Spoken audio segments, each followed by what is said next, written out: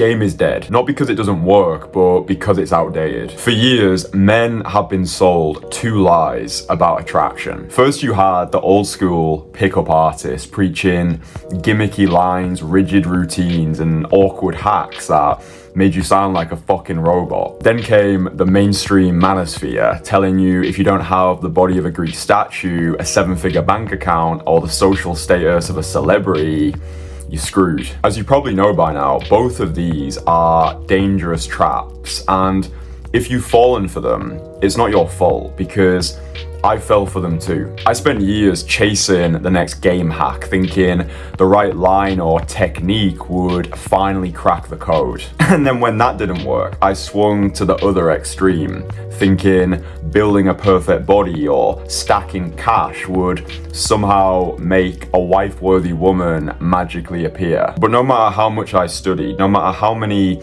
hours I spent in the gym, no matter how much money I made, I would always see guys who had none of these things effortlessly attracting the women that I really wanted. And that's when I realized the men who win aren't running game at all. They have anti-game. This isn't about gimmicks. It's not about chasing women's validation, trying desperately hard to impress them, or proving your worth as a man. Like, all of these things come from a place of scarcity. And that's where I see the pickup advice, the mainstream manosphere advice. It's all coming from a place of fear, a fear of not being enough, a fear of not receiving love from the feminine. Anti-game is the next evolution of power, influence, and persuasion. It's where we take attraction from being something we do to something we are. Inside my private community, The Entourage, I give our members my proven anti-game artistry system that allows them to get dates on demand with wife-worthy women without ever having to rely on tactics, tricks, or outdated strategies. Since working with Kristian,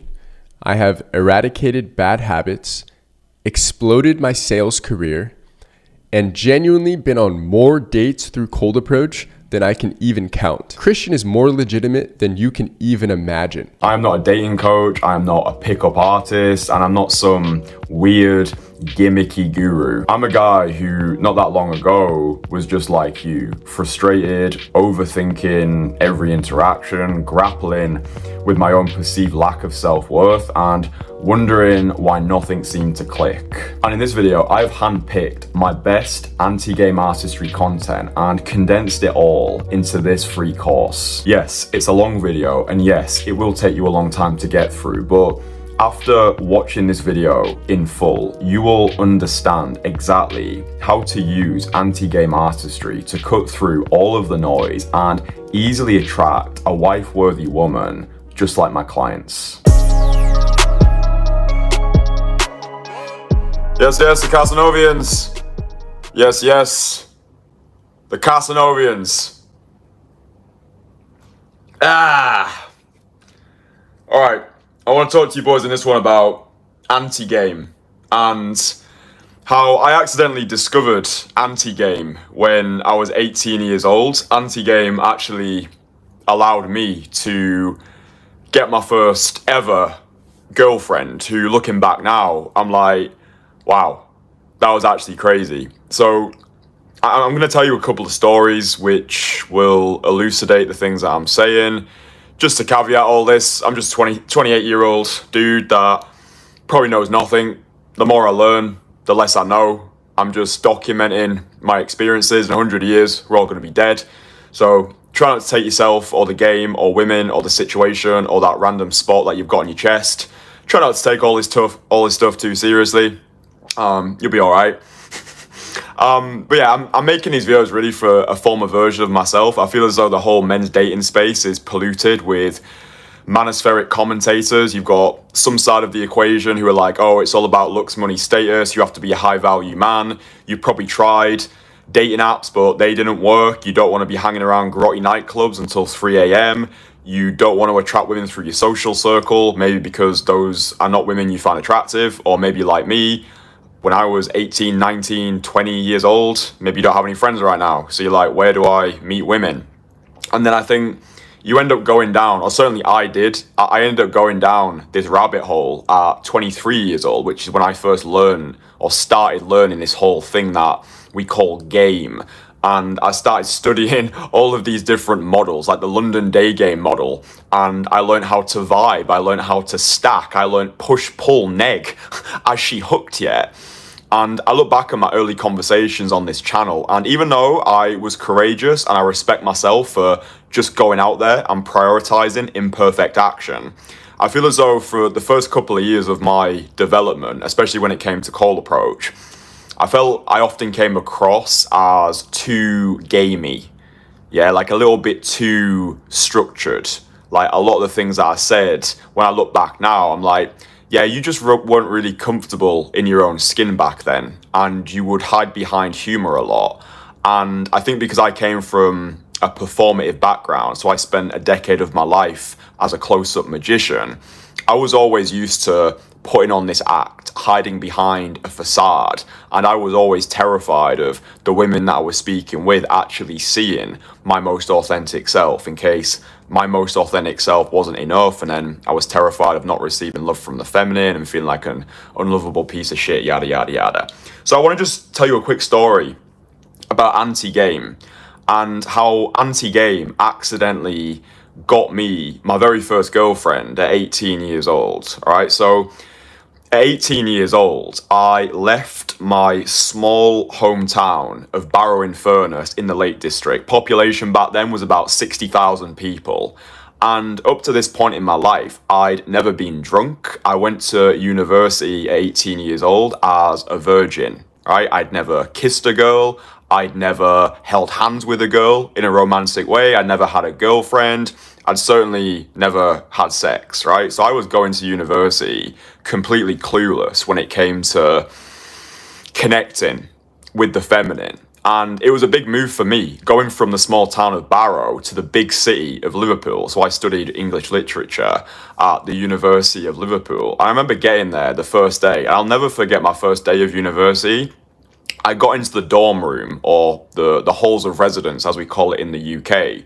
My mum dropped me off, and in my halls of residence, there was 15 other people. So in one corridor, we had 16 people who were all living there. Different people, different backgrounds. And I just remember getting into my university room, locking my door. It was just me and my mum inside of there, and my mum was getting ready to say goodbye. She was really emotional because it was obviously a big step for her as well. And I remember breaking down, crying on my bed and just being consoled by my mum. I remember my exact words that I said to her. I said to my mum, I just don't feel confident. That I just don't feel confident. So I remember walking into the halls of residence, looking through the window into the kitchen, and the other people were horseshoed in the kitchen. Like they were all laughing, they were all joking. It looked like they were already best of friends. And because I came from such a socially inadequate background. Like I'm not a natural when it comes to any of this social stuff. Like I had to really try hard and put the reps in to build my social skills brick by brick. None of this stuff comes natural. I didn't just hop out the womb being #confident. I built my social skills through putting myself through the social fire with magic. But that day in the university, I just broke down crying. I was just like, Mum, I don't feel confident. And she said to me, listen, do you want to go home? Like, we can just take the car, we can just go home, like, if you don't want to be here. And I don't know what it was inside of me, but I was like, nah, like, I'm not going home. I'm not quitting. I'm not letting fear get the best of me. So I wished my mum goodbye, got back to my room, unpacked some of my stuff. I just remember being paralyzed by fear in that hotel, fucking hell. I was a baller back then. Just in my halls of residence. And I just remember plucking up so much courage to leave that room and then go into the kitchen. Dude, it was like, it was so nerve-wracking for me. I remember opening the door. Obviously, everyone looks at the person who just entered the room, and I'm just like a rabbit in headlights. I don't know what to say. I don't know where to sit. I feel as though I've just interrupted a really important meeting, so I sit down, just have some like general chit-chat. Anyway, that's how my university life started. Yeah, I just felt like the ugly duckling in the room. We all went down for dinner together, and I was looking at everybody who was at the University of Liverpool in this canteen. And like, this was the first time in a long time that I'd ever been exposed to the world outside of Barrow-in-Furness. So I was in this carousel of comparisons. Every guy that walked past me, I was like, whoa, he's better looking, he's got a nicer face, he's got bigger arms, he's got a bigger chest, he's probably gonna have so much other experiences with girls. And I just felt deeply inadequate. And yeah, this went on for a long time. Anyway, one night we all decided to play, the game beer pong. Yeah, we started playing beer pong. Bear in mind, up to this point, I'd never been drunk in my entire life. So we started playing beer pong. We were playing it with cider. Anyway, I started to feel the buzz. I started to get slightly drunk. And then we all went out together for a night out. And this was like my first ever night out. I'd never been to a nightclub before. I'd never been drunk before. And I remember just being stood in that nightclub. I had no idea what to do. And I had no idea how to operate. One of like the main guys in our hall of residence, he was called James. He was like what you would describe as a natural. Like, he just had it. Like, he had a girlfriend, but he was seeing other girls. And I like really looked up to this guy. I was like, whoa, this guy is an absolute don. Like, I want to be like this guy. I want to be like James. Like, all the girls liked him. All the guys wanted to be him. Just like an absolute natural.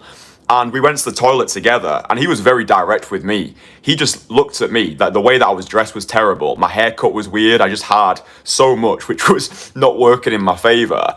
And he just looked at me and he was like, you don't know what you're doing, do you? And I was like, no, I've got no idea what I'm doing. And I remember his advice. It was just be confident, bro. And he pulled up his zip and went back into flirtation mode. So yeah, just be confident. I was like, thanks, James. Great advice. Anyway, after a couple of weeks of me being at university, I got to this point where I just got pissed off. Like, I just got pissed off at the fact that everybody seemed to be better looking. Everybody seemed to have better social skills. Everybody seemed to have this social game figured out. And I was just stood there with my dick in my hands, feeling like this inadequate piece of shit. So I remember making a decision one day before we went on another night out where I just said to myself, I'm just going to stop trying. Like, I'm just going to stop caring. And looking back now, I realize that was the inception of anti-game. Because the first thing that I would love you to take away from this stream is you become attractive when you stop caring. You become attractive once you stop caring. All of this game stuff that you're probably consuming right now, push-pull, vibe stack, looks, money, status, you're being bombarded with so much information that it's causing you to stay stuck in this paralysis analysis where you're overthinking all of your decisions. Am I worthy? Am I good enough? Why would a woman like her want a guy like me? So rather than taking the action, you stay stuck to the spot, you experience failure in advance, you reject yourself on the world's behalf, and because you don't take action, you feel even more shit about yourself. So if you can understand, you become attractive when you stop caring. That's going to save you many years of wasted time, effort, and energy.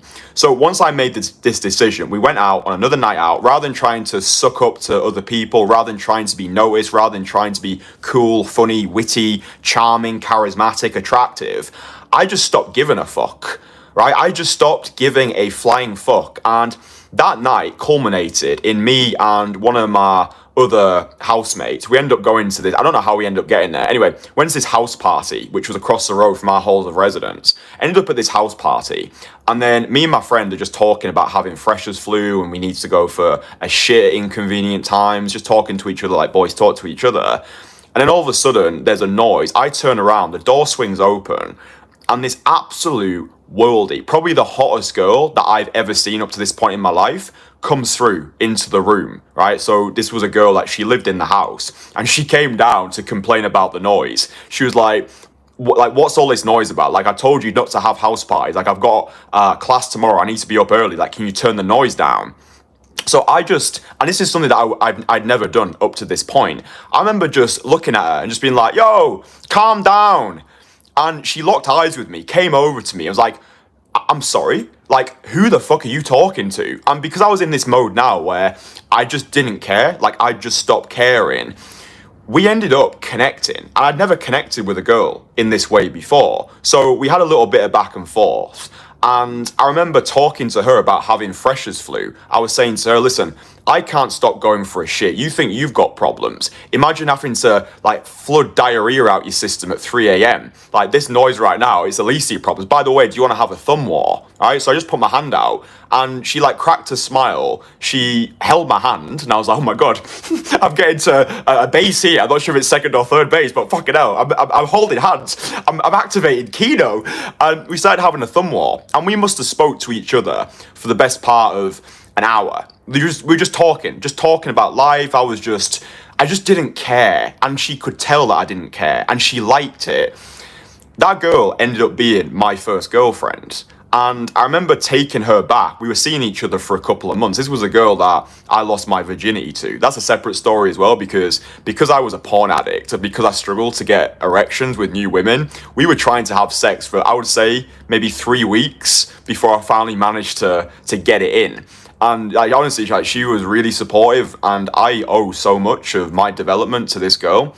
But I remember taking her back to my halls of residence once. I wanted to take her back to kind of just like show her off to like the other guys in there, because up to that point I was just the outsider. I was like the outcast of our halls of residence. And I remember taking her back and we all went on a night out together. And one of the girls who I was living with, she saw me and she saw my girlfriend. She saw the two of us together. And because she'd had a couple of drinks, this girl who I was living with, she just turned to me and was like, how the fuck did you get her? And I honestly took that as a compliment, because back then I didn't have looks, I didn't have money, I didn't have status. Like when I was 18 years old, I have posted a few pictures before, like I was not physically attractive, right? I had zero money, I certainly didn't have any status. But what I had in bucket loads was this devil may care, zero fucks given attitude, yeah? I approached her and I was playing the game back then as though I had nothing to lose. And that's why I won.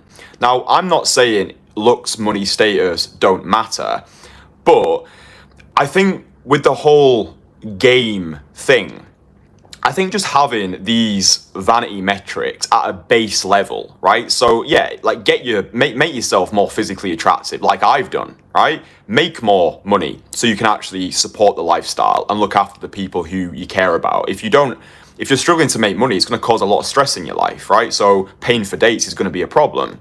And in regards to status, you can have relative status as well, right? Like the head chef in a restaurant has got status in that particular relative kingdom. I told the story about one of the guys that I used to go to the gym with. He was called Wayne. In our gym, he was a local celebrity because he just talked to everybody. He opened everybody. He just left everybody better than he found them. And he had local celebrity status in this relative kingdom. But I think this notion of anti-game is your ability to reject anything from your reality that doesn't resonate with you and understand you can have the looks, you can have the money, you can have the status, but if your internal hasn't caught up with your external, if you still feel like the ugly duckling inside, the analogy that I always use is it's like working your bollocks off to have a Lamborghini and then being too scared to drive it. The majority of the guys who I work with one-to-one, the guys that we've got in our private community, the entourage, they already tick all of these boxes. They've got the looks, they've got the money, they've got the status, but they still can't pull a muscle, because whenever they want to go over and strike up a conversation with a wife-worthy woman, they experience the doubt, they experience the hesitation. And I've actually found with good-looking guys who've got money, who've got their shit together, they can almost build a wall of ego around them, especially when it comes to cold approach, whereby they feel as though they've got more to lose in the approach. But me at 18 years old, because I'd already made peace with the fact that I was ugly, I didn't have any status, I didn't have any money, it just became fun. It just became, right, I'm operating right at the bottom now, so the only way is up. It's like that quote from Fight Club. It's only after we've lost everything are we free to do anything, yeah? So the character that I developed, and I do think that's what it comes down to in terms of attraction, right? Because I think we have to remind ourselves female attraction is very different to male attraction. Zan Perrion said it best. Men become aroused through their eyes, women become aroused through their ears. And there's a lot to be said from that. But my experience at 18 years old of this notion of anti-game, of not trying, of not caring, of not being emotional about my current situation, but just deciding to do the best with what I've got, having this devil may care, ZFG or zero fucks given mentality. And I realize more and more when I'm teaching my guys and the way that I've developed over the years, I don't think there's a better example of anti-game than there was in the video that I uploaded, which is it's the main video on the homepage of my YouTube channel. It's I approached 33 women in London to overcome my fear of rejection. That video is the epitome of anti-game. I completely eradicate any notion of game, right? All of this push-pull vibe stack, all of this stuff that is being fed into the minds of men. Oh, you need to work on your technique. You need to position your hand in this way. You need to make sure your feet are this length apart. You need to have this particular way of shaping your beard because that's going to make you more high value. Oh, you need to wait this length of time to text a girl. Or, oh, you can't give a woman a direct compliment. All this blah, blah bullshit. That video, if you've not watched it, just go watch it. The main video on the homepage of my channel. I honestly think that is the most iconic, greatest video that this whole industry has ever produced, because I prove in real time, you don't need game, right? You just need balls. You just need character, and you need to understand what we're doing. Because I'm not a dating coach, right? I'm not a dating coach. I'm not a day gamer. I'm certainly not a pickup artist. The way that I perceive myself is a freedom from bullshit practitioner. I think that's the journey that all of us are on. It's not a game journey. It's a freedom from bullshit journey. It's a 2 middle finger salute to a society that wants to keep you as a static spectator. All of those limitations that you've built in your mind, most of your limitations are hallucinations. We do suffer more in imagination than in reality. Whoever you've been in the past, whatever mistakes that you've made, however much of a fuck up you feel as though you've been, I don't care about who you've been. I give a fuck about who you want to be. And when you embark on this unorthodox odyssey of masculine renaissance, what you'll realize is you're not learning anything new because you've already got everything you could possibly need inside of you.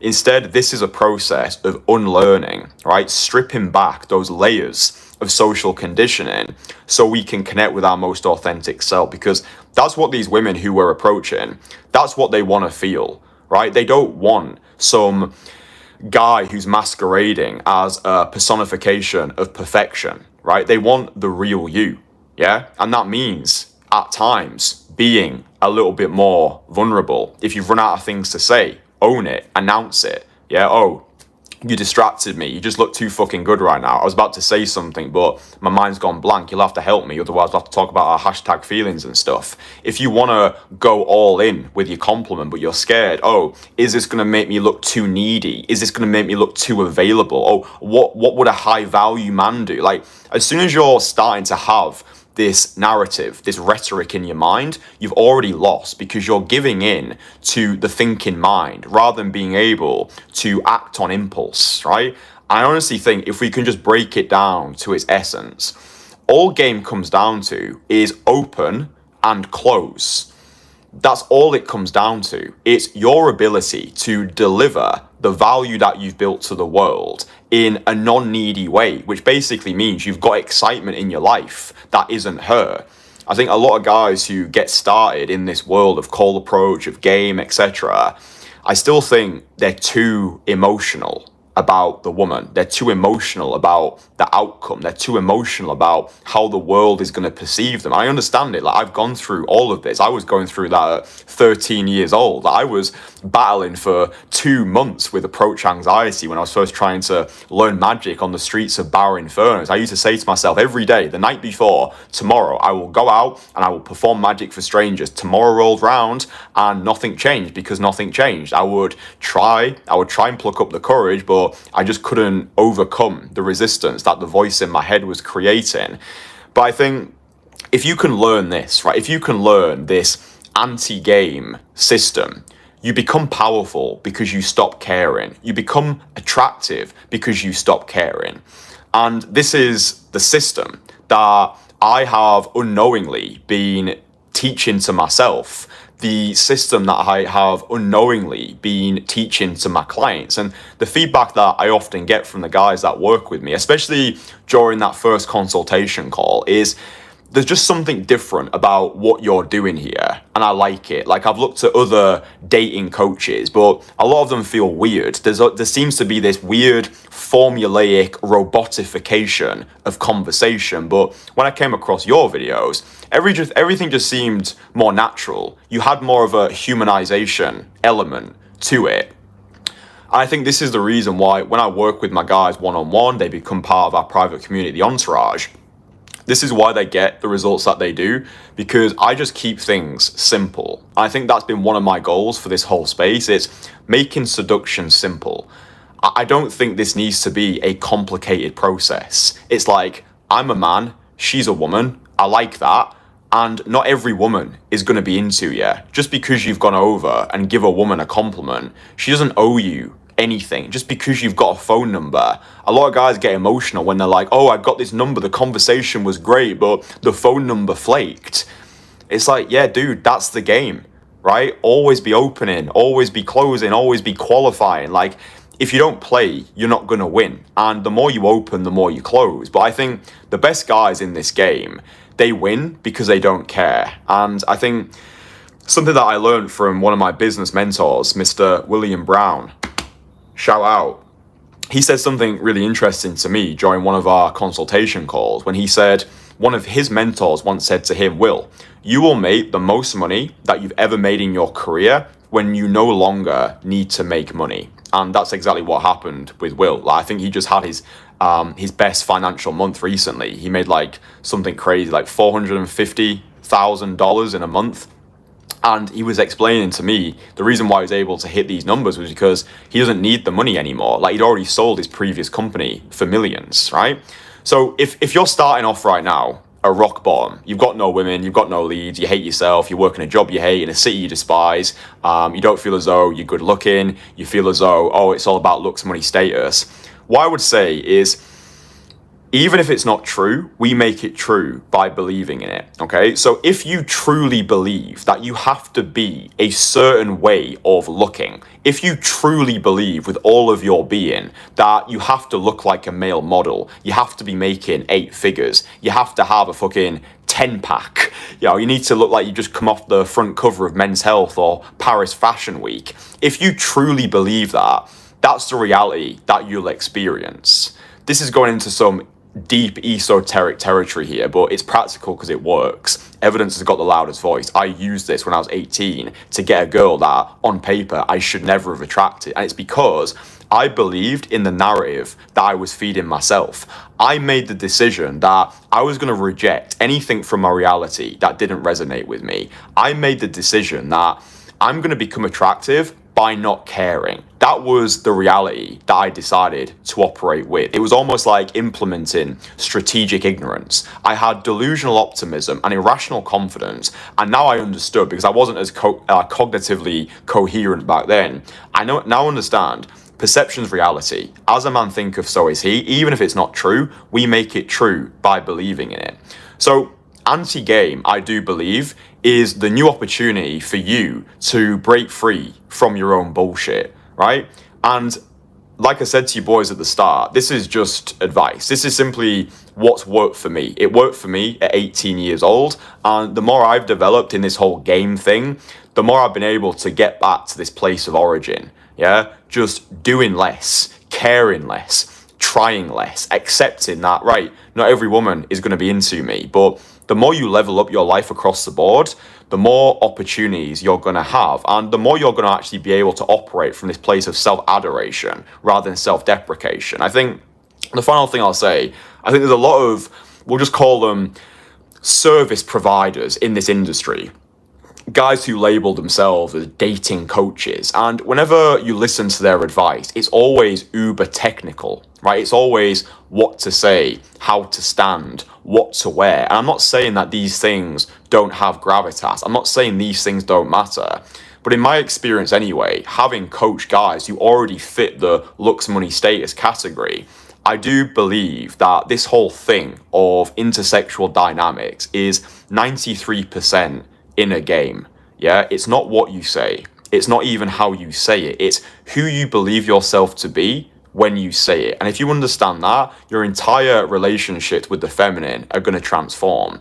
So what I've recently done is, I actually did it today. That's why my brain feels a little bit fried. So apologies if I'm not as cognitively coherent today. I've been starting to put together a new testimonials channel. So all the guys who've worked with me one-on-one, the guys who are currently inside my private network, the Entourage, I'm starting to put testimonials together, like a separate testimonials page, because I think we currently live in a trust recession. I think a lot of guys want help in the space of dating. I think a lot of guys have got shame attached to reaching out for help. But I think above all else, a lot of guys don't have trust with the guys who they see online. So for me, evidence has always had the loudest voice. So yeah, in the description of this video, I'm starting to put testimonials onto a separate page. So if you are curious about what it's like to work with me, then I've started to put testimonials on there. So you can just listen to the guys who've worked with me personally, the experiences that they've had. And yeah, hopefully that shows you that I'm not just talking out my arse, and I actually do this stuff for a living, and I change lives for a living, and I continue to do so with the guys inside my private network. It's when guys work with me, it's not just this like random weird weekend boot camp where maybe you'll get results, maybe you don't. Like, I've got guys in the Entourage who they've been my clients since 2023, right? The in-person coaching experience that we do together, that's just the start. My commitment to my guys doesn't end when that coaching experience ends. Like, I'm in your corner, holding you accountable, helping you make the right connections and putting the right systems in place. But I just wanted to get this out there today, anti-game. And I would recommend, even if you've already watched it, go back and watch that video, the main video on the homepage of my channel. I approached 33 girls in London to overcome my fear of rejection. And that demonstrates anti-game in real time. And honestly, I just feel as though this is the way to move forward. I think there's so much information out there, but what we lack is implementation. And one of the biggest realizations that I had was average people are not average because they're lazy. Average people are considered average simply because they're scared.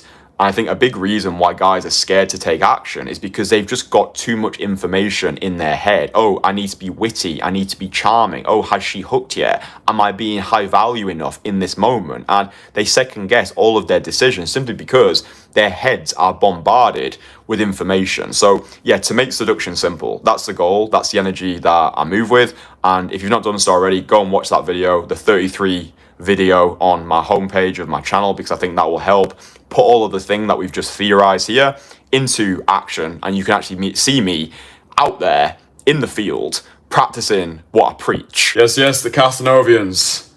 All right, lads, a bit of a later live stream today. I've had a super busy one today. Started off with a brutal Muay Thai session. Like, the guys that I train with, they are incrementally increasing the brutality of my sessions. And the 90-minute session today culminated in doing 100 push-ups at the end of some hardcore 90 minutes, sparring, had like dumbbells, like heavy dumbbells in each hand whilst practicing kicks. Oh man, like that's the stuff that dreams are made of. It gets me into what I would term godly frequency. Yeah, I love these, I would call them high test activities.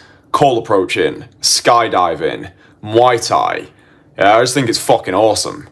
Anyway, I always put this video together. I can't remember what I titled it. 20-something-year-old anti-game artist explains how you can make attracting women 1.5 billion times easier. Haha, no cap, lol. Yeah, so I really like this notion of what I've coined anti-game or anti-game artistry. I spoke about in the live stream yesterday how I just think that when it comes to this whole space of attracting women, learning call approach, game, pickup, I think the whole thing becomes unnecessarily convoluted. Yeah, the whole playing field becomes unnecessarily polluted by gargantuan levels of theory, looks, money, status, vibe stack, push-pull. Has she hooked yet? Oh, dude, you need to neg more.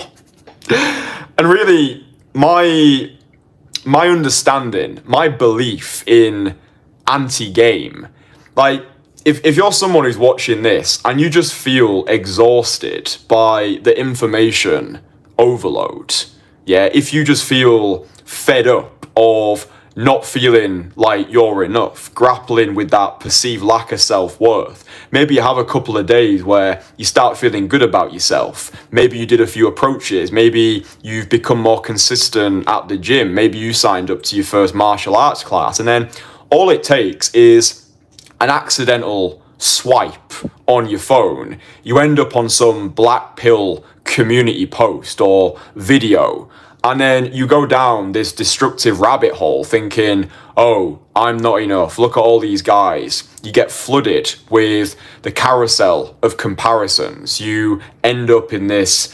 self-limiting paradigm in your head, and you're like, what's the point? Why even bother? And I understand that. Yeah, like I've been in that position when I was first learning this. Like my first couple of years of learning cold approach, I definitely came across as too gamey. I would hide behind humor a lot. I would armor myself with all of these conversational gambits just because I was scared. Yeah, quite honestly. I was, oh God, that was waxy. I was, oh, it's a good job this isn't live. I was just scared. Yeah, I was scared of not receiving love from the feminine. I was scared of losing value in the eyes of a woman. I was scared of presenting my most authentic self and that not being enough and being rejected and having the shame and the guilt that comes attached to that. But then I do truly believe that this is a process of unlearning, and that's the epitome of what anti-game is, right? You've already got everything that you need, yeah? And this is a process of unlearning, right? Stripping back the layers of social conditioning so you can connect with your most authentic self. And this isn't saying don't work on yourself. It's not licensed to be lazy. It's giving you the permission to be free, right? If you can get to the end of every day and you just feel exhausted with accomplishment, you know you've done everything within your power to look and feel as good as possible, then let the chips fall where they may, yeah? And just because you are not universally attractive, just because you, like even your best, right? This is such an important mindset that I want you to develop, is even your best will not be enough for the majority of women, right? Your best will not be enough for the majority of women, and that's okay. Because just because you don't get some doesn't mean that you won't get any. And the more you level up yourself externally, but more importantly, internally, the more opportunities you are going to have for yourself. But if you understand, you only need one woman to think that you are amazingly awesome, to have an incredible dating life, and you only actually need two women who are fighting over your attention to have this sensation of abundance. And you might have heard that thinking, wait, the majority of women are not going to find me attractive? Like, dude, how many people are there on the planet? Like 7 billion people? I think it's fair to say that the majority of people on the planet are not going to find me attractive. But there's a really incredible piece of literature which is called 1000 True Fans. Right? If you're an entrepreneur, if you're a business owner, if you're a guy who's thinking about creating some sort of personal brand online, this is going to be super valuable for you, because it was super valuable for me when I was first getting into the content space, leveraging my personal brand, building my international lifestyle. 1000 True Fans is exactly what it sounds like. If you're running a business, right? Let's say you're running a social media business, right? Let's say you've got a similar business to me. You put yourself out there on social media. In this huge world that we live, you only need 1000 hardcore, raving, die-hard fans to have an incredible business, right? Because imagine that you've got a product which you're selling for $10,000, and imagine 1,000 people are ready to buy, right? You've got 1,000 people who are willing to pay you $10,000. Well, you've just cracked the cheat code for financial independence. Congratulations, right? It's the same when you're creating content online. Like, people think, oh, if I want to make it on social media, then I need to be getting millions of views like Mr. Beast or Cristiano Ronaldo. No, you just need 1,000 true fans. You just need 1,000 people who would walk till the ends of the earth for you. And in relationships, it's even easier. In relationships, you don't need 1,000. You just need one.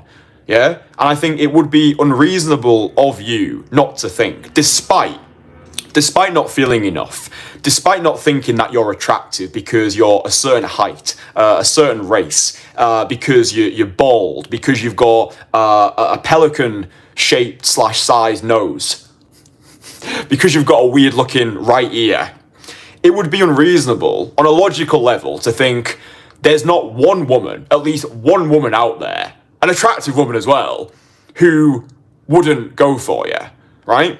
And what I see in the men's dating space is the blind leading the blind, right? It's like the brain dead are brainwashing the minds of men into thinking they need to become these high-octane, super giga-chad action heroes. They need to be dating multiple women. They need to be having 18 raw eggs a day. They need to have biceps the size of fucking coconuts. They need to be driving rented Lamborghinis. They need a few Bugattis. They need to shave their head and get on TRT. Right? Like this is the pollutants of the modern dating space. And I'm here in my little swivelly chair and my little button down, saying to you that what you're really searching for is freedom. It's freedom from bullshit. And this is what anti-game is about. Anti-game is not just a 2 middle finger salute to a society that wants to keep you shackled. Be a good boy. Ask for permission when you're allowed to go for a shit. Anti-game is rejecting anything from your reality that doesn't resonate with you. Right? Eat the meat, leave the bones. Now when I consume content, I'm not a victim to it anymore. I might watch a piece of content, right? I might be doom scrolling one day.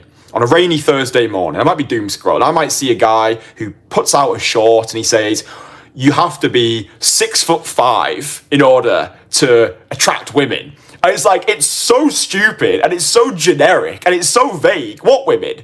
Like, what women do I need to be 6'5" to attract? Have you surveyed all these women, right? So anti-game is being able to reject the programming. And hopefully by now, you've already been putting yourself out there in the fields, right? Because we already know belief follows action, right? Hopefully you've already done your first 100 direct cold approaches because that's what it takes, in my experience, to develop proficiency, right? These don't have to be perfect. I want you to prioritize imperfect action, right? Fuck perfection, just show up. What do we always say? View the rep as the reward. For those first 100 approaches that you're doing, purely batting practice, purely to get points on the board. Maybe you'll strike out every time, or maybe you'll get lucky, you'll hit a few home runs. I honestly don't care how those first 100 go. I just want you to prioritize doing them, right? I just want you to prioritize imperfect action, reminding yourself, belief follows action, right? And then when we boil game down to its essence, what did we say yesterday? It just comes down to open and close. The same with sales. Seduction is sales. It's just open and close. If you've ever read The Way of the Wolf by Jordan Belfort, you know the guy who's in Wolf of Wall Street, well, he's got a book. It's fucking great. One of the best sales books that I've ever read.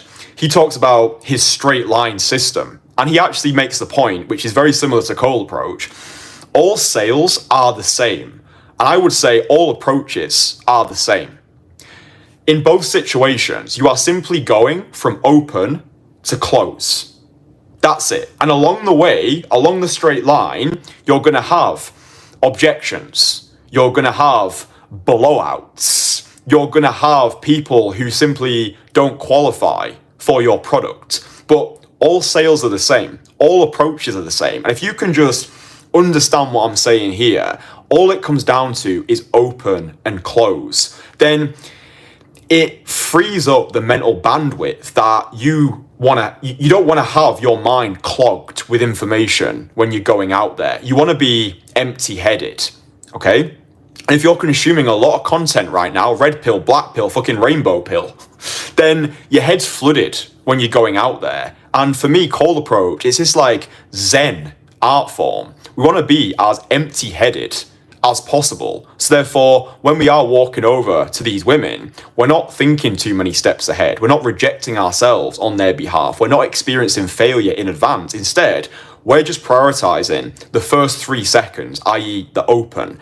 Dude, that is all you need to do, right? When you're first learning cold approach, or even if you've become a seasoned player and you've got thousands, gazillions of approaches under your belt, even if you've got a rotation or a harem of women in your life right now, like, dude, inside of my private community, the Entourage, we've got guys of all different skill levels. We've got guys who've spent a decade in nightlife, like running running their own promotion events, right? We've got that caliber of individual. We've got guys who are completely new to the game. We've got many guys who are in their 50s. We've got guys who've come out of divorces.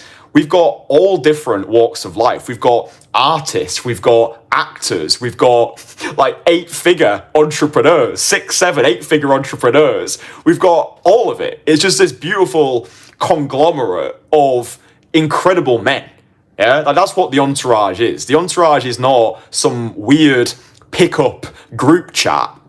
It's an army of Renaissance men who understand daytime cold approach is the most aggressive form of self-development. And we all level ourselves up through osmosis, because proximity is power. You become what you surround yourself with. And something that I wanted to touch on in this live stream, if you're someone right now and you don't think you're enough, you're grappling with a perceived lack of self-worth, maybe you've got a shit social circle and your friends are talking down thinking, oh no bro, why do you want to improve yourself? Why do you want to go out there and talk to girls? Oh, that's creepy. Oh, that's weird. Oh, you're disturbing them. It's like, shut up, Harry. Then today in Bangkok, I had a guy that I worked with in 2022.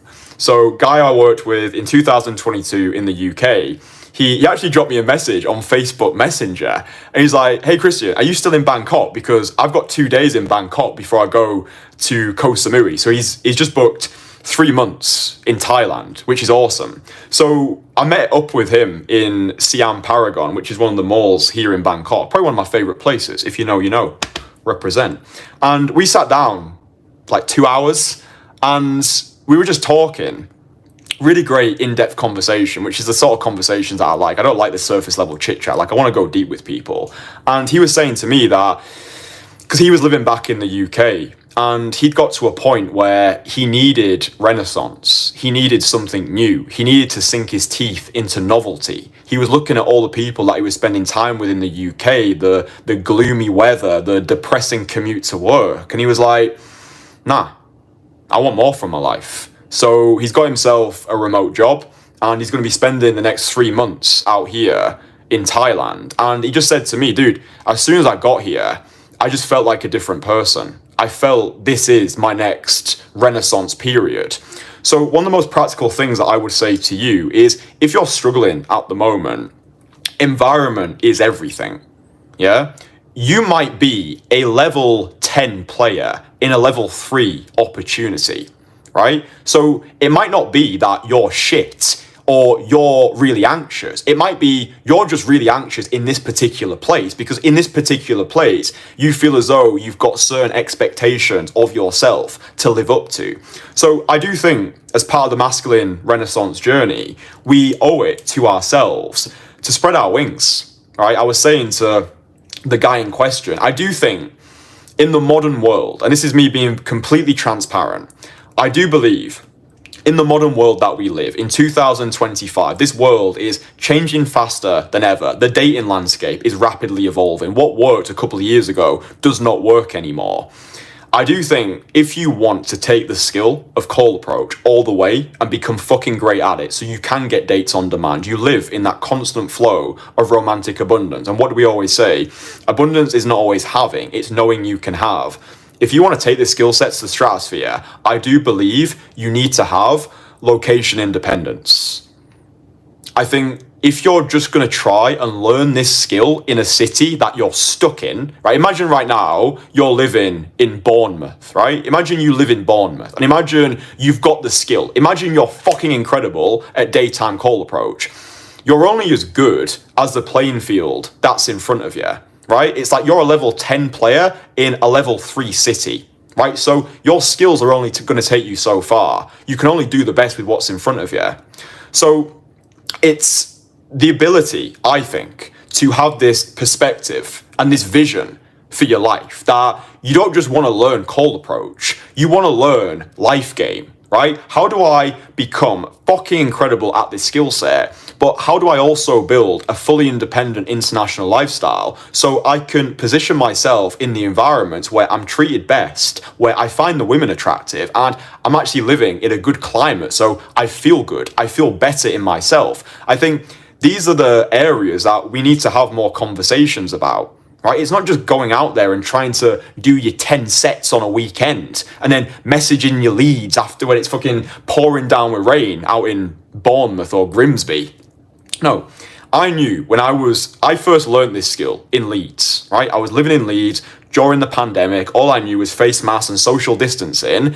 I knew eventually I was going to outgrow Leeds. I just knew that it wasn't the city for me long term, but it was a city for right now.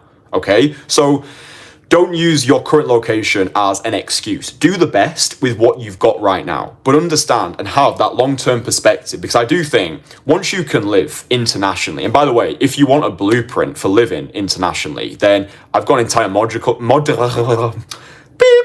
I've got an entire module in my free course. It's called My Most Fuckable Man course. I'll link all my courses in the comments. All my courses are free. I give away information. I charge for implementation. So before anyone starts crying like, oh, you're selling a course, all my courses are free, bozo.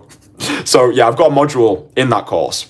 And me and one of our Entourage members, Joseph, walk you through how anybody, regardless of your current starting position, can build an international lifestyle. And this is coming from people who've got almost 2 decades of experience of living the international lifestyle. So yeah, there'll be a link in the comments once this live stream's finished. But myself and Joseph, we came to the conclusion that if you're just starting out in your international living, if you can find a way to make $2,000 recurring every single month, now you can start living internationally, right? You don't need to be a millionaire to start having a taste of the millionaire lifestyle, yeah? You just need the vehicle that's going to give you $2,000 recurring every single month. Or another way that you can do it, as we discuss in the course, is if you get $10,000 saved up in your bank account, you know, you can come to somewhere like Bangkok, you can go to Eastern Europe. And I think it's a shift in mindset. You go to a new place and you can recreate yourself. You can become a new person because nobody knows you, right? When I was working my dead-end 9 to 5 in the National Railway Museum in York, I remember commuting in the summer, Leeds to York. I remember looking at Airbnb and I found a Airbnb in Krakow, Poland for £296 for the entire month, all in. Right, in Leeds, I was paying whatever it was, 1,100 a month, and that was like bills, water, gas, electric, some fucking shitty Wi-Fi. I was like, wait, I can dramatically cut my expenses and I can go and live in Krakow for an entire month. What am I waiting for? Right, so that on that exact day, after looking at Airbnb, I had a conversation with my mum. I was like, Mum, I'm leaving this job. Like, I can't do it anymore. And she said, well, listen, worst case scenario, you can just go back and clean Lima shit off a fucking toilet like you used to do when you were a teenager. And it was that leap of faith, right? And that's what confidence is. Confidence is optimism in the absence of certainty. And I truly believe the universe is watching, and I truly believe the universe rewards action takers. It's like the Roman poet Virgil once said, blessings on your courage, boy. That's the way to the stars. Yeah? Blessings on your courage, boy. That's the way to the stars. When you show up, the universe rewards you. It's the people who are on the fence. The people who are like, oh, I'll do it next year. Oh, I'm scared. Oh, I'm not good enough. Oh, I don't have the skills. What do we learn all the time on these streams? Belief follows action, right? This current version of you might not be able to do the things you want to do. This current version of you might not be able to make the money, might not be able to get the body, might not be able to attract the women. That's why we need to metaphorically crucify this current version of ourselves, not chasing a goal, chasing an identity, not doing our best, doing what is necessary. Yeah, and when you focus on character development, when you understand that who you are right now in Bournemouth or wherever the fuck you're watching this from, that's just one version of you that exists, right? But I think within all of us, there's this trifecta of conflicts. There is a conflict between the person who we want to be, the person who we feel as though we should be, and the person who we've always been, right? And this is why I say to you, you do not have dating problems. You've got personal problems which manifest themselves into dating problems. These are not game problems, these are not women problems, and these are not seduction problems. These are identity problems. It's identity. That's what this whole game is about. And that's what I believe anti-game artistry is what we're teaching over this side. Certainly, it's what I teach to all the guys inside my private community, the Entourage. And I do see this as my life's mission. My tagline is freedom from bullshit, right? I'm not a dating coach. I'm not a day gamer. I'm not a pickup artist. I view myself as a freedom from bullshit practitioner. And as soon as you start to view life through this lens, that you're not going out there just to pick up girls and try and get your notch count up, it's the most aggressive form of self-development. And dude, as soon as you get the taste for it, the confidence that you develop, the man that you become through daytime cold approach, that rock star confidence spills over into everything that you do. Yeah, if it hadn't been for daytime cold approach, I never would have left my 9 to 5. I never would have had the audacity to move to Bangkok and start learning Muay Thai. I never would have had the emotional bravery to start putting myself out there online. I never would have had the courage to be able to make these live streams every single day, be consistent for an entire year, and go super deep on them. Like my guy who came to visit me in Bangkok, he was like, dude, your live streams at the start of the year were everything to me, and I loved how deep you went. It wasn't just like the surface level bullshit. Like, you literally came onto those streams and you just got super deep and super transparent and super vulnerable, and that helped me show up better in my relationship with the feminine. I wasn't trying to masquerade as this personification of perfection. It was state transparency. It was say what I feel rather than what I ought to say. If you look at my infield conversations, they are meteorically different to other coaches in this space, right? Everybody else in this space is teaching you technique, technicality, what to say, how to stand. Your fingers need to be positioned in this way, or make sure your feet are pointing this direction. It's like, okay, that is somewhat useful, but what do we know? It's 93% in a game. It's not what you say, it's not how you say it, it's who you believe yourself to be when you say it. Yeah. So let's just give you some super practical things that you can start doing right now, which are going to make your dating life 1.5 billion times easier. First of all, have your sight on building an international lifestyle. If you've got the skill of cold approach, you also want to be able to live internationally. I think there's very few men that I know of, apart from the guys who are in the Entourage, there's very few men who've got both. Right? There are very few men who have the ability to go wherever they want, whenever they want, hop on a flight and be in a different country tomorrow, who've also mastered the skill of daytime call approach. Like, dude, out here in Bangkok, I meet so many laptop lifestyle, bougie, digital nomad guys, right? I meet loads of them, like in the cafes, in the fucking malls, in the bookshops. They've got that, like they've unlocked the lifestyle, but they've not unlocked the skill. Right? So great, you can go to all these places, but wherever you go, there you are, right? Wherever you go, there you are. So it's like, great, you've got the lifestyle, but you can't talk to women. What's the point in going to all these places if you're just being antisocial? So what I want you to take away from this stream is possibility, opportunity, optimism is everywhere, right? Your competition are not trying, right? Your competition, they're not watching content like this. They don't even have those empire visions to want to improve themselves, to become the most fuckable versions of themselves, to live a life free from bullshit. Not even watching this stuff, right? So if you've already been out there and you've already been approaching and you're showing up, you're being consistent, you're being disciplined, you're going to the gym, you're training martial arts, you've got your sights set on a new location that you're going to visit soon and create a new life for yourself. Dude, this is fucking insane. This is incredible. This is like a radically ambitious man who's got the skill of cold approach and can also live internationally.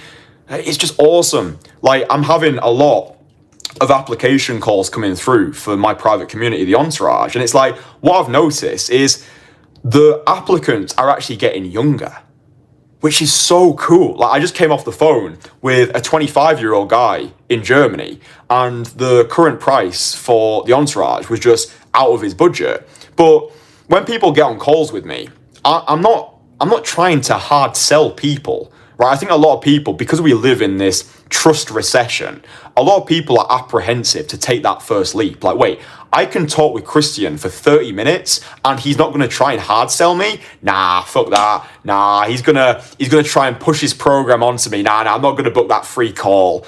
But like, just understand this logically, right? It makes no sense for me to work with anybody who I don't think 100% I can get results for, right? It just gives me an expensive headache. I turn away more people than I say yes to. The reason being is because a bad client can never become a good client. My reputation and the integrity of the entourage is everything to me. So if I don't think you're the right fit to join us right now, then I'll still give you 30 minutes of my time.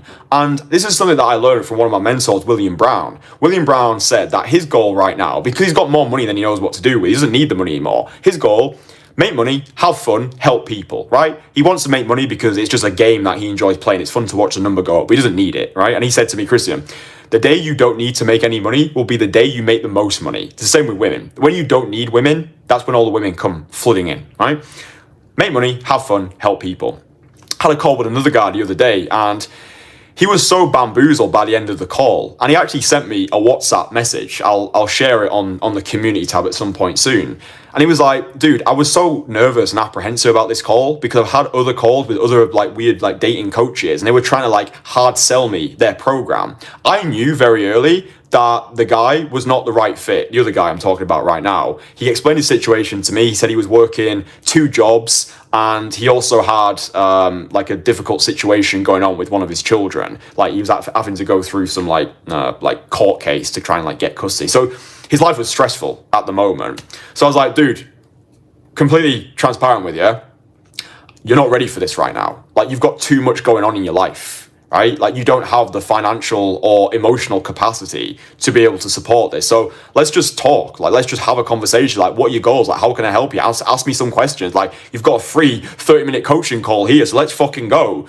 And dude, by the end of it, he was like, what can I give you? Right? What can I give you? Like, dude, this has been a great call. Like I actually feel inspired. I actually feel motivated. And then that inspired him to want to write like a nice review for me. That's the law of reciprocity, by the way. It's one of Cialdini's laws in influence. Reciprocity is a big one. And that's why I think for all of us, when you're going out there, right? And oftentimes for us, it's just another approach, right? Oh, it's just another compliment. Oh, it's just another girl. Oh, there's another rejection. Oh, there's another flake. But we do not know the positive reverberations that our actions are having on the world, right? Just because you go out today and you make the decision to dive bomb into discomfort, to flirt with uncertainty and give that middle-aged lady a compliment, she then goes home to her family, and maybe her family are struggling at the moment because you've just made her feel witnessed. She goes home, she's happier. Now she's a better mother, and because she's a better mother, her children feel more loved, and because they feel more loved, maybe they get better grades at school, and because they get better grades at school, maybe one of them grows up to be a doctor. Now because they apply themselves more, and maybe one day that child grows up to save your life. Yeah, just like, I don't think enough of us actually have this zoomed out perspective in what we're doing here. Can cold approach change the world? I don't know, but it can change someone's world. I think the more worlds that we're able to change over a long enough time horizon, yeah, the skill can change the world. Otherwise, what's the fucking point? Yeah, what's the point in doing anything if you don't think you can change the world with it, right? So just understand that you're having a bigger impact on the world around you than you probably realize. But I think because you've probably been so bombarded by bullshit, all of this propaganda and red pill marketing, that you don't know where to look. You feel completely exhausted. And I'm here to say to you, forget all that bullshit. Forget about the theory. Forget about the technique. Anti-game is the way forward. It's completely different to all this other horseshit you're learning online. I think if you want to see anti-game in action, if you want to see true anti-game artistry, go to the homepage of my channel, watch the main video. It's I approached 33 girls in London to overcome my fear of rejection. That video is the most iconic video that this whole dating industry has ever produced, because I prove in real time you do not need game. You don't need it. You don't need all of this horseshit. Like, dude, how many people have read The Game, right? And how many people are still struggling? How many people have watched videos on how to get a six-pack? Why do not not all those people have six packs right now, because it gets overcomplicated. How do you lose weight? Eat less, move more. That's all it comes down to, right? How do you get results from cold approach? Open, close. The more you open, the more you close, right? Not every woman's going to be into you, that's okay. It's so stupidly simple, but we've overcomplicated the entire process, right? So we're just boiling it down to its essence, very much like Pablo Picasso did, right? Picasso, he could create those amazing, beautiful, aesthetic masterpieces, but after a while, he's like, you know what? Something's missing here. What's missing is the essence. So rather than having these picturesque panoramics, he boiled his art down into its essence, and that's what he's known for. He's known for that prolific output of things that make people think, yeah? Things that make people question. I think we're all artists, right? And great artists, they don't wait for permission to sing, to dance, to act. They just do, and they wait for the rest of the world to catch up. So this is an esoteric expostulation into the darker depths of human consciousness. If you just clicked on this video because you were hoping on, oh, how to get laid, bro? Then honestly, dude, like, I'm not the person for you. You can go find some bozo service provider who'll probably sell you a $997 course. Approach anxiety annihilator. How do you overcome approach anxiety? Just do the thing. That's all it comes down to. Eat less, move more. But listen, I do these live streams every single day. I enjoy making them. I hope you enjoy listening to them. Even if there's one thing that I've said which has inspired you, then that's cool. I would say just go back and watch the earliest videos on this channel. I'm not a guru. I'm not sat here in my ivory tower being like, I figured it all out. The more I learn, the less I know. I think I'm just a few steps ahead of many of the people who watch these streams. So yeah, if my journey's inspired you, then that's cool. And yeah, I think that's just nice, isn't it? I've been drinking these things recently. It's like a Chinese brand. It's called Mishu or Mishue. Mishue? I think it's Mishue. They're so nice. It's like 20 baht, which is like peanuts. But the lemonade, lemonade does things to me. It's gonna get those coconut biceps soon.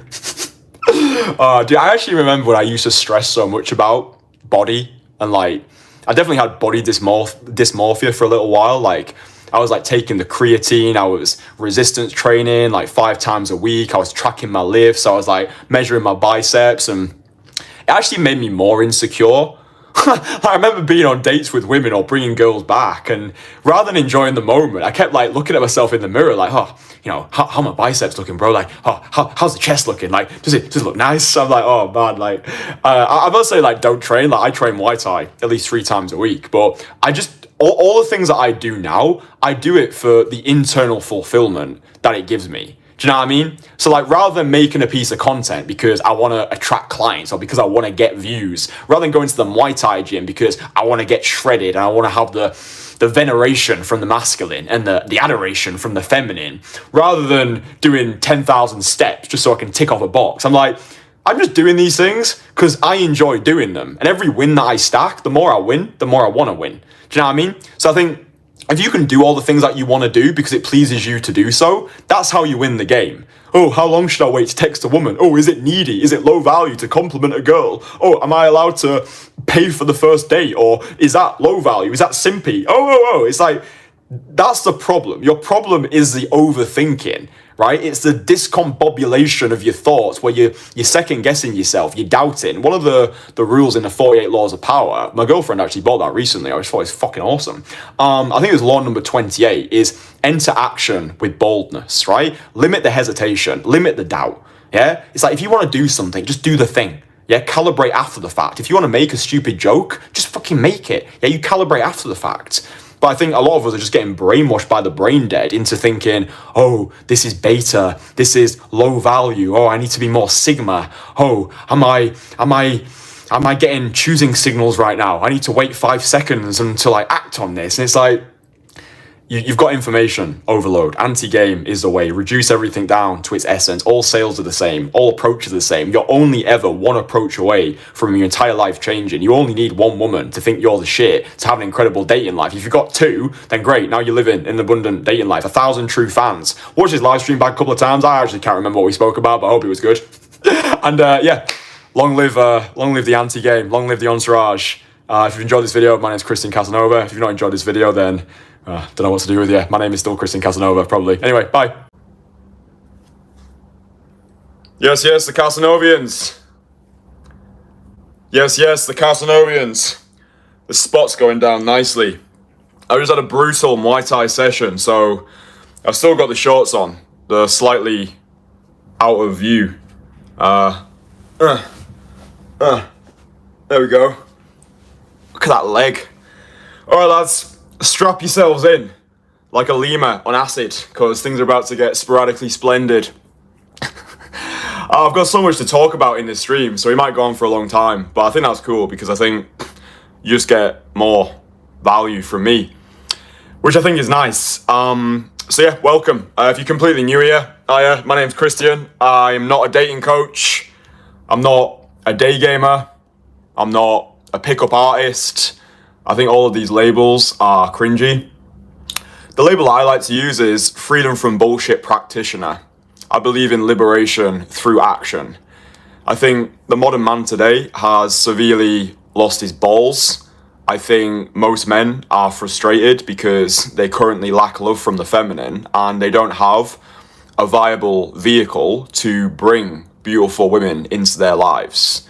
Yeah, that's what it was for me 4 years ago, back when I was living in my grotty apartment in central Leeds and I had no money. I looked like a turnip, couldn't get a boner, i.e. an erection, with new women because I was addicted to porn.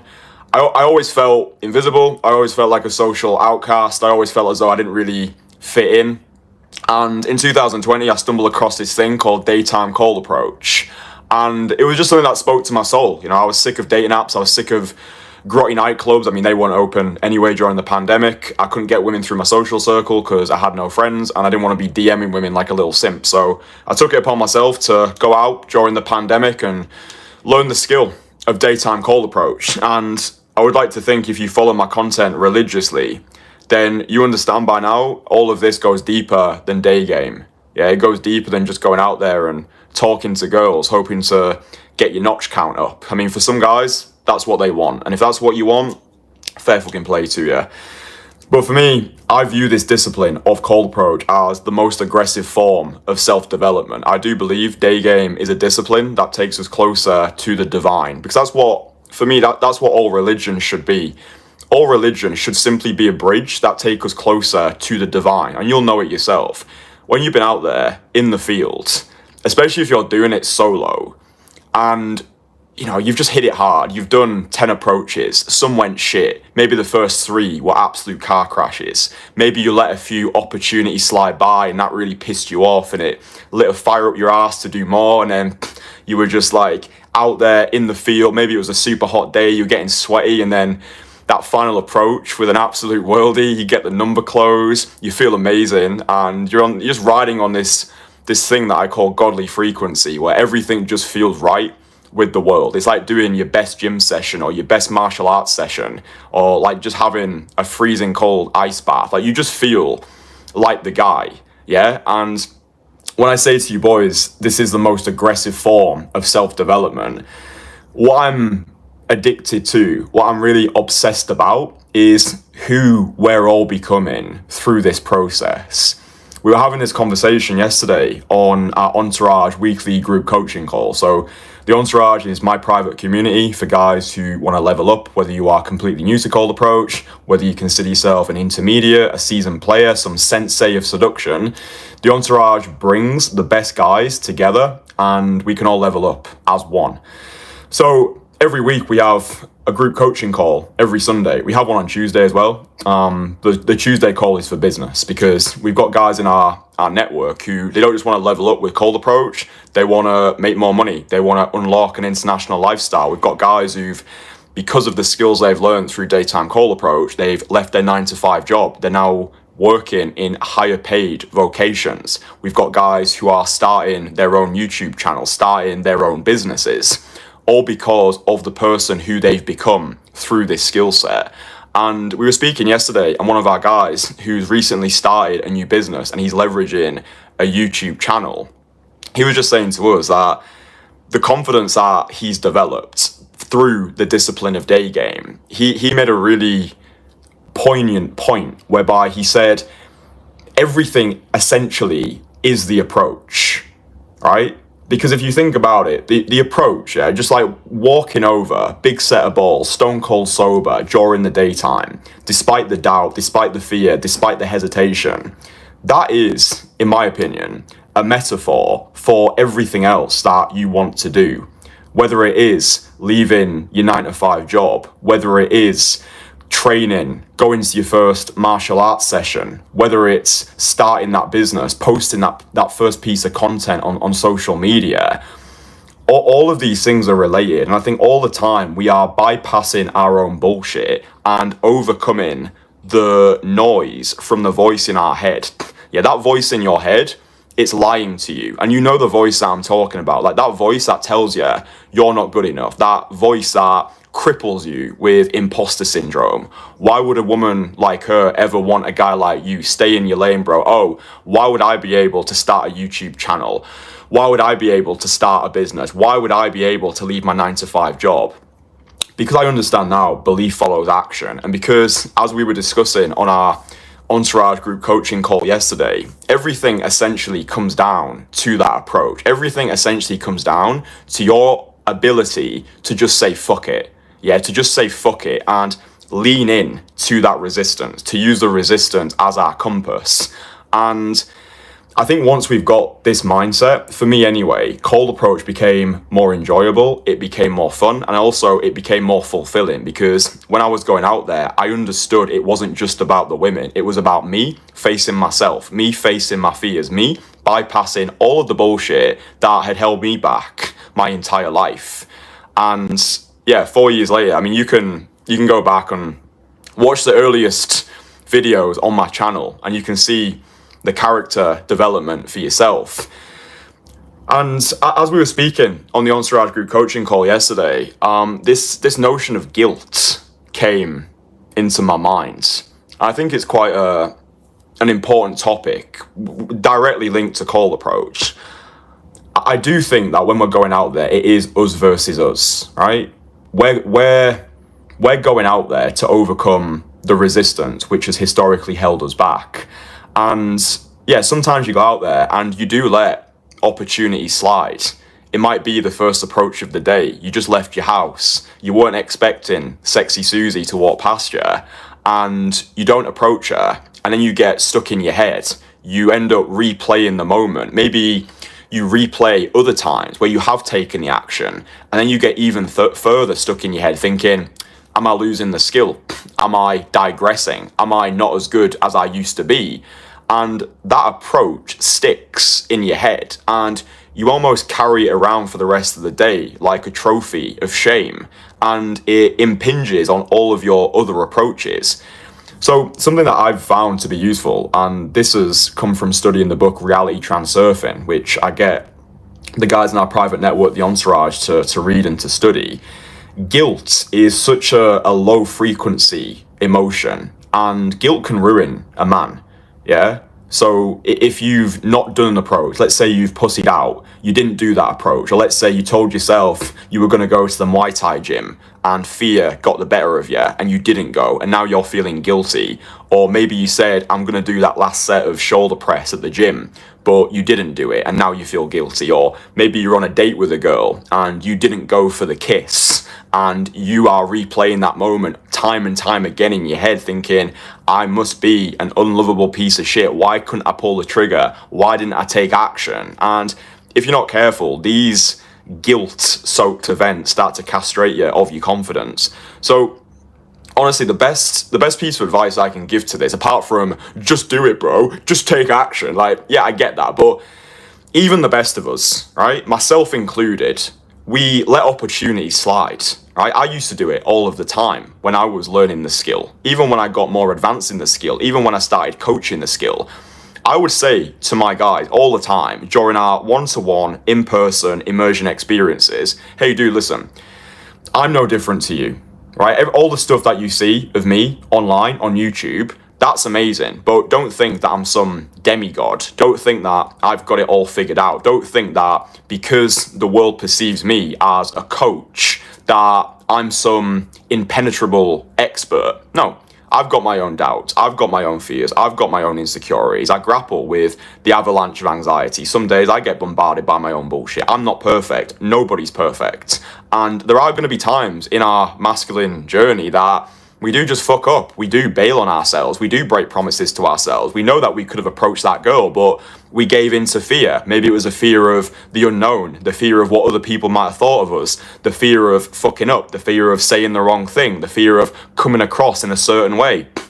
All that is normal. And I think one of my greatest superpowers when I was learning the skill of cold approach, and certainly something that I pass on to my students when we're working together in the field, is this notion of humor. Yeah, not taking yourself or the moment or the girl or the situation too seriously. This is not license to be lazy, it's permission to be free. Okay? It's not license to be lazy, it's permission to be free. So let's say you go out today and you do 10 direct approaches, but you bailed on 3 of them, right? Well, you still did 10 direct approaches, right? And that's amazing. So celebrate those wins and remind yourself you're not a robot. And again, it's a nuanced, fine line, because you don't want to go out there and let every single opportunity go by and be like, well, you know, I wasn't really feeling it, or I'll get the next one, whatever excuse you give yourself. So you do need to be strict on yourself, but I think you need to have the energy of the mother and the father. Yeah. So not being some like crushingly cruel commentator of yourself. So let's say you miss an approach. Let's say first approach of the day, you miss it. Laugh it off, right? Literally be your own coach. Talk to yourself like you actually matter. Just like, right, Kristian, we could have gone in for that one. This is literally how I used to talk to myself. Like, Kristian, you're being a pussy today. We're not doing this today. The next one, you're going to get it, right? You're going to get the next one. And by actually talking to myself in this jovial, light-hearted way, I prevented myself going into this uber serious mode where every miss was perceived as a loss. And in fact, something that one of our entourage members brought up, which I thought was super useful, because everybody's got their own way of perceiving the game, right? There's no rules to any of this stuff. The things that I relay on these live streams, these are just things that have worked for me. They're things that have worked for my clients. You might go out there into the field and you might have a completely different experience. So there's no rules to any of this stuff. But one of our entourage members said sometimes when he's out there in the field, he actually needs to miss before he gets the motivation to approach. So some days he'll go out after a cognitive, logical day at work and he sees sexy Susie swarm past him. And because he's not got himself out of cognitive work mode yet, he doesn't approach her. But the miss gives him the motivation to get the next one. It's like he gets pissed off with himself that he missed a great opportunity. That then is the cold slap in the face or the fire up his arse to be like, right, we're not letting this happen again. Yeah. So everything works. You might be more motivated by the darker side of human emotion. I know I'm one of those person. Like, I don't really get motivated by these flowery notions of love and singing Kumbaya. My motivation has always come from anxiety, depression, shame, quite honestly. Like when I was in Leeds and I was ruminating in my own egoic self-absorption, when I was looking around at my life, the job that I was working, the city that I was living, the money that I was making, I looked at myself in the mirror most days and I was like, what are we doing, Kristian? And I was speaking to my mum the other day and she said to me, wow, like in the space of 2 years, like honestly, just like look at what you've achieved, right? In the space of 2 years, like I went full time on this coaching business in June 2022. And she was like, I remember when you were stacking shelves in Iceland supermarket. I remember when you were cleaning lemur shit off the toilets in South Lake Safari Zoo. I remember when you were working at Haven Caravan Park on the checkout. And I remember when you were working in that National Railway Museum and you were living in your cockroach-infected apartment in City Space in the centre of Leeds. And she was like, what changed? I remember saying to her, I was like, do you know what, Mum? Where I was back then was exactly where I deserved to be. I think that's quite difficult for a lot of us to accept. But I've always been someone that whatever my situation is, it's my fault. Yeah, I take radical responsibility and and that's the way that I like my clients to operate as well. We take radical responsibility. Where we are right now is exactly where we deserve to be. Whether it's a inefficiency in your skill level, your knowledge level, your character trait, or your belief system, where you are right now is exactly where you deserve to be. And when I understood that, that gave me the fuel, the motivation, and the drive, because I knew that no one was coming to save me. I knew what I deserved in my life at that point was to be living in the grotty apartment, to be a porn addict, to have erectile dysfunction. I wasn't disciplined enough. I wasn't putting the reps in. I was flooded by doubt, but rather than getting motivated and fueled by it, I was a victim. I was playing the victim. Oh, woe is me. Oh, I went to university. I got a great degree. I should be in a better job than this. And it's like, no one gives a fuck, Kristian. No one gives a fuck what you think you deserve. You've got what you actually deserve. So as soon as I shifted, then things started to change. I had a clear idea of what I wanted. I aligned my actions with my ambitions, and I worked like a savage until I got where I got to today. Like I remember commuting on the train from Leeds to York. I remember reading all of the books that I could get my hands on. Like, I didn't have a lot of money, so I'd go onto YouTube and try and scrounge the free audiobooks and listen to it on double speed. And I was just consuming as many like self-improvement business books that I could lay my hands on, because I knew that one day this would be the life that I was living, like living the international lifestyle, having an amazing girlfriend, inspiring, changing people's lives for a living, having this community, becoming the best in the world at what I do. Like, I had this vision for myself, yeah? And I think if there's one thing that I can share with you, know where you're going. Yeah, you wouldn't just get on a plane and be like, where's this going? Right? You've got your destination in mind, then you just pick the vehicle that's going to get you there. That's quite a digression, but I think it's useful because it's all related. Yeah, the way you approach that girl, the way you perceive yourself, the way you show up in the gym, at the martial arts class, it's all related. But I think this notion of guilt is something that we need to do our best to alleviate in the moment. I just think having humor, it helps when you've got guys around you. Like, what our guys inside the entourage find useful is we've got a private WhatsApp accountability group.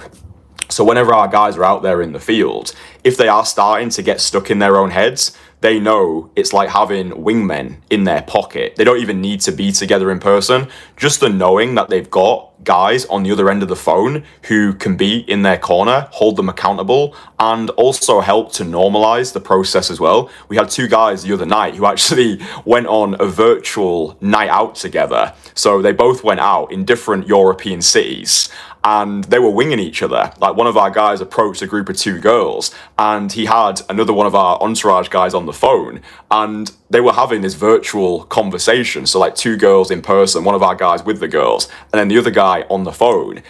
Like, this creativity, I think, is what the game needs, because by doing that, by just having this nonsensical wing session, like, hey, I want to introduce you to my friend, it snaps you out of your head. It snaps you out of serious logical mode. And these two guys had one of the best nights out ever. They were just laughing through the night game session. So I think find ways that you can make cold approach more fun for yourself. Yeah, I think if you can make cold approach so fun, it's difficult for you to be inconsistent. That's when you win. Yeah, so maybe it's gamifying the process. So if you've got a wing who you can go out with in your city, a really cool exercise that you can do is, so what I like to get guys to do is do the hardest approach first, right? So obviously difficulty is subjective. What's difficult for me might not be difficult for you, or what's difficult for you might not be difficult for me. But if you go out with a wing and you say to each other, right, Harry, we're going to do the hardest approach first, and make a pact beforehand. Like, say to Harry what your hardest approach is. So it might be a girl who's with her friend. It might be a girl who's with her mum. It might be a girl who's sat inside of a Starbucks. It might be a girl who's walking really fast, a girl who's got her headphones in. Whatever you deem to be your hardest approach. And then if either of you pussies out, you have to give the other one a certain numerical value. So 20 quid. Yeah. And then it just keeps it spicy. It makes it fun, right? It's like you're not going out there for the girl, you're going out there for the challenge. And it's like, if you've got your boy with you, it just makes it fun. Honestly, like, some of the best cold approach sessions that I've ever had are when I've just been belly laughing my way through it. I remember we had an in-person meetup inside the entourage in Manchester last year. Dude, it was just funny. We ended up going into Poundland in the UK for all of our American viewers. Poundland is basically where you can get every item for £1 or $1 or less. However, they've changed it now. Poundland is starting to just lie to us. Now, things are just not £1 anymore. The last time I checked, there was things in there for like £4.50. And I'm like, sorry, Poundland, this isn't what your marketing implies. Anyway, we went into Poundland and we were just approaching just like random women. Just like, oh, I just saw you. You look nice with your oversized bottle of Coke. It was just so funny. But like, this is what I'm talking about. If we can just inject more humor into this thing, then your results will go through the roof, right? The girl's your mirror. She'll feel what you feel. Internal state is external reality. When I was learning this skill, I was looking at other, we'll call them coaches. I was looking at other people who were teaching in this space. And it was all just so fucking boring. It was like all militant, like guy just sat in this weird little room with a light behind him, like, right, we must go out, we must vibe, stack, hook, we must neg. Does anybody neg anymore? And it was like so militant and so serious and so logical. I'm like, I don't resonate with any of these fuckers. Like, I don't see why this needs to be so stressful. One of our other guys in the entourage, Joseph, he made a really great point once when he said, what can happen to guys if you're not careful? If you're doing this on your own and you're just like trying to slog your way through the conversations, if you're not careful, you can start to perceive women as stressful rather than pleasurable, right? It's like because you hype up or because you develop so much stress towards the approach, like maybe you have to do some like, I don't know, high octane routine before you go out there. Maybe you have to really psych yourself up to get yourself into the zone. It's like, it almost creates so much resistance in your mind that you can just start viewing women as these points of stress rather than these points of pleasure, yeah? So if every time you see a woman now, if you feel an obligation to approach rather than a genuine desire, like, I want to go over here because I just like the way that this woman walks or this woman looks, and like, yeah, this would be cool. Or it's like, are you going over there? And it's like, oh fuck, another approach. Oh, it's starting to feel like a chore now. So I think if we can inject more playfulness, more humor into the whole thing, then that's when things start to feel a lot better, for me anyway. And just remind yourself as well, all this comes down to is just talking to people, right? I don't think that we need to categorize cold approach and talking to people as two different buckets, yeah? If you want to make this skill something you are rather than something that you do, you just talk to everybody. Right? Cold approach doesn't need to feel like cold approach. It can just feel like, oh, this is like going for a piss or drinking a glass of water. It's just part of my daily life now, viewing it more as a social sport.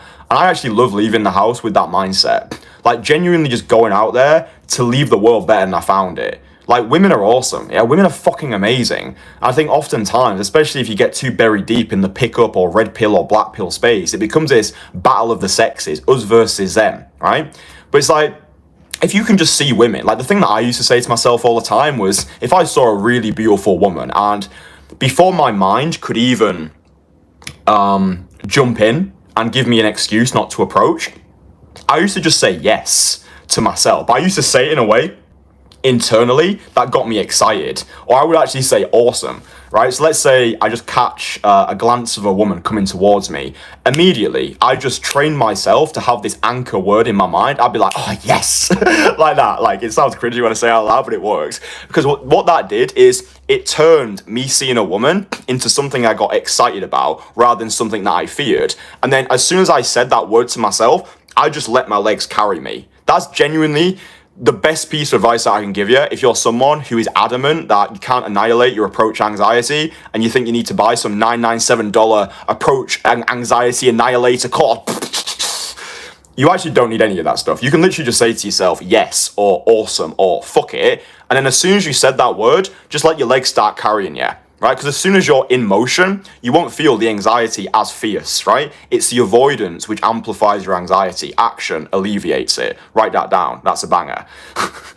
So when we can make this more fun, and we've got these tools and systems in place. So maybe you go out with your wing and you gamify, you say each other challenges, you see a beautiful girl, rather than perceiving her as this object of stress, you can perceive it as an object of pleasure, of fun, of, oh, this is going to be so nice. And I think sometimes it is easy to be severely outcome dependent.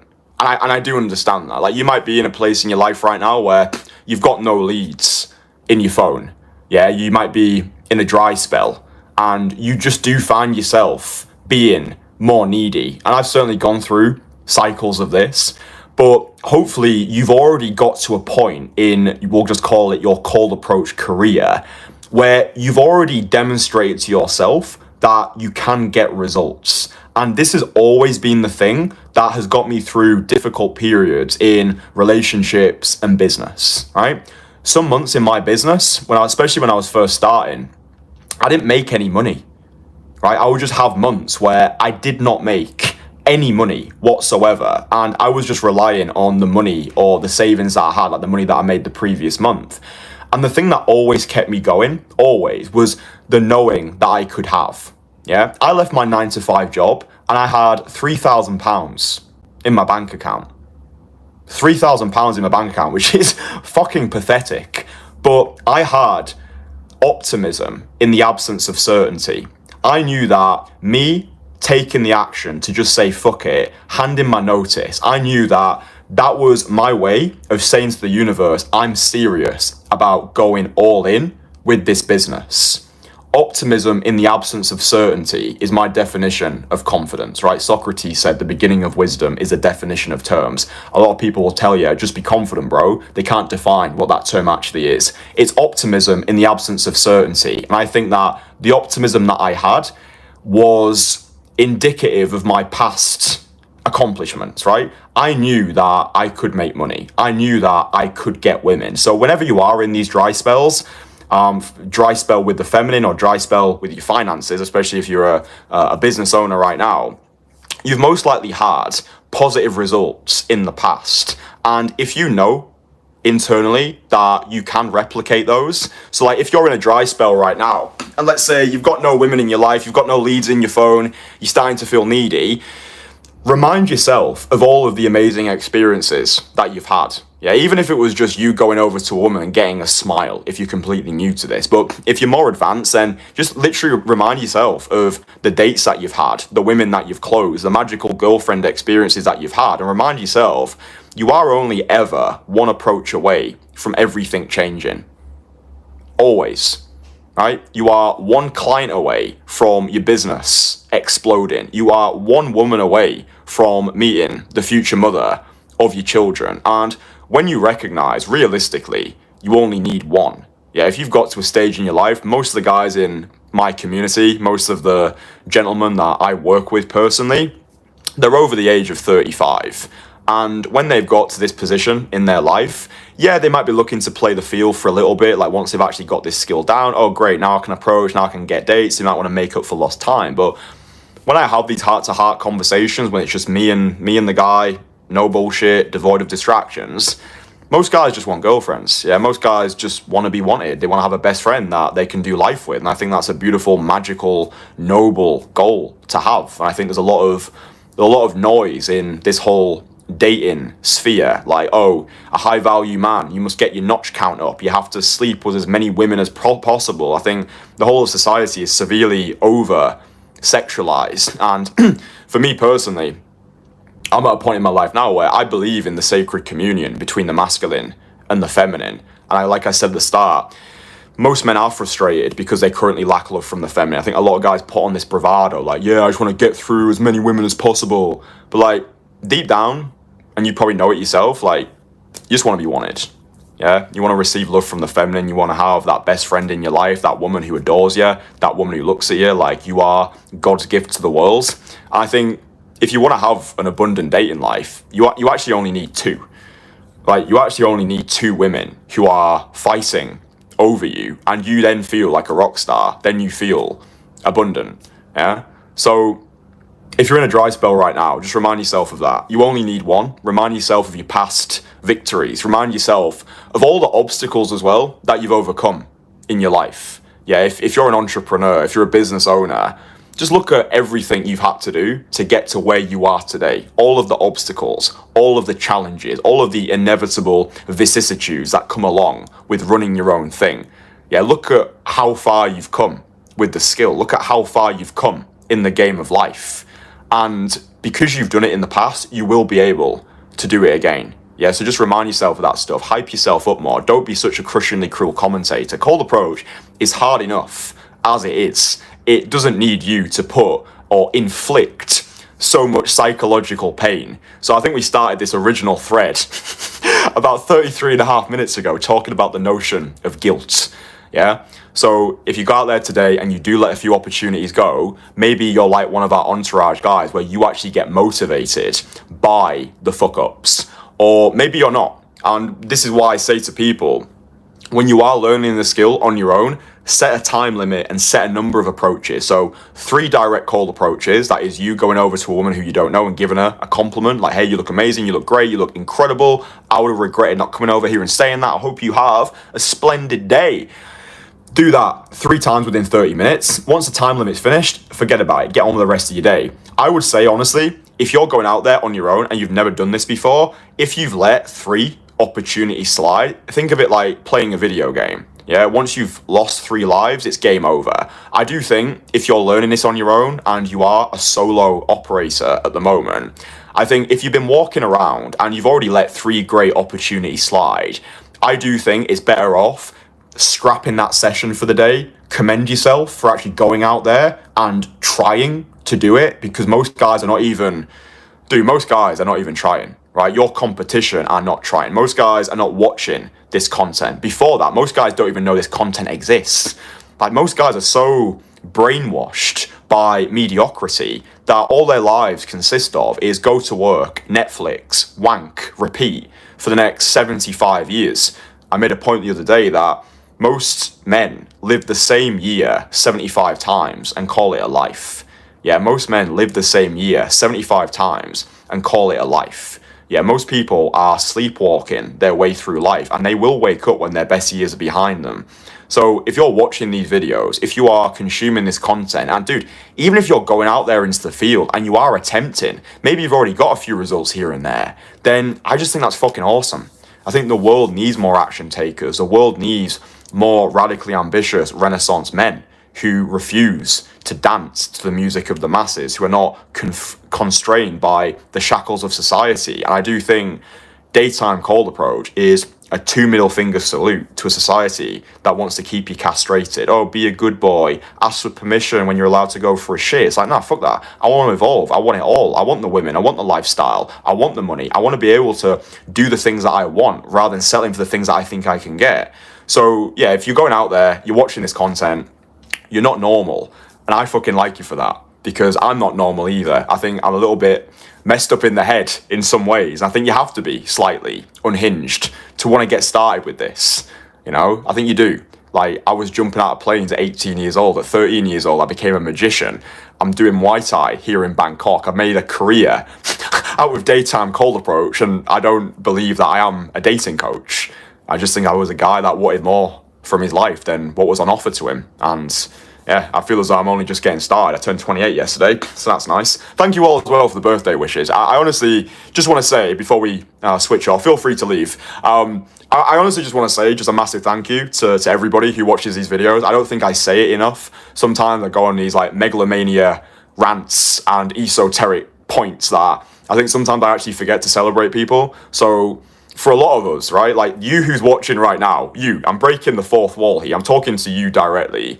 I might not know who you are. We might have never had a conversation. We've probably never met in person before, but I really hope that this content is finding you well. Like, I hope that anything that I've said resonates with you, and I hope it forces you to think differently, live courageously, and not to be another one of the mind-dead masses who sleepwalks through life. So yeah, I just want to celebrate everybody. I honestly think that we've got an incredible community of radically ambitious men over this side, and yeah, honestly, I just love you all. This channel wouldn't be where it is if it wasn't for you people. So yeah, just wanted to say thanks. It's just really nice. So yeah, I think we'll leave it there, lads. If you've enjoyed this stream, then that's cool. Yes, the Kasanovians. This is probably one of the most important streams that I put out in a long time. And I wanted to make this one outside because I think it fits in nicely to the theme of this video. Why you must become repelling to women, even if you want a girlfriend. So, probably one of the biggest mistakes that I see with the guys that I work with one-on-one, and a mistake that, honestly, dude, I made this mistake for years, and it cost me a lot of great opportunities. It caused me to lose a lot of confidence in myself, and I don't know, I always kind of felt in my early relationships there was always something missing. And a mistake that I historically always made was I always tried to be universally attractive. And you might be making this mistake now, especially if you're going out there, you're cold approaching, you're meeting women in a variety of settings. The mistake you might be making, and you might not even be aware of it, and this is, I would term it as a sinister hidden force, which is preventing you from making those incredible connections with the feminine. I want to pre-frame this as well with, this is not some toxic strategy, right? This is not ignore women for years. It's not go your own way. But what it is saying is ignore the wrong women. Don't just ignore the wrong women for years, but ignore these women for life. And I think the mistake that a lot of, we'll just call them dating coaches. As you boys know, I'm not a dating coach. I'm not a pickup artist. I certainly don't consider myself a cold approach guru. I see myself as a freedom from bullshit practitioner. Okay, everything that I do is an attempt to get me further and further away from bullshit. I spent a long time of my life not feeling good enough, not feeling worthy, always feeling as though there was something wrong with me. Social skills never came easy. Attracting women was even more difficult. I was always the ugly duckling. I struggled with porn addictions. I had erectile dysfunction, as many of you know. I grappled with my own self-worth for a long time. And something that I've learned is this notion of being repelling, not trying to be attractive. Actually focus on being repelling, not trying to be everything to everybody, but simply focusing on being a somebody for the right somebodies. Imagine this right now. Imagine you're running a business, and imagine that your marketing is so general that you're looking to attract everybody, right? Let's take Rolls-Royce as an example. It's probably the best example that I can think of right now, because they're not focused on attraction. They're actually focused on repulsion. Through their marketing, through their brand, through their status, through the feelings that are associated with Rolls-Royce, they are focused on serving such a small part of the market. If Rolls-Royce one day came out and were like, hey, our cars are now $10,000, everybody can have one, that would dilute the power and the luxury of their brands. So rather than trying to attract the entire market, Rolls-Royce focus on attracting the specific people who fit in with their standards. And this is the first thing I need you to understand. We do not achieve dreams, we achieve standards. And usually we do not rise to the height of our goals, we drop to our standards. So, there's just so much bullshit in this industry. You probably heard it yourself. Always be closing. That's probably one of the worst pieces of advice you can follow, especially if you've got skin in the game now. So hopefully by now, you've already done your first 100 direct call approaches, so you're no longer feeling needy. Hopefully you're starting to have this notion of abundance. Remember, abundance is not always having, it's knowing you can have. And realistically, you only need one. Yeah, you only need one wife-worthy woman to think that you are the Rolls Royce of the dating market and you've cracked the dating game. For me, abundance is just having two women who are attracted to you. Having two women who are fighting over your attention. That's abundance. And it's the same in any market. It's supply and demand. If you've got two people who are both wanting the same product, but there's only one of those products available, the value, the price of that product will depend on who's willing to pay the most money. Like, think of an auction, for example. It's kind of like going to an auction. The price will continue to rise until one person stops competing. And this is how I want you to start viewing yourself. Like a Rolls Royce, like a Ferrari, like a Louis Vuitton handbag. It's the standards that you set. So rather than always be closing, it's always be qualifying. That is some high-level secret sales sauce right there, because seduction is sales, right? When people apply to work with me one-on-one, when people apply to join my private community, the Entourage, they have to go through a selection process. They have to go through an interview process. I don't give a fuck about money. I don't give a fuck if you've just got money. The way that I'm building my community, the Entourage, is this is my 10, 20, 30-year vision.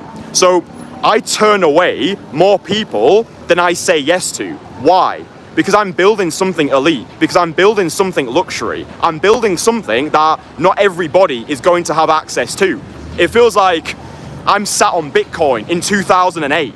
I think the world is still catching up with how valuable what I'm building actually is.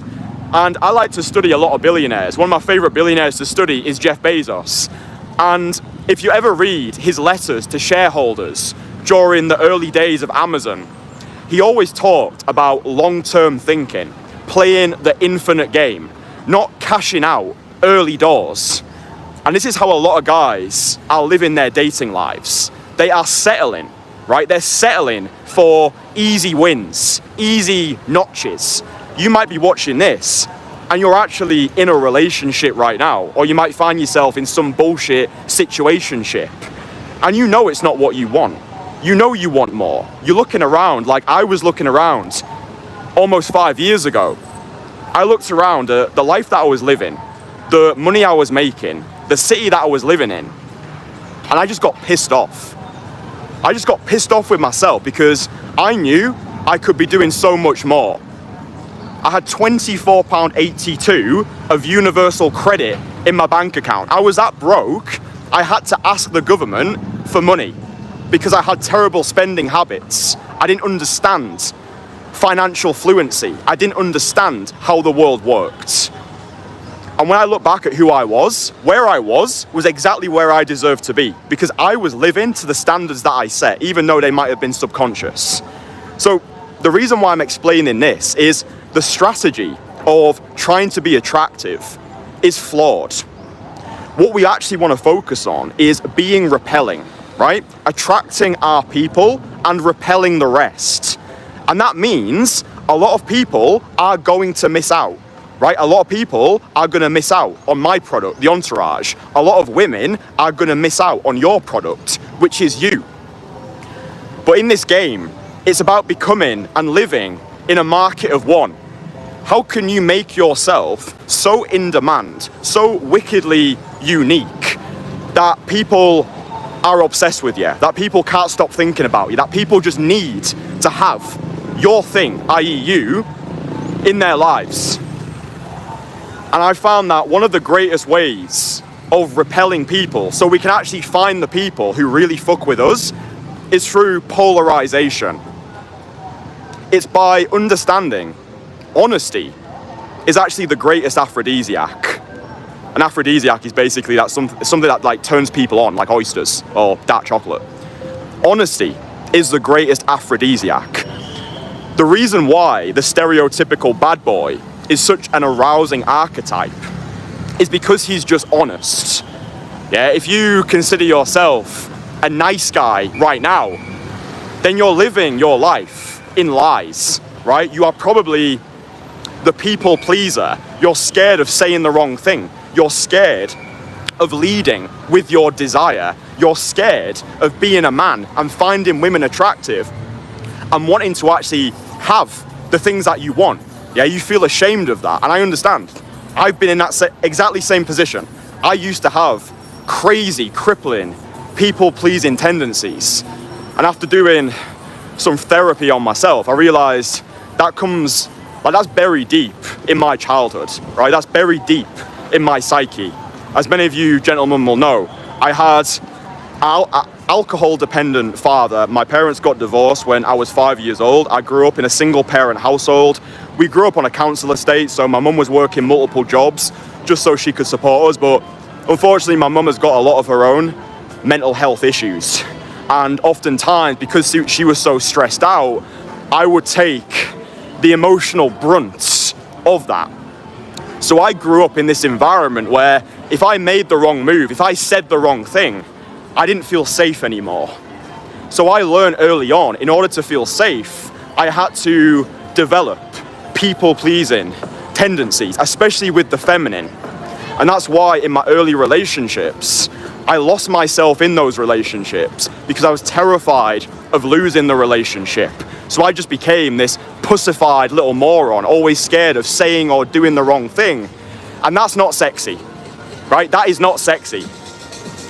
So after going through this entire process, like the amount of work that I've done on myself is like, I can't even comprehend it. And a big reason, I think, why guys choose to work with me amongst a lot of other people in this space is this down-to-earth, no bullshit attitude. I think you might see versions of yourself in me, and maybe I represent something to you that you would like to be, i.e. free. Yeah, free from bullshit. Being able to polarize, which basically means being honest, saying what you think rather than what you think you ought to say. If you don't like something, say it. If you want to do something, do it.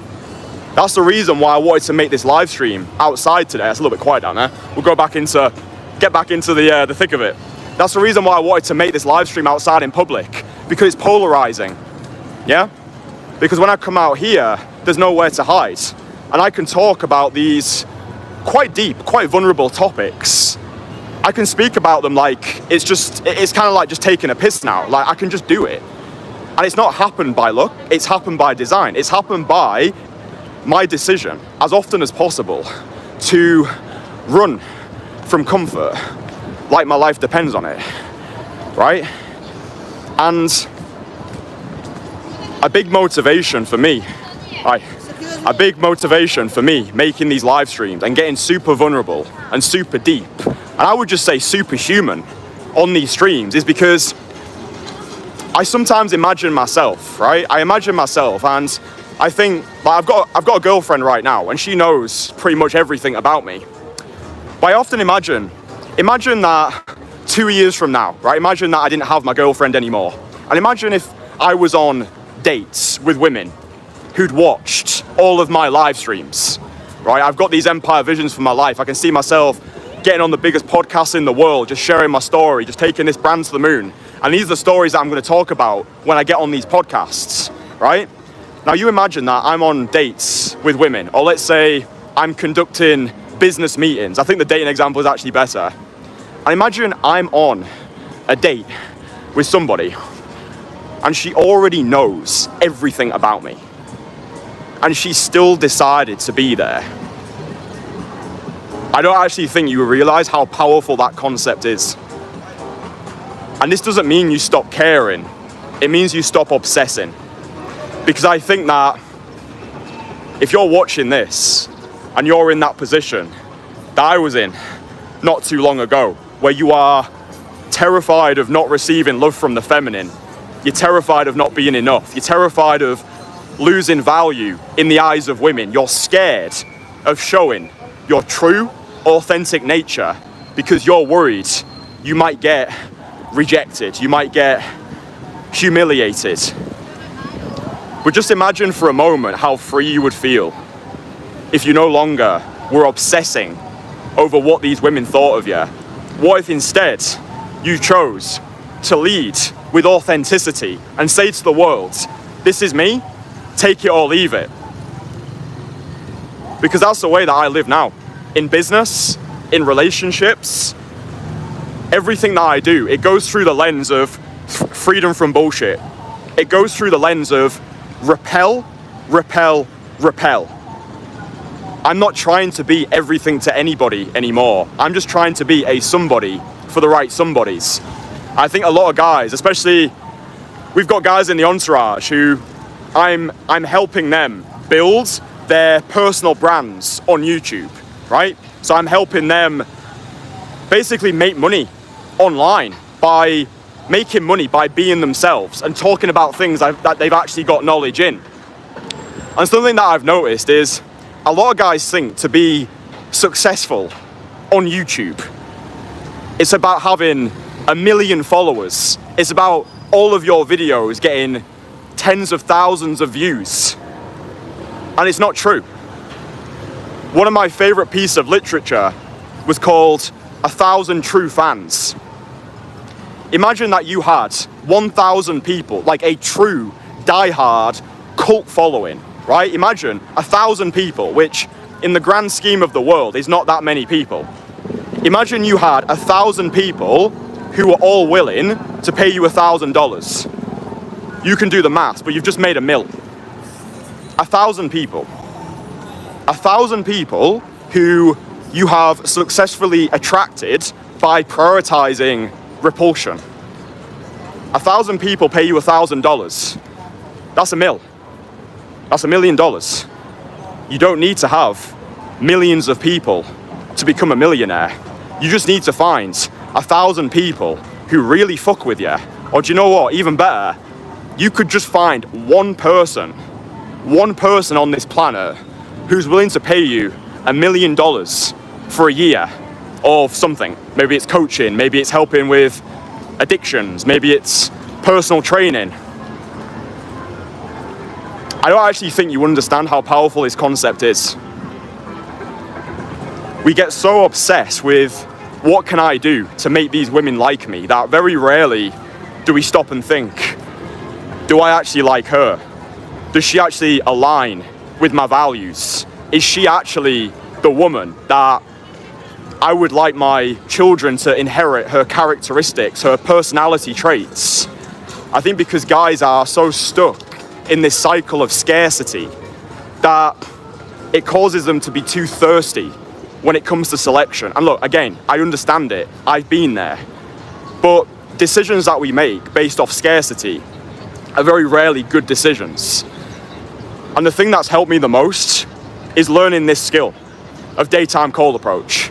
I didn't realize the profound impact it would have on my life when I did my very first direct cold approach on the 4th of July, 2020 in the Merrion Centre in Leeds.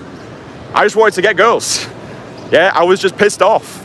I was at this point where I couldn't do dating apps because I just wasn't good looking enough. Nightclubs were closed. I couldn't attract women through my social circle because I had no friends. And I made the decision to pursue cold approach. I was in a comfortable, long-term relationship. And I could have stayed in that relationship. But I went on a walk one day down the Calls in Leeds, which is near the water. I said to myself, do I see myself being in this relationship for the rest of my life? And the answer was no. So I went back that day and I called things off with my ex-girlfriend. And that was a polarizing decision because that was a decision to repel that which I didn't want. And that was the watershed moment which opened up the floodgates for the rest of my life. Understand that. You are only ever one decision, one approach, one connection away from everything changing. But by being more polarizing, by leading with honesty, that's when you win. I spoke about the other day, the reason why I was able to get into a relationship with my very first girlfriend was because I adopted this ZFG, or zero fucks given mentality. I remember I was 18 years old. I just moved to the city of Liverpool after spending my life in the small town of Barrow-in-Furness, and I just didn't know what to do. I didn't know how to talk to people, I didn't know how to make connections, I certainly didn't know how to speak to women. I remember going out to nightclubs during Freshers Week, and this guy who I was living with came over to me one night and he was like, "You don't know what you're doing, do you? You look so awkward." And I was like, "Yeah, I don't know what I'm doing. I have no idea. I'm so out of my depth here." And I got to a point where I was like, "Do you know what? Fuck this. Fuck these people, fuck this university, fuck this city, fuck my childhood, fuck my upbringing, fuck everybody. I'm just gonna stop. I'm just gonna stop obsessing." I remember going to a house party one day. My ex-girlfriend came through the door. She was like, "What's all this noise? I'm trying to sleep." I was like, "Yo, chill out, let's have a thumb war." I talked to her about my freshers flu. I talked about how I couldn't stop shitting myself. We had a thumb war. And she became my very first girlfriend, the girl that I lost my virginity to. Yeah, I was definitely more of a late bloomer. But the reason why I attracted her was not because of my looks, my money, or my status. I didn't have any of those. It's because I was focused on repelling. I was just focused on being so radically honest that it forced her into a decision. She was either gonna absolutely love me or she was gonna absolutely hate me. And whether you're putting content out online, whether you're going on a night out, whether you're going out to cold approach, always be qualifying. Polarize through honesty. Attract your people, repel the rest. In my free course, which is called Conversation Killer, I'll link it in the comments once this is finished.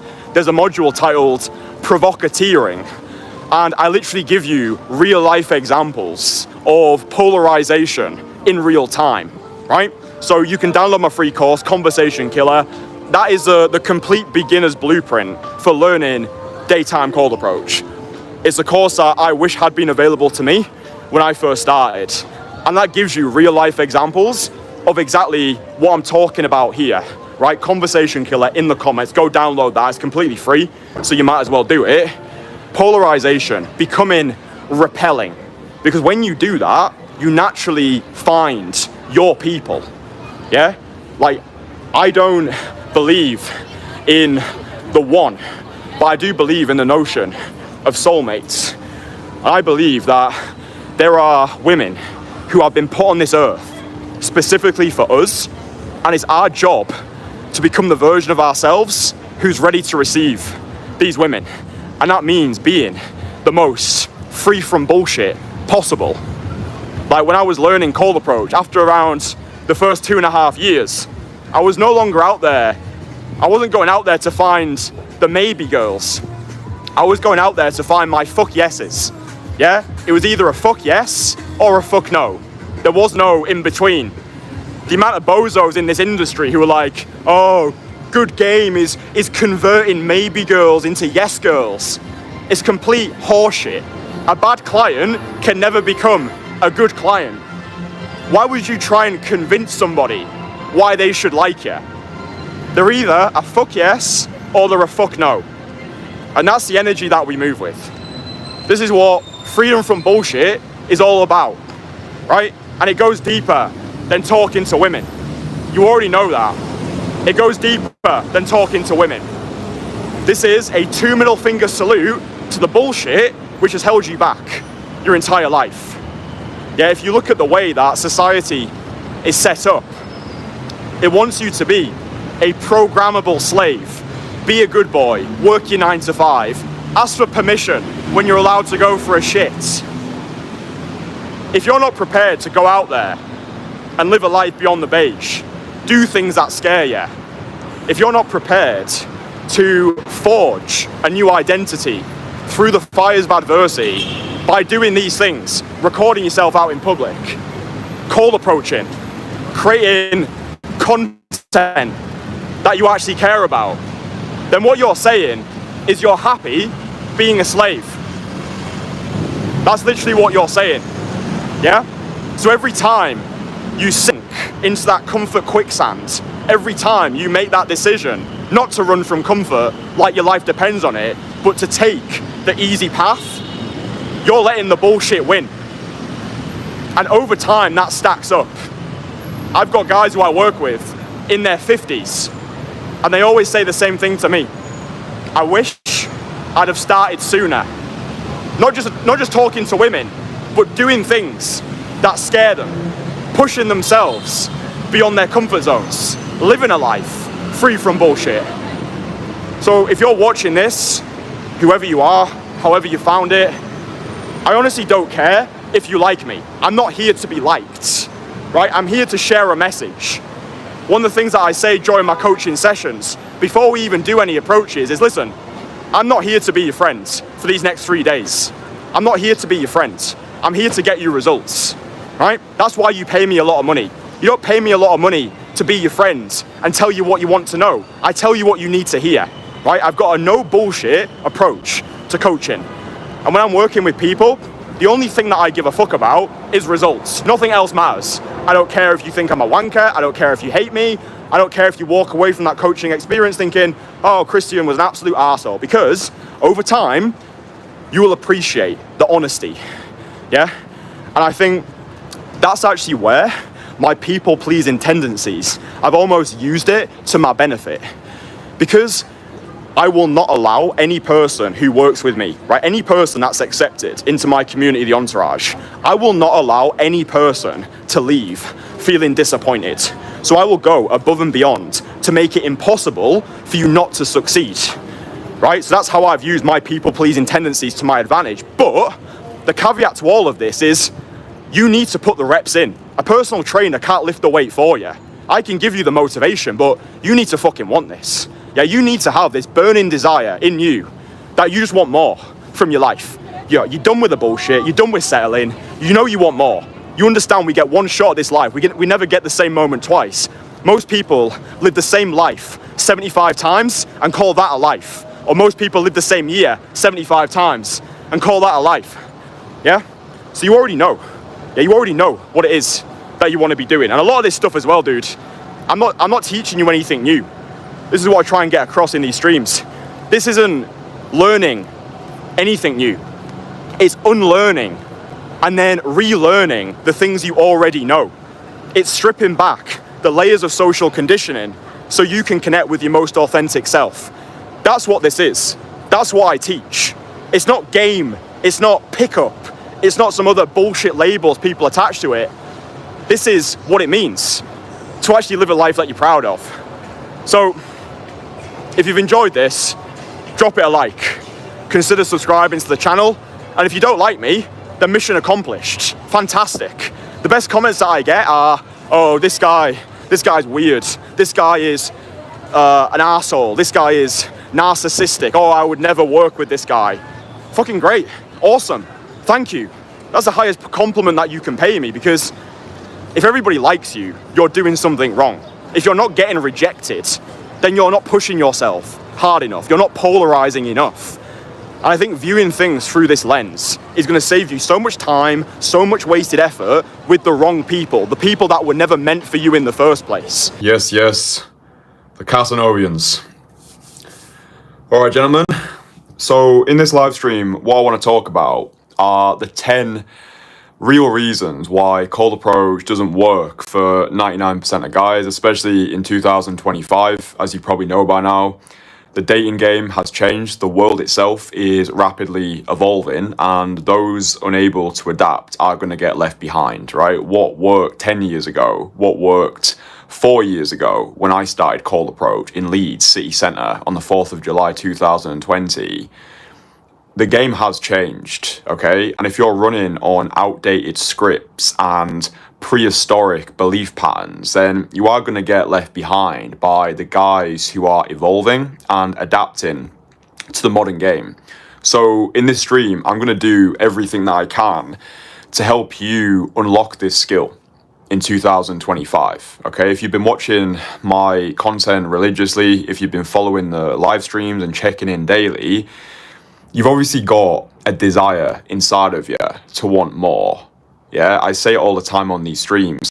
Most men live the same year 75 times and call that a life, right? We're still in January, and I feel as though a lot of people's resolutions are already out the window. I think most people have already failed cold approach in 2025 because they're living the same life that they really want to escape from, okay? So in this stream, I'm just going to lay out 10 reasons why you might not be getting the results that you want from daytime cold approach. Hopefully you're going to have a lot of light bulb moments, a lot of epiphanovas which go off in your brain. And hopefully by watching this stream all the way through, you've got a clear roadmap. You know exactly what you need to do to get the results that you want. So just a little quick building of authority, who I am, why you should listen to me, before we actually get into the meaty part.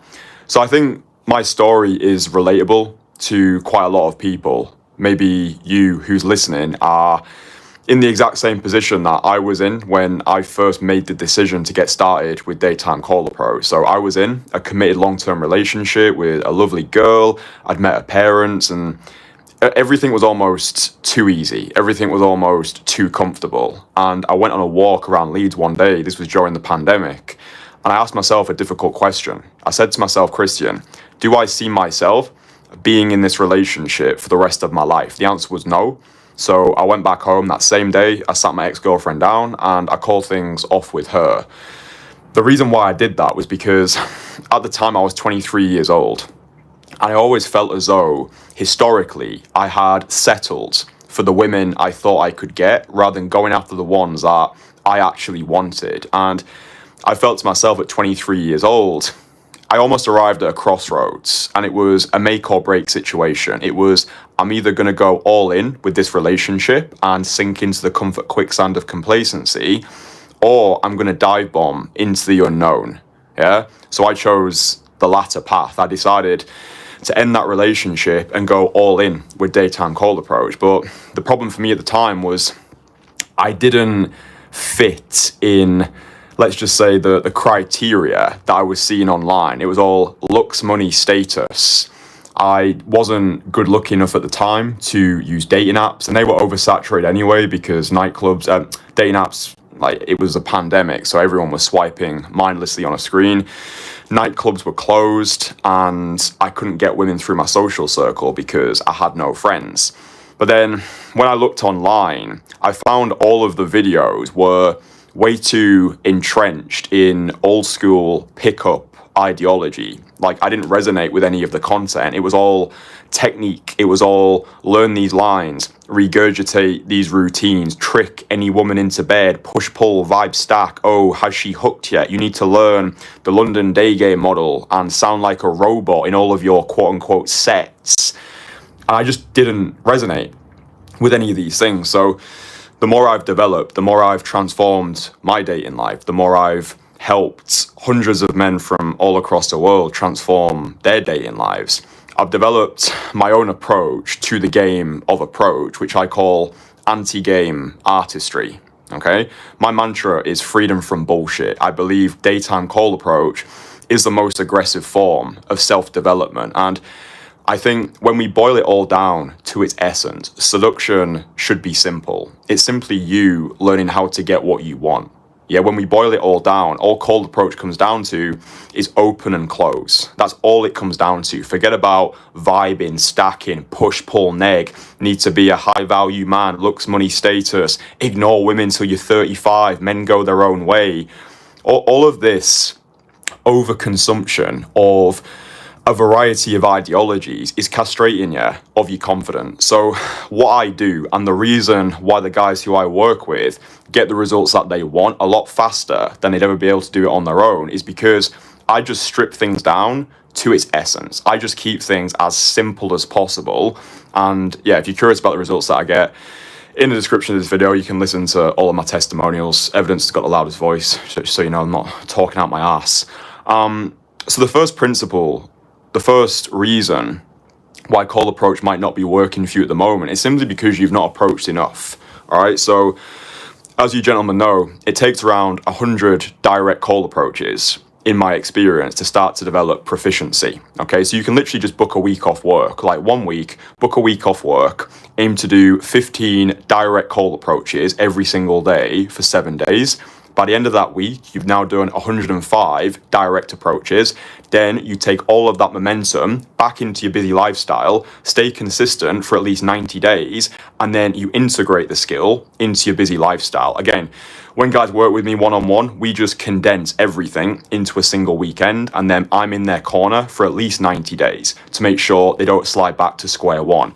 But that's the playbook, right? You need to do 100 direct cold approaches, and all that means is you going over to women who you find moderately attractive, giving them a direct compliment like, hey, just wanted to say you look incredible. What are you doing today? Oh, I'm about to go shopping. Oh, that's nice. What are you going shopping for? Oh, I'm going to go for X, Y, Z. Well, listen, I need to go. I'm about to go to a meeting. I'm about to meet some friends. I'm about to go return a pair of jeans to Zara. That only works if you've got a pair of jeans in your hand. But listen, I think you're really cool. Like, are you on WhatsApp, right? So you can just practice that 100 times and just understand all these first 100 reps is batting practice, okay? You're not trying to get the girl during these first 100. You're simply trying to get the skill, yeah? Maybe you strike out every time. Maybe you get lucky and hit a few home runs. The reps are the reward, okay?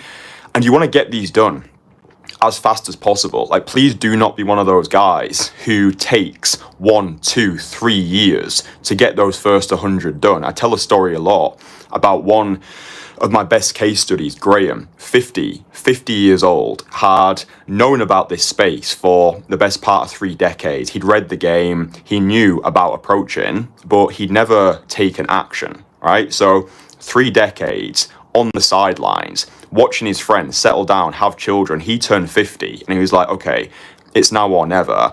He worked with me in Krakow, Poland, and within a week of us working together, he'd got the entire playbook. I'd held him accountable for his actions.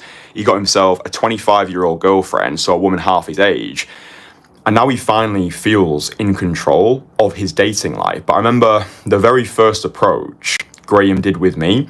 After he did that approach, he turned around and he said, I've waited 30 years just to do that one approach, right? And it was like 30 years of dating problems had been alleviated in a single moment of action. And this is why I say to you, belief follows action, right? I get so many comments on my videos like, hey, Kristian, I went out today, I was feeling nervous. I feel as though I'm not hitting the right angle when it comes to my approach. I feel as though I'm scaring these women, or I don't feel as though my approach is that good. And it's like, dude, you need to do this 100 times, and you need implementation consistently over a sustained period, okay?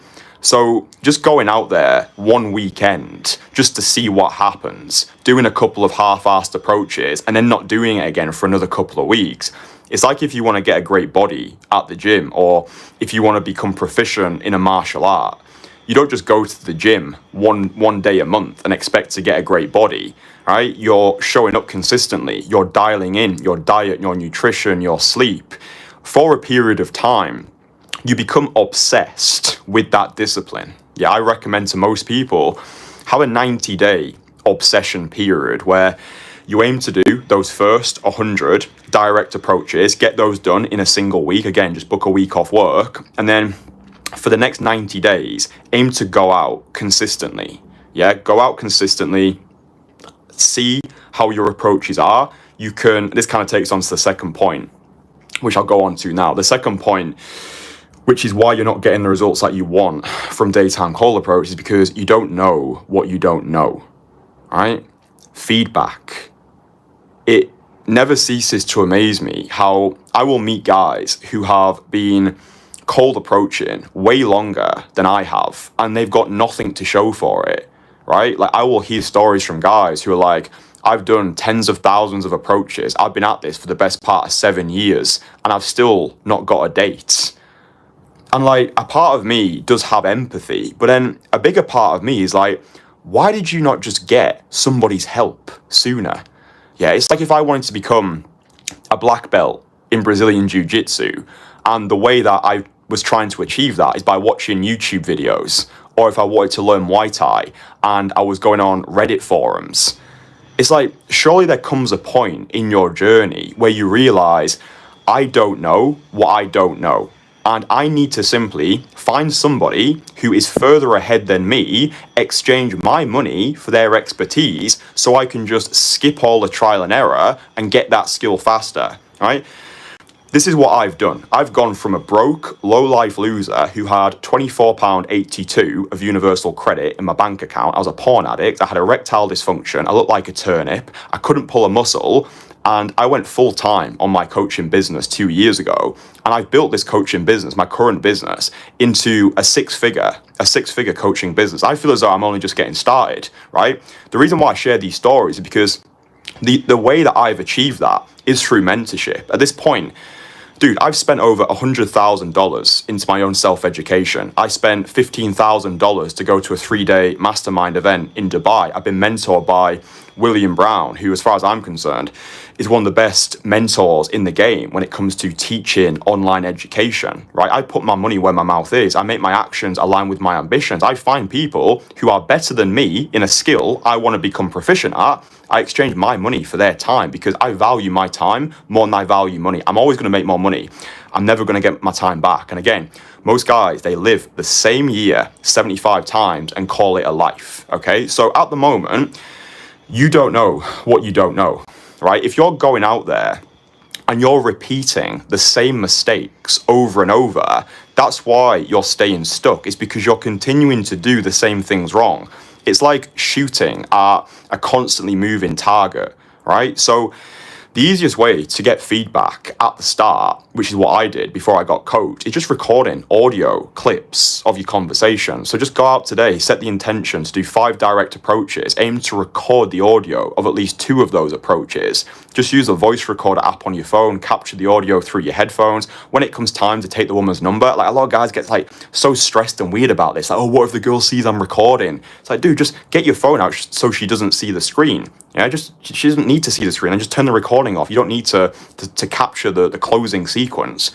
So just get a point of reference, because at the moment, especially if you're not actually getting dates from daytime call approach, you're probably doing a lot of things wrong. Maybe you're speaking too fast. Maybe your approaches lack conviction. Maybe your conversations are not lasting long enough. Maybe they're lasting too long. Maybe you're speaking with women for the best part of 20 minutes and now there's no mystery, there's no intrigue. You're going from seductive to social, and now you're giving off these gay best friend, platonic chit-chat type of vibes. Now, dude, I've been there, right? You can see the oldest videos on my channel. You can see how insecure, how pussified, how feminized I used to be in my conversations. Like, I used to live my life like a closet heterosexual. I was scared of being a man, of having desire. I had a lot of sexual shame. I was always scared of saying the wrong thing. I was always scared of losing value in the eyes of the feminine. This just dates back to my childhood. I grew up in a single parent household. My parents got divorced when I was 5 years old. My mum was working multiple jobs just so she could support us. My mum's got a lot of mental health issues. So when she got stressed, when she got burnt out, I would take the emotional brunt of that. And then what that created inside of me was a fear of the feminine. All right. And I know a lot of guys resonate with this. I know a lot of guys come from broken families and single parent households, maybe like me. You didn't have that masculine father figure in your life. Yeah, nobody's taught you how to be a man. Nobody's taught you how to cold approach. Nobody has sat you down and explained the blueprint of life. Yeah, and I get that. But as I got started with cold approach, what I realized was, whoa, this is just so much deeper than me talking to women. This is me facing myself. This is actually me holding a mirror up to who I am.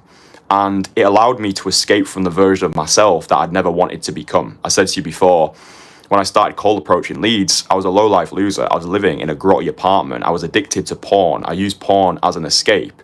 Then when I finally started getting dates from daytime cold approach, my dick didn't work. Why? Because I was addicted to porn, because I was getting cheap dopamine from a screen. And then when it came time to enjoy a moment with a beautiful woman, I froze up. I hesitated. I experienced failure in advance. I thought too many steps ahead. I was terrified.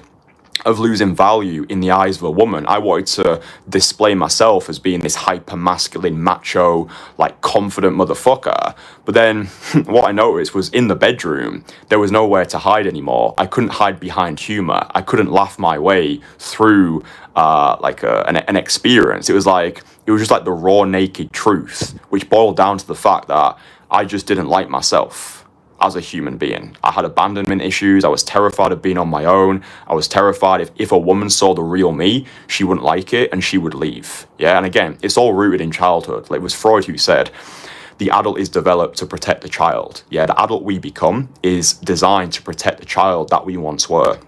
And this is why I think daytime call approach, it is the most aggressive form of self-development.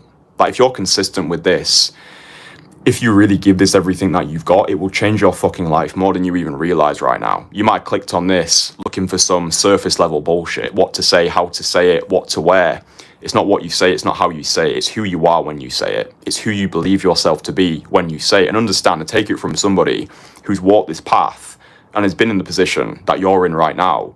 Sad, lonely, filled with doubt, hesitation, grappling with your own perceived lack of self-worth. The way you start is not the way you finish. The way you start is not the way that you finish. You might be working a job you hate right now in a city that you despise.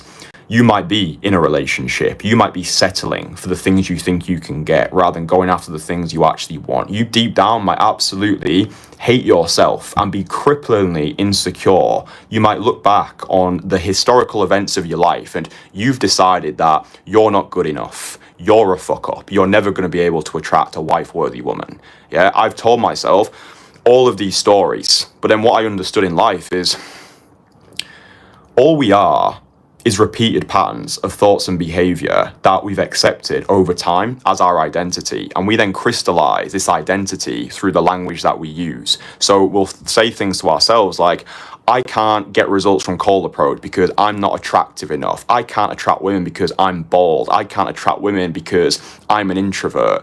Plato said, people who tell stories rule the world. Yes, stories are the thing which are holding you back. I used to tell myself the story that I'm not going to be able to make this work because I'm ugly. Yeah, like I used to get comments on the regular when I was posting my early videos. And the most recent video that I've uploaded, by the way, on the homepage of my channel is something like how to approach women as an ugly guy, or something like that. Like, yeah, straight up, when I was first making videos, when I was in that grotty apartment, I was getting comments on the regular from guys who were saying, you're ugly, you're a 4 out of 10 at best, you look physically disadvantaged. I'm not gonna lie, those comments hurt. Yeah, like I felt, yeah, I just didn't, it kind of held a mirror up to the beliefs that I had at the time. So I started cold approach when I didn't feel as though I was good enough. I started cold approach when I didn't think I was attractive enough. I started cold approach when I had no money. I started cold approach when I had no value, no status, no authority. But what I did have was this delusional belief that with enough reps, with enough work, if I could just outwork my self-doubt, then I could become the version of myself who I feel deep down I'm destined to be. And this is how I define confidence. Confidence is optimism in the absence of certainty. Confidence is optimism in the absence of certainty. So you might not believe right now that daytime cold approach can work for you. And that's okay, because you actually might be right. Daytime cold approach might not currently work for the version of you that you currently are. And this is why, and this is probably the deepest and most important realization I can give to you. The whole game, the way we get results from daytime cold approach is by becoming the version of us who can. I'm not teaching you how cold approach works. I'm teaching you how you can become the version of yourself who cold approach can work for. We're not chasing a goal, we're chasing an identity. We're not doing our best, we're doing what is necessary. And hopefully my story so far, if you just go across this channel, just go from like oldest videos to newest videos, I just want you to understand that there is nothing inherently special about me. The only thing that separates me from the average NPC civilian is I just took ruthless action. I just made my actions align with my ambitions. I just didn't stop until I got to a place where I actually was proud of. Yeah, the version of me that's speaking to you today, I imagined this character before he was even created. I knew that I wanted to be living this international lifestyle. I knew I wanted to create a community of like-minded guys. I knew I wanted to become the best in the world who's ever done this whole thing. Yeah, I knew I wanted to get to a place in my life where I was like, yeah, I actually like myself now. Yeah, get to a place of self-adoration rather than self-deprecation. So the reason why I share this is because there's always hope. Yeah, a man without hope is dead. But if I've been able to do it, if fucking Graham, 50-year-old Graham, who'd never done a direct approach in his entire life, riddled with self-doubt, thought his best years were behind him, if he was able to get a smoking hot 25-year-old girlfriend after working with me for a couple of days in Krakow, then there's hope for you as well. But just consuming content is not enough. You need to go out there in the field. You don't know what you don't know. So you need a point of reference. You need feedback, yeah? When I'm working with my guys one-on-one, so all the guys in my private community, the entourage, they all get an individually tailored one-to-one in-person coaching experience. And the reason why they're able to get the results that they do is because I'm there with them side by side, giving them feedback after every approach. And this is why I say one approach with me is worth around 30 approaches on your own. So the guys who apply to work with me, they've usually got to a point in their life where they just want to skip all the trial and error. They want to just get rid of all the guesswork. They want to be given the playbook, held accountable for their actions, because they don't have the time to waste anymore. I've worked with multiple guys in their 50s. Graham, Mark, I've got a full coaching series with Mark, 52 years old. At the bottom of the description, you can watch Mark's full infield transformation series. Another one of our guys, Peter, he worked with me at the start of last year. 51 years old, he tried going out there on the streets of London, learning a skill for himself, knew that it was going to take a lot of time, a lot of effort. He couldn't really be bothered trying to figure it all out on his own. So we worked together, I gave him the playbook, and then the only problem he was faced by the summertime was he had too many options. So he had a harem of statuesque blonde bombshells, and he was like, I can't believe this has actually happened. Like, I was struggling solo in London, and now I've got these Belarusian blonde bombshells who are blowing up my phone, having these multiple relationships at 51 years old. It's like, is this a dream? Is this actually happening? Another one of our guys, Sean, most recently, I worked with him in Malaga last summer. Again, gave him the playbook, held him accountable for his actions. He's now met a beautiful Brazilian woman. It looks like the two of them are starting a long-term relationship right now. We were having a one-to-one call the other night, and he kind of just like broke down and was just like, I love you. I love you, man. Like, thank you. I can't believe that this has actually happened. And the reason why these guys were able to get the results, yes, they took action. Yes, they worked with me. But I think the most important thing is they got feedback on what they were doing wrong. Yeah, because if you're going out there and you're just repeating the same mistakes and you continue doing that, you are going to get the same results. So really simple, just start recording the audio of your conversations. That was probably the best thing that I did for myself, even though I was getting a lot of criticism when I first started making videos on YouTube. Like, people were like, oh, you're ugly, yada, yada, yada.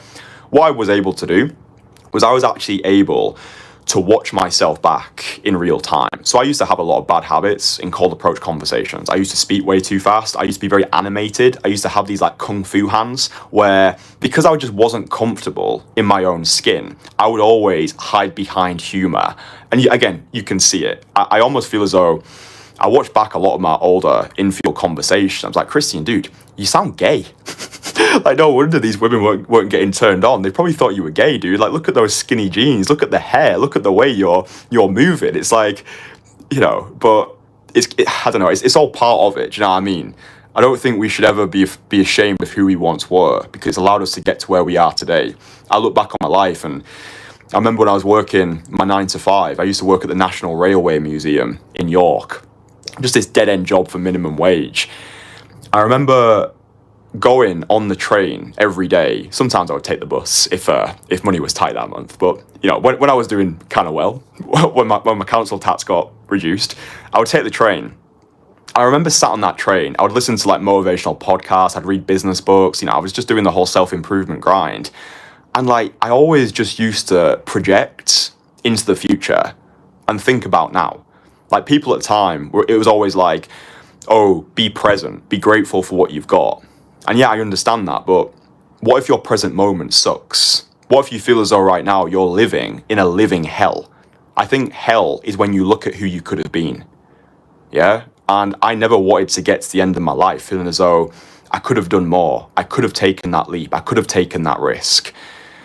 And Daytime Cold Approach was a catalyst for everything. You know, if it hadn't have been for Daytime Cold Approach, I never would have started the channel. I never would have turned this into a career. But even before that, I just never would have had the confidence to leave my 9 to 5. I never would have had the confidence to think that I could actually make a career out of this. I never would have had the confidence to travel internationally, go to all these different places, actually develop the audacity to think that I can be the best to have ever done it, to sell my services, to actually make money, to actually benefit other people. Like, it's delusional optimism, but it's grounded in this notion of, yeah, why not me? You know, like, why not me? Like, if other people are out there doing extraordinary things and it's within the realms of physics, I truly believe if somebody else has done it, then you can do it as well. Look at Roger Bannister, you know, the guy who broke the 4-minute mile. Before Roger Bannister broke the 4-minute mile, nobody thought it was possible. And then as soon as he broke the 4-minute mile, hundreds more people broke it because he gave people permission for what is possible. Yeah. So if you're watching these streams, if you see even an ounce of who you are now into who I was, then that means the path has already been illuminated. You just need to walk it. You just need to watch my content, understand how I've done it, and then just take those steps. Yeah. Go out, approach, record the audio, get feedback. If you can't afford coaching right now, then you can afford to record the audio of your conversations. Maybe if you've got another guy in your city, like a good wing, maybe he can give you some pointers, maybe he can give you some feedback. But you need feedback. Yeah, I train Muay Thai out here in Bangkok. If I just went to the gym and trained solo, I would have no chance of becoming a proficient Muay Thai fighter. So I pay for private one-to-one sessions and I've got my coaches. And the beautiful thing about having a coach is it gives you pressure. I think pressure is what most men lack when it comes to learning a new skill, whether it's learning online marketing, whether it's learning content creation, whether it's learning acting, singing, dancing, any skill. Yeah, we need pressure because pressure is what creates the desired result. Yeah, because when I go to the Muay Thai gym, my coach tells me what to do and I just do it. Right? He says, punch like this, move like this. Now your footwork's off. You need to rotate your body better. That pressure is everything, because if it wasn't for the pressure, then I wouldn't be motivated. Like, I need that pressure. I need to feel as though I've got pressure on myself to elevate. Yeah. And if you've ever done a martial art, even if you train at the gym and you've got a personal trainer, yeah, like obviously a personal trainer can't lift the weight for you. Of course, the ownership is on you to get that body. Like, a personal trainer can't stop you stuffing your face with donuts at 12 p.m. on a Saturday. But that pressure, if your personal trainer is calling you a pussy, if your personal trainer is screaming at you to finish that last rep, if your personal trainer, just by his presence, is there, then you will push harder. And I think pressure is what we need. It's what's helped me anyway. Whenever I've got coach, mentorship, anything, it's pressure. And what I've noticed in myself, the more money that I invest, the more committed I become. Yeah, spending $15,000 on a 3-day event, there was a former version of me who would have been like, you're actually crazy. $15,000. Like, dude, I used to make that in 1 year and I dropped it on a 3-day event. Why? Because I understand that I am my biggest asset. Yeah, my level of success will never exceed my level of self-development. Yeah, I've got that obsession with progression. Yeah, I never want to be content. I never want to fall into the comfort quicksand of complacency. Last year, when I had my best financial month, I made $42,000 in a single month. Rather than going and chilling on a beach in Koh Samui, drinking pina coladas until my fucking intestines burst, I started training Muay Thai. That's why I started Muay Thai, because I knew if I wasn't careful, I would sink into complacency. So I learned Muay Thai. That was a precursor. That was my motivation for putting myself into that animalistic atmosphere, doing something that terrified me, because I understand, like John Milton once wrote, evil is the knowledge that believes itself complete. Evil is the knowledge that believes itself complete. If you understand that, then you're one of my people. It's not for everybody. If you just want to be a regular guy, you want to make 40k a year, you want to get a dog and a relatively nice girl, then fine. But I'm here for the guys who want it all. Yeah, I'm here for the guys who want to become black belts of seduction. I'm here for the guys who want to elevate across the board, finances, fitness, cold approach skills, who just want to master and dominate, not just this year, but all of the years. Otherwise, like, what's the point? I don't see the point in starting anything if you don't intend to master it. So yeah, I'm here for the guys who want to go all the way to the top, because that's where I'm going, and I'm taking all my people with me. So yeah, obsession with progression. You don't know what you don't know. So get feedback. The point number 3 that I wanted to raise, we kind of already spoke about it, but I think this is more of a hidden, sinister force as to why guys struggle so much with daytime cold approach. And it's because they don't actually believe cold approach can work. Deeper than that, they don't believe cold approach can work for them. So you might have watched videos online. Maybe you've bought a few courses. Maybe you've even had a coaching workshop in the past. But maybe you still don't believe at your core that cold approach can work for you.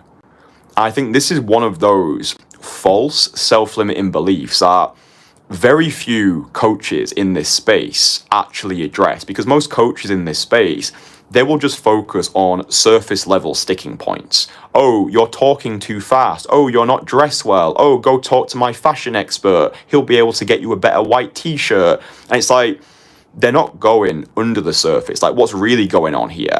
So first of all, you've kind of got the external issues, right? So maybe you are talking too fast, maybe your conversations need some work, maybe you are dressed terribly, but that's not the real reason. If you go one layer deeper, it's you don't believe that you're good enough, right? And then beneath that is you don't believe that you are a person who this skill can work for.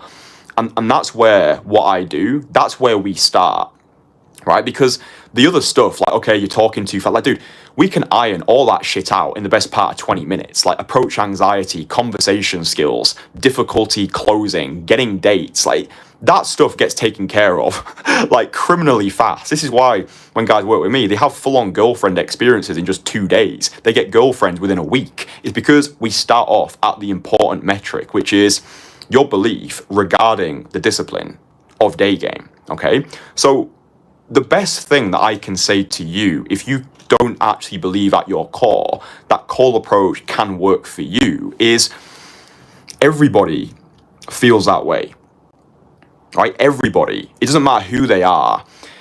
Everybody, when they first start something new, they have the doubt, they have the hesitation, they have the imposter syndrome. We are victims of that voice in our head. And you know the voice that I'm talking about. It's the voice which tells you that you're not good enough, that you're not attractive enough, that there are better, more worthy guys out there. That voice that tells you no matter how hard you believe, you're never going to make it. Yeah. And I get that. And that voice crippled me. Yeah, when I was 13 years old, I made a decision to become a magician, right? So I had terrible social skills growing up. I think most children do, but for some reason, I just took it way more to heart than I think most children do. I think it's because I was an only child as well.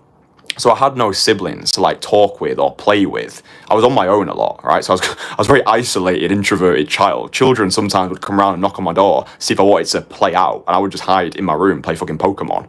Salamence is the best Pokemon, by the way. So I didn't have any of these natural abilities, right? I was a complete social misfit growing up. I couldn't even talk to my family. Like if I got put on the spot to answer a question at school, then I would actually break out into these physical sweating fits. I didn't get over that actually until I was about 19 years old. It used to happen to me at university as well. I would go into lecture theatres, or not lecture theatres, but like little lecture rooms. They used to be really hot. I went to the University of Liverpool. I studied English literature. I would always get to we'll call it the classroom. I would always get there at least 10 to 20 minutes beforehand to open the windows. And I would always make sure I was positioned next to the windows because I didn't want people to see me open the windows whilst I was in the room. I hated the spotlight effect, right? I hated it. Even after I'd been a magician and I'd done all these things, like magic taught me how to be confident with props, yeah? But take away my deck of cards, take away all of my magical gimmicks, and I was just scared. I was just lost, right? So I battled with all of these like social misfit tendencies.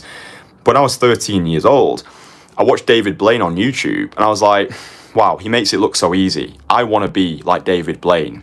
But I didn't think I could be.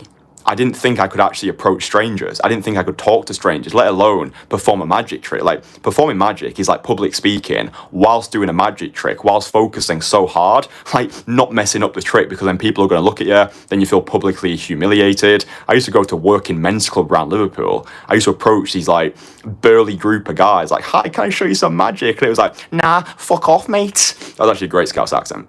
But point being, I didn't hop out of the womb being hashtag confident, and belief follows action, right? So rather than prioritizing the belief at the start, all I need you to do is prioritize the behavior.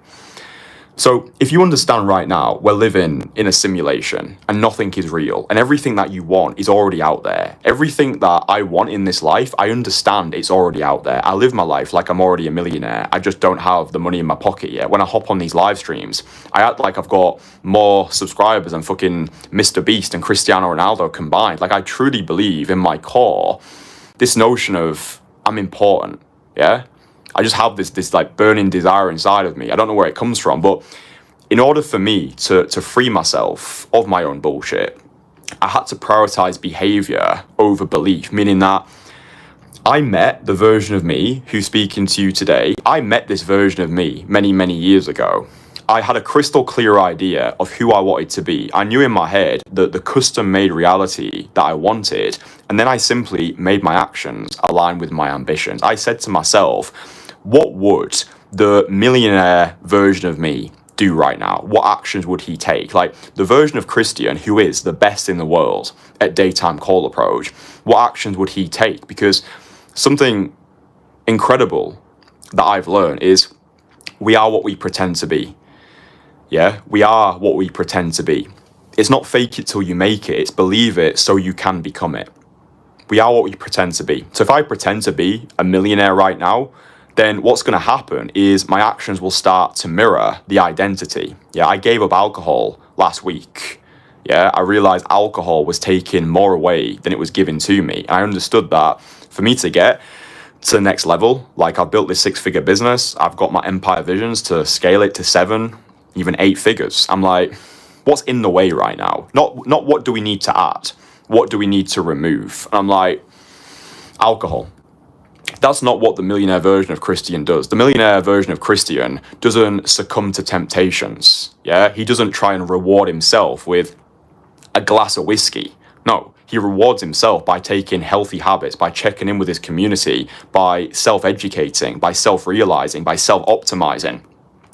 It's like that character trait within me, that was just something that needed to be metaphorically crucified. It was like I still had that 20-year-old version of me who was at university, who wanted to party.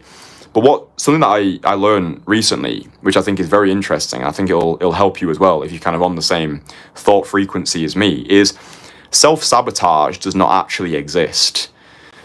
So a lot of people talk about self-sabotage. Oh, I sabotage myself. And I spoke about this on one of our weekly Entourage group coaching calls, but self-sabotage, from what I understand now, is actually a myth. So you imagine that you are the body, right? And within our body, there are multiple different versions of us. There are multiple different actors, if you like, all fighting for the spotlight. So you imagine a stage, right? Imagine a stage, and there's a spotlight on the stage, and only one actor at a time can be the lead character. Right? So within me, I've got multiple identities. There is the disciplined Kristian who just wants to work. There is the introverted Kristian who just wants to be left alone. There is the extroverted Kristian who just craves attention, who craves this feeling of being worshipped, wanting to feel important, wanting to feel as though his presence actually means something to somebody.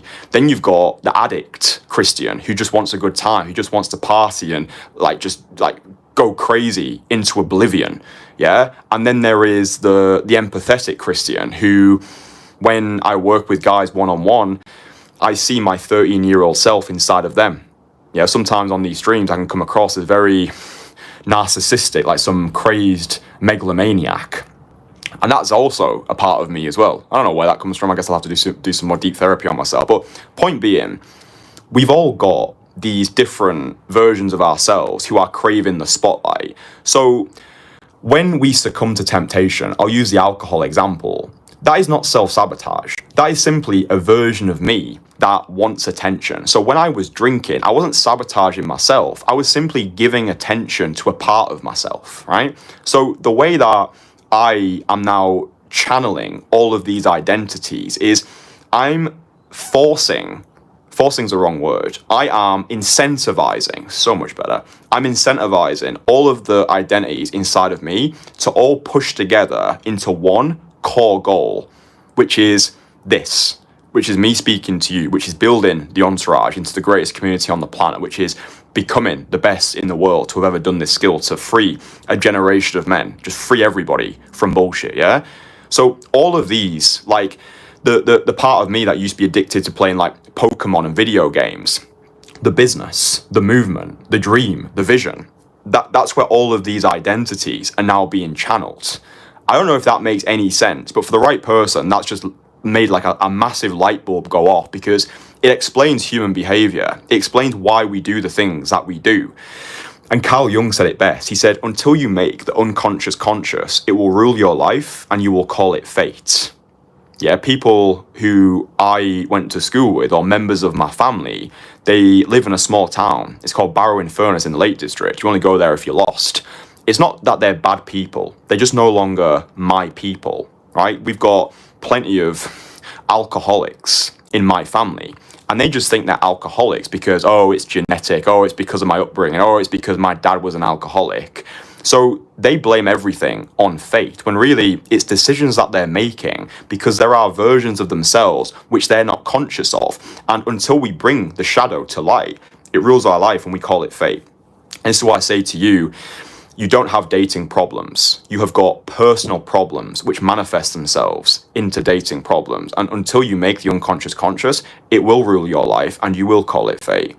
So that was some deep shit right there. If you enjoyed that, then drop the live stream a like. It's like giving me a virtual high five. Yeah, I actually feel cleansed. That felt cathartic. I honestly feel as though that's changed someone's life out there. Like I felt super locked in there as I was speaking. I'm like, fuck, Kristian, like, you've developed yourself so well, dude. I'm proud of you. I don't say that to myself enough as well. I don't say it to myself enough. Like, you know what, Kristian? We did good today. Like, I'm proud of you. You know, well fucking done, Kristian. Well done. All right, let's get on to point number 4. Point number 4. Why you suck at cold approach? We'll go more sort of practical now. Is because you're in the wrong location. Yeah, you're in the wrong location. So environment is everything. Good game cannot make up for a shit location. And you can't shoot fish in a desert. Yeah? So you could have the best game in the world, but if you're stuck in Southampton, then you've only got so much leverage. Yeah? So I think that in the modern world, in 2025, I do think everybody who's following my content, watching these streams, everybody should be focused on building an international lifestyle for themselves, yeah? And I explain how I've done this in my free course. It's called my Most Fuckable Man course. Even if you can just find a way of making $2,000 recurring every single month from something, whether it's drop shipping, Amazon FBA, social media marketing agency, high ticket sales, find a vehicle that allows you to make at least $2,000 recurring every single month. Now you've got location independence. Seldom will you find a guy who's got both. Rarely will you find a guy who's become proficient in daytime cold approach and he can also travel whenever he wants. Yeah, again, this is freedom from bullshit. It's not being able to just approach any woman, anywhere, anytime. It's being able to do what you want, when you want, with who you want, for however long you want. Yeah, like when I was brought up, the programming which was installed into me was work hard until you're 60 and then you can retire. Yeah, work hard now so you can have your couple of days holidays. Oh, live for the weekend. And as soon as you have the zoomed out perspective, as soon as you realize the whole system, all of society is set up for you to be a programmable slave, as soon as you walk into a supermarket or a grocery store, what's the first thing that you see? Bad food, chips, alcohol, sweets, candies. Yeah, if supermarkets were that healthy, then why the fuck do we have a health section? Yeah, so as soon as you actually take a peek behind the curtain, as soon as you realize society wants you to be a static slave, be a good boy, work your 9 to 5, ask for permission when you're allowed to go for a shit. This is your life. Yeah, this is way deeper than just talking to women. But I do think daytime call approach, when done the right way, when done through the lens of anti-game artistry, which is just rejecting the bullshit, rejecting the whole manospheric red pill, even the fucking black pill, rejecting the whole old school pickup, all this like lines and formulated routines and pretending to be something that you're not, the 5-minute sales pitch, masquerading as this personification of perfection. Old school pickup was simply focused on how you can get a woman, not how you can keep a woman. It was focused on acquisition and not retention. And that's why the majority of guys who learn that old school pickup, their souls are just destroyed because they learn how to be a version of themselves who women fell for, but it wasn't the real them. Yeah, and this is what I'm doing with my guys. It's like, I am going through a process with all of my guys of unlearning. Yeah, you already have everything that you need.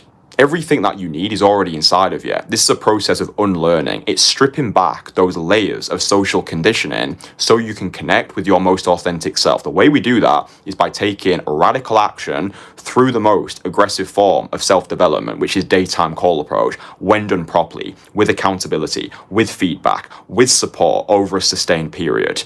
Yeah? I'm not building a business. I'm creating a lifestyle. And it's a lifestyle that people, day by day, are getting attracted to. Yeah, there's a reason why you watch these live streams. Yeah, you could be doing a million and one other things with your time right now. You could be watching 1,000,001 other channels. But the reason why you continue to watch is because you understand what I'm saying hits deeper. It hits different. Yeah.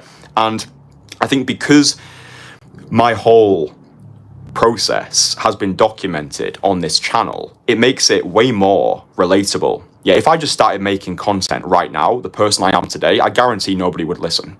Nobody would listen because it's like, well, it's easy for this guy to say. Now I actually get criticized by guys who are like, oh, it's easy for you because you're good looking. But the narrative in 2020 was, you're ugly. So this is how the narrative changes. People find a story to fit whatever People find whatever story they need to fit whatever self-limiting belief they're trying to escape from, which is fucking crazy. And that's the ego. Yeah, the ego is so powerful. It's like, oh, watch me go fuck up this approach, and an approach goes terrible. See, I told you so. Yeah, like most guys are more obsessed with being right than they are with winning. Yeah, it's like, oh, congratulations, you fucked it up. Where do I sign up for that course? $997. So the original thread was, good game can't make up for a shit location. Environment's everything. It goes deeper than day game. I knew early on when I was starting call approach in Leeds that Leeds was not going to be the city where I stayed. Just for context as well, I'm not from Leeds. I just live there. A lot of guys are like, oh, you're from Leeds. No, I'm not from Leeds. I'm not from Yorkshire. I was born in Barrow-in-Furness in the Lake District. I'm from Cumbria, not Yorkshire. Anyway, that's a caveat. But I knew Leeds wasn't going to be the city forever, but it was a city for right now. Okay, so even if you are stuck in a city for whatever reason, just do the best with what you've got. Yeah, even if you're living in Scunthorpe, then you can take weekend trips to Manchester. If you're living in, I don't know, Peterborough, then you can take weekend trips to London. Yeah, so you don't have to go to new countries or new cities to recreate yourself and learn the skill, but just go to neighbouring cities. Like when I was learning the skill, I was in Leeds. On the weekends, I was going to London. I was hitting 80 approaches, 80 in a single weekend. Then I would get back on the Monday morning, I'd take the National Express, and then I'd be ready to start work. Yeah, this is like, that's what I'm talking about. It's just that burning desire to want to become a fucking black belt. Yeah, it's like, I can't teach motivation. You either want it or you don't. I'm not trying to motivate the unmotivated. Like, if you can't be asked getting out of bed, putting the work in, going out there, putting your balls on the line, learning, investing, having the obsession with progression, then there ain't that much that I can do for you. Again, personal trainer can't lift the weight for you. It's on you. You do have to have, I think, the burning desire. You just need to want this. And I always knew that I wanted it. I wanted it bad. And that's why I don't stop. And that's why I continue to slay more dragons, climb more mountains, accomplish more missions, because I'm just like, why the fuck not? Otherwise I get depressed. I'm like, I think for men, we feel our best when we're doing something that we feel as though we're meant to do, like when we're in like service of other people. So location, yeah, location. Find a location that inspires you. Now, find a location where you feel good, as a man, where you're treated best, where you find the women attractive, where the women find you attractive, because then you can leverage rarity, which is one of the more understated attraction triggers. Yeah, the reason why gold is considered rare is because it's a scarce resource. It can't easily be replaced. That which is irreplaceable becomes rare. So if you were to put yourself in an environment like when I worked with Efrem in Warsaw in 2023, Efrem had multiple dates lined up in a week. He had multiple dates lined up in a single day. And one of the biggest superpowers that he had going for him was he was black. Right? So in Warsaw, there weren't that many black guys. And before Efrem got to Warsaw, he told himself the story. Because remember, that's where all of our self-limiting beliefs are coming from. It's all in stories, right? It's the stories that you tell yourself, which are dictating the reality that you live. So when Efrem got to Warsaw, he was like, dude, I'm scared, I'm nervous. I'm like, yeah, that's normal. He's like, no, I'm scared and nervous because, like, I'm black. Like, I'm worried the women are not going to like me. I'm like, dude, shut the fuck up. The women here are going to absolutely love you because you're black. They don't see a guy like you every single day. So own that shit. And he did. And he got incredible results. He got an incredible transformed dating life. This was a guy who couldn't even approach, like, in his entire life in the daytime. I remember it was one of the days before he flew out to Warsaw, and he was in Las Vegas. And he saw this girl walking out of the gym, and he wanted to approach her, but he didn't know how to. He bottled it, he bailed. Then he sent me a voice message being like, dude, I just need to get this fixed now. There was a golden opportunity, there was no people around, she was clearly giving me signs, and I bottled it. Like, I just need to get to Warsaw. And yeah, he went back to San Francisco. He was getting dates on demand. He's now got his own Cold Approach YouTube channel. It's like, there's not a better case study than that. But all that started because he went to a new location, and in that new location, he told himself better stories, right? He recreated himself through the language that he was using. Yeah, if you look at in the Bible, in the beginning, there was the word. Everything begins with language. The language which we install in ourselves is kind of like programming on a computer. You want to make sure you're not investing malware or fucking Trojans into your mind.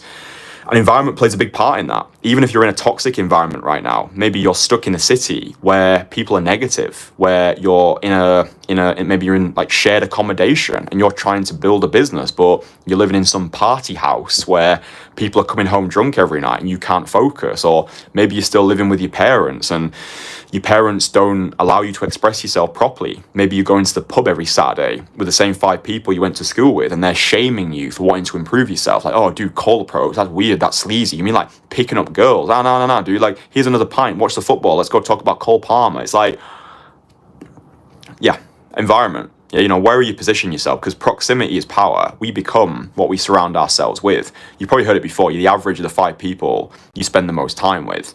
And I think it's true. But I also think that's true for online mentorship as well. So like, just by you watching these live streams, you're already positively brainwashing yourself, because most people are being negatively brainwashed. They're like doom scrolling on TikTok. They're watching the news. Oh shit, there's a famine in Kenya. That must affect me somehow. It's like, be careful of the pollutants that you're allowing into your mind, because when you're going out there to approach, the girl is your mirror. She feels what you feel. So if you spent the day consuming negative news, responding to negative text messages, if you've been watching porn and wanking yourself off into a sock, and then you decide to roll out of bed for 1 hour just so if you can approach, and it's like she's feeling all of that loser energy radiating from you, and it's no wonder why you don't get results from Cold Approach. It's not just your dating life that needs fixing, it's your life in general, dude, right? And again, I had this realization at 23. There's no shame. It's not a blame game, it's a name game. Yeah, just taking that radical responsibility. I knew at 23 where I was exactly where I deserve to be. Because in life, we don't get what we deserve. We get what we think we deserve. At 23 years old, I believed all I was worthy of was a minimum wage job. I believe I deserved to live in that grotty apartment. I believe I deserved to be a porn addict. I believe I deserved to have erectile dysfunction. I believed the things that I didn't want, but they manifested into my reality. Yeah, so download my free course. It's called my Most Fuckable Man course. In that course, I tell you how I rewired my entire internal belief system, how I became more attractive externally, but more importantly, internally. So yeah, I'll link it in the comments once the live stream's finished. Number 5, your conversations aren't lasting long enough. So this is a really simple fix. It takes about 5 to 8 minutes is a sweet spot for a cold approach conversation. Most guys think their conversations are lasting way longer than they actually are. I was having a conversation with a guy the other day and he was like, yeah, my shortest conversations last for about 5 minutes. My longest conversations last for about 20 minutes. I was like, interesting. So when was the last time you actually recorded your conversation? And he was like, what do you mean? I was like, well, you've just told me that your shortest conversation is lasting for 5 minutes. But how can you possibly know that if you've not got a point of reference? He's like, oh, I just know. I was like, no, dude, you don't just know. Because when we're in a conversation, especially a high adrenaline conversation like cold approach, it feels as though time, it doesn't have any meaning anymore, right? So if you feel as though your conversations are lasting for 5 minutes, they're probably lasting for 1 minute. And I know this because when I first started cold approach, I thought I was speaking for ages in my conversations. I would come out of cold approach conversation, I was like, whoa, that was an incredible conversation. We must have been speaking for 10 minutes. And then I checked my phone because I remember the time that I went in and I was like, wait, what? It's like 2 minutes. 2 minutes. I remember there's one approach that I did in Leeds and it's like an approach which I think it's got buried deep in my psyche. There was a girl who I approached, she was from Bristol. I was walking up to Hyde Park, which is near the universities in Leeds, and I saw her. She was across the road, so I had to dodge in and out of traffic to get to her. And I approached her. She just like lit up as soon as I approached. And I hadn't had this experience before, right? I hadn't had this experience where I approached a girl and immediately it was like she'd like almost been waiting for the approach. Do you know what I mean? So I was in that conversation. I would do my little thing, or, you know, like, you look great. I still had a lot of bad habits at the time. But anyway, I got the phone number and, oh, dude, like, I was so happy. Like, that feeling, like, you'll know it. Like, when you get, like, your first number or your first couple of numbers, it's difficult to explain. It's like when you make internet money for the first time. Yeah, it's like, oh, my God, somebody just paid me. It's like, whoa, I got a number. Oh, my God, this fucking works. And then you have the emotional roller coaster. So I was like holding that number like a trophy. I was so proud of myself. I was like, oh my God, this is the way that my simpy mind used to think. I was like projecting into the future. I was like, oh my God, right, I'm going to go to Bristol. We're going to have a girlfriend experience with this girl. Like maybe I'm going to marry her. Maybe when I go to Bristol, I can meet her friends and meet her parents. And then I got back to my grotty apartment, searched for her in my contacts, and it was a fake number. It was a fake number. Like I just felt my heart just drop. I felt as though I just like lost $1 million. I was like, wait, no, it must be a mistake. So then I called the number and I was like, had my phone. It was like, the number you have called is not recognized. I was like, oh, dude. So that was a painful experience. But from that, what I understood was, I don't know what I don't know. I'm not as good as I thought I was. And cold approach to me is ego death. It's this cold, hard slap in the face from in reality. Because the streets don't lie. Right, regardless of how confident you think you are, regardless of your success with women in the past, I describe day game as the ultimate equalizer. The streets don't give a fuck about who you are, right? And you will get demolished out there. And it is the best thing that'll ever happen to you. It's the hardest discipline that you'll ever love. Better than fighting. I've done solo skydive, jumping out of airplanes. I've been a lifeguard in America. I've performed magic for a decade. Nothing has humbled me more than daytime cold approach. And we need those losses. We need those months of despair, of doubting ourselves, of going through the inevitable vicissitudes of life, and then coming out the other side and being like, yeah, I'm still here. Throw me in hell, I'll find a way to enjoy it. No matter what, I can handle it. And that sense of self-assuredness that I got from daytime cold approach, it's spilled over into everything else that I've done. Yeah, it just gave me that knowing, that sense of being at peace with whatever happens. So like recently I had a massive tax bill that I needed to pay, and rather than getting up in my head, getting all worried about it, stressing out about the future, I'm like, oh, we can handle this. We've been in worse situations and we've handled every single thing that's come our way. We can cold approach. Yeah. So now I'm just like, I just approach challenges and obstacles with ease. It's like I fall in love with the darker side of human emotions, the anxiety, the stress, the depression. I'm like, thank you. Thank you for giving me this opportunity to grow. Because that's how I see problems. It's like God just operating in disguise. It's like this challenge has been presented to me, however uncomfortable, because it's forcing me to grow into a new person.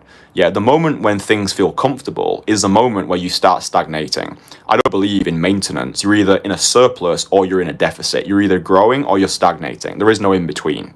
Yeah, it's like the best example is money. With inflation. Yeah, your money doesn't stay at the same value, right? You're either growing your income or it's decreasing. Yeah, the days are gone where you can just put your feet up and chill.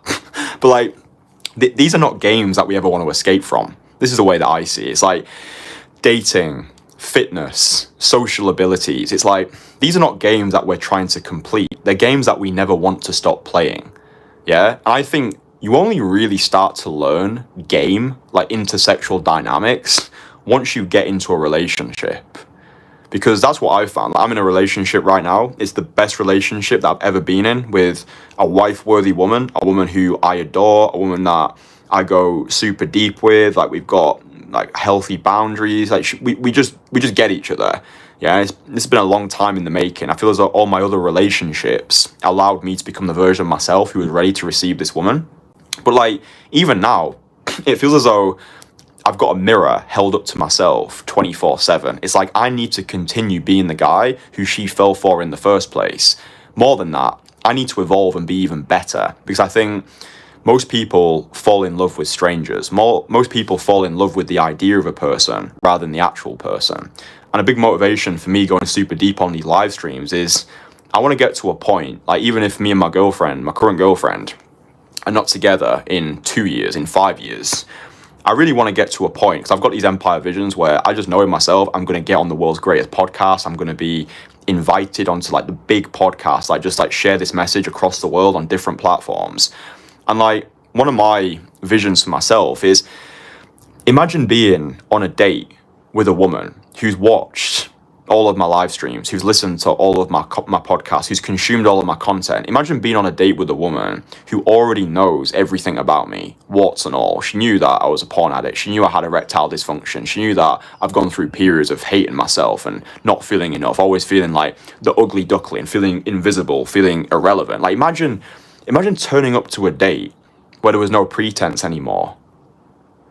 I just think that is one of the most powerful places to operate from, which is no longer having to convince people of why they should choose you. It's, this is me. You already know everything about me. So it's like, you either buy or you don't. No discounts, no fucking money back guarantees, no pretending to be something that I'm not. It's like, this is the raw, unfiltered version of me, and you either like it or you don't. And this is why I believe we should focus on being repulsive to women. Had a guy the other day, he just didn't understand the concept. He think that repulsive means being disgusting. It's like, no, dude, you don't get it. When I say be repulsive, what I mean is lead with authenticity, so you polarize to attract your people and repel the rest. When you are radically honest, you will divide the masses. When you are honest, you will find your people who really fuck with you, and you will repel the ones who don't. And I believe the best relationships are built on this principle, where you've led with honesty. Honesty is the greatest aphrodisiac. The nice guy is not a nice guy because he's honest. He hides behind a bouquet of falsity and false promises. He pretends to be something that he isn't. But the reason why the stereotypical bad boy is such an arousing archetype is because he just does what he wants to do because it pleases him to do so. He's honest. He leads with authenticity. People don't like it. Fuck them. Yeah, when I say things on these streams, some people like me, some people hate me. The way that I see it is like, if everybody likes you, you're not living, you're hiding, and that's a bad place to be. So yeah, being more honest. If you want to know how to do this in your cold approach conversations, download my free course called Conversation Killer. There's a module in that, and I think it's called Provocateering, where I teach you how to be more polarizing rather than being that stereotypical nice guy people pleaser. So I think that'll help you. But yeah, the original thread was your conversations are not lasting long enough. So again, just record the audio, give yourself a point of reference, find out how long your conversations are actually lasting for. Look, I'm not saying you can't get results if your conversations are only lasting 90 seconds. In fact, when I was living in Leeds, my first 2 dates from Daytime Call Approach, so I got my first 2 dates from Daytime Call Approach 3 weeks after I started. And these approaches weren't anything special. The conversation didn't go on for that long, but my approach was super strong. Like, I approached with full conviction. So I'm not saying you can't get dates from like a 90-second interaction, but I do think when you're first learning the skill, you want to prioritize having longer conversations just so you can feel comfortable in a cold approach conversation. Because one of the issues with beginner guys is when you're in a conversation, you feel this urge to leave. You have this feeling that just wants you to eject and get the fuck out of there. We want to overcome this feeling. Otherwise, the feeling will ruin your cold approaching. Because if you don't feel comfortable having longer conversations, then it's going to prevent you from having them. So what I say to my beginner clients is just practice staying in the conversation longer than you feel comfortable. You don't have to go from having like first approach is like a 30-second conversation. Then you don't have to think, oh shit, now I have to have an 8-minute conversation. Just crescendo it, just build it up gradually. It might just be making one more observation. It might be asking one more open question. It might just be being quiet for a little bit longer, just marinating in the moment, letting the silence do the work. The longer you can stay in those conversations and not feel pressure to leave, the more relaxed you're going to be. And then the girl's going to relax. And what it's also going to do is it's going to trigger something called virtual selection, which is, so in cold approach, it's difficult to project pre-selection, which is basically where women become more attracted to you when they can see that other women are attracted to you. Yeah, because women desire what other women desire. I think of something like a Chanel bag. People want it because other people want it. That's mimetic desire. We can thank the Greeks for that. And with daytime cold approach, it's kind of you with the girl, right? So she's kind of not got that much context about who you are. But if you give off the impression that you are at ease in this cold approach conversation, then what it implies is you've done this before and you've probably had good results from it. So it gives this notion of pre-selection, of virtual selection, where it's like in her mind, she can kind of piece the pieces together and think, okay, this guy, he's decent looking, he's got pretty good conversation skills, but I feel as though he's done this before, and I don't know why, but I kind of like it. So again, women want what other people want. They'll never say this to you publicly, but no woman wants to be with a man who other women don't want. So if you can give off the impression that you're comfortable in the conversation, then she's going to think, this guy has got no problem replacing me, which is actually very sexy, right? Because I think that's how the relationships need to continue, just for a little tangent. I think relationships die when the curiosity dies, when the chase dies. So I think that really the best relationships are where two people get together and they become better as a byproduct of that relationship. But I think the best sorry about my nose. I think the best relationships is the air conditioning and also the fucking pollution. I think the best relationships they have this fear of loss ingrained into them, right? So it's like both parties understand at any moment this could turn to dust. But that's why beautiful things are beautiful, because beautiful things have to end. Think of a sunset or a rainbow. We value things when they've got an expiry date. We value the things that we know we could lose. Yeah, it's like if you've got a pack of chicken in the fridge, then you need to eat it by its best before date or its sell by date or whatever the fuck it is. Otherwise, you will lose the chicken. So that's kind of like an example to illustrate the point. But I think there needs to be that fear of loss. It's like keeping each other on your toes. So anyway, your conversations aren't lasting long enough. Point number 6 is you're taking the whole game too seriously. Yeah, so I see this a lot with the guys that I work with one-on-one. So the guys that I work with one-on-one, usually they are entrepreneurs, business owners, high-achieving, busy professionals. They've maxed out their career, they're financially sound, they've got money in the bank, they've got good social skills, but they view cold approach as this militant operation. They view every approach as a make or break situation. They pin their entire self-worth onto one woman, and they try and be universally attractive. I found one of the greatest remedies to, we'll call it, approach anxiety and feeling more confident in your cold approach conversations. You're just having fun. Yeah, not taking yourself, not taking the situation, not taking the woman too seriously. It's like, let's just have fun today, right? Let's not make this make or break situation. So inside of my private community, the Entourage, this year we're running Renaissance retreats. Okay, so throughout 2025, we are going to be hosting different retreats all across the world in secret locations, and as well as getting one-to-one in-person coaching with me, our guys also have the opportunity to link up with me and the rest of our guys for 5 days of absolute social carnage, right? And what this is going to do is it's going to take us all to a completely different place where we're just going to be laughing our way through the city. It's like a band of brothers cold approaching together, going to the gym together, taking silly videos of each other, going on nights out together. When we meet women during the day, we can invite them into our night out party later on. I think when you've got this, when you've got a brotherhood, a guy or multiple guys that you can have fun with, not take yourself too seriously, that's when the game completely changes. Because I do think cold approach, seduction, game, it's state transference, right? If we can get ourselves into this high frequency state, so a lot of people, they're operating on low frequency emotions like guilt, shame, fear.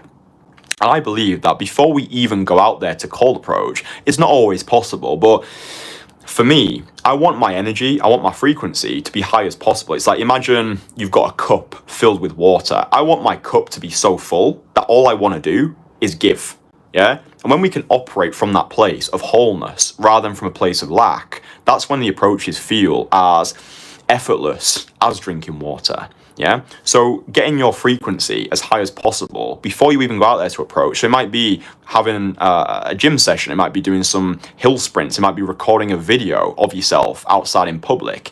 It might be doing the hardest approach first. Like you could do the hardest approach first, whether you deem to be the hardest approach. It might be a girl who's with her friend, a girl who's got headphones in, a girl who's with her mum, a girl who's with her parents, a girl inside of a cafe. And you can view this as like a sacrificial approach. Do something that you deem to be difficult, then you feel like an action taker, then you have this action taker aura.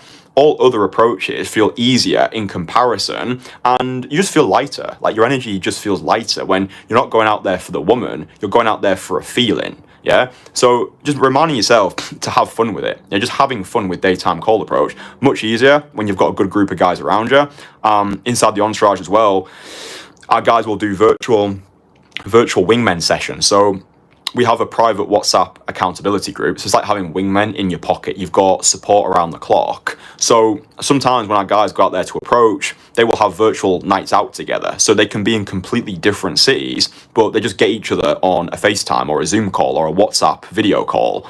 And they'll just go on a nights out together. A couple of our guys did this the other week, and they just went on a virtual night out. And they were like, this has been an absolute game changer. Like, I didn't feel stuck in my head. I didn't feel as though I was on my own. I felt as though I rocked up to the venue. I'd already done 10 approaches because I had just one guy on the other end of the phone with me.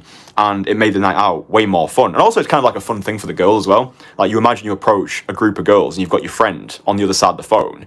I think that's just cool. I think it's novel. I think more people should be doing this. But yeah, look, inside the entourage, we're really changing the way that the game is played. I do think the whole lone wolf approach is dead. I don't think it's sustainable, and I don't think it's healthy. Like, sure, you can get started on your own, you can go out there, you can do some approaches on your own, but if you really want to become a black belt, if you really want to take this skill to the moon, if you really want to get dates on demand with wife-worthy women, then you will get to a point eventually, like I got to, and the guys inside my network got to, where it's like, yeah, you can't build an army of one. Like, at some point, it's fun to have things to look forward to, like hopping on a plane, going to a city, knowing that as soon as you land in that city, you've got solid wings who you can go out with, solid wings you can pick up the phone to, solid wings you can connect with in our private WhatsApp group. So yeah, that's the way that I see the game changing. Renaissance retreats, virtual wingmen session, WhatsApp accountability groups, you've got wings in your pocket. Yeah, we're changing the game every single day. I just think it's a beautiful movement to be part of. Number 7. You have no accountability. We spoke about this anyway. Like, you lack the pressure. It's the accountability which leads to consistency, right? If you've got nobody who's picking up the phone to you, who's giving you that kick up the arse, who's like, right, how many approaches did you do today? Send me the audio of your infield conversations. Let me break it down. Let's see where you're going wrong. Right, you're speaking too fast. You're not giving the girl long enough to answer. You're not asking too many questions. You're not asking enough questions. You are closing too early. You're not closing at all. Your approach lacks conviction. You're too weak and too tepid with your delivery. Maybe you're not standing close enough to the woman. But did you do it? Like, did you go out? Did you do the thing? Like, we've got guys inside the entourage who, they don't just use the entourage for cold approach accountability, but they use it for personal accountability as well. So I've explained that I've relinquished alcohol from my life, and a big motivator for me to do this and to be consistent with that is the entourage. And we call this the entourage effect. Like, as soon as guys join, something just changes. Like, we've got guys, they've joined the entourage within a week, they've got girlfriends, they've quit their addictions, they've developed healthier habits. It's because we've set up our environment to make it unreasonable for people not to succeed. It's like, as soon as you join, just something shifts. And I've seen it time and time again, that we now call this phenomena the entourage effect. I remember when one of our guys joined us last year, he joined, and then within a couple of days he was already out there approaching, and he'd never done an approach before. He didn't even think cold approach was a real thing. He thought it was dead. He'd read the game, but he'd never applied it. And then just after coming to one of our group calls and being in the WhatsApp accountability group, he'd already gone out there. He was already approaching. He's like, fucking hell, like, I'm doing the thing now. I can't wait for the in-person coaching. Like, that's just going to take the shit to the moon. But the entourage effect, that accountability is everything. I think that as men, we need that accountability. We need somebody to report to. We need somebody who's there to keep us consistent over a sustained period, especially when we don't feel like it. Like, I've noticed that at the Muay Thai gym when I was working with William Brown, when I went to the 3-day event in Dubai, like, I had that accountability. It's like I'm burning the boats, like I'm putting my money where my mouth is. I've got somebody who's further ahead than me, who's telling me what to do, and if I don't do it, it's on me. Right? So I think that accountability is key for the consistency. Point number 8 is you're consuming too much content. Yeah, so I think we've got so much information, but what we lack is implementation, right? All cold approach comes down to is open and close. That's all that this comes down to. Forget about push, pull, vibe, stack, hook. Does she find me attractive? Or am I tall enough? Am I attractive enough? Like, dude, all I need you to do, if there's one thing you take away from this stream, is to prioritize imperfect action. To look at yourself in the mirror today and say, fuck perfection, just show up. Because that is literally what I did. Like, dude, when I started cold approach, I had every reason under the sun not to start. It was the pandemic. All I knew was face mask and social distancing. I looked terrible. I had no money. I didn't have any value. I was a crushingly cruel commentator of myself. I didn't feel as though I was good enough. I didn't feel as though I was attractive enough. I didn't feel as though I was worthy to any degree. But I just started. I just prioritized imperfect action. Yeah, blessings on your courage, boy. That's the way to the stars.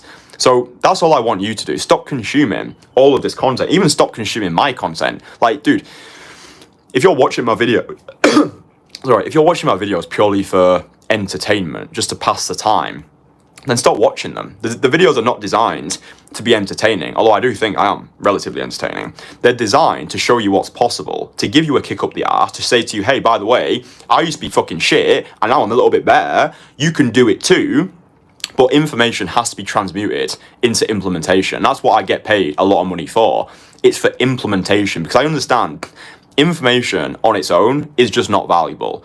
Millions of guys want a six-pack. Millions of guys know how to get a six-pack. Eat less, move more. Why does everybody who wants a six-pack not have a six-pack? It's because they lack the implementation. They lack the accountability. They lack the structure. They lack a proven framework which they can just follow to get the result that they want, which is what guys inside the entourage get. You get my proven, tried and tested system, my anti-game artistry system. It's battle tested. I give it to all my guys. That's why they get the results that they do. It's like, all you need to do, show up, do what I say, and you'll get the results that you want. Obviously, it's on you. Like, there's no guarantees. Like, you need to actually put the work in. But it would be unreasonable for you not to succeed if you had accountability, if you prioritize implementation, and you just did whatever was asked of you.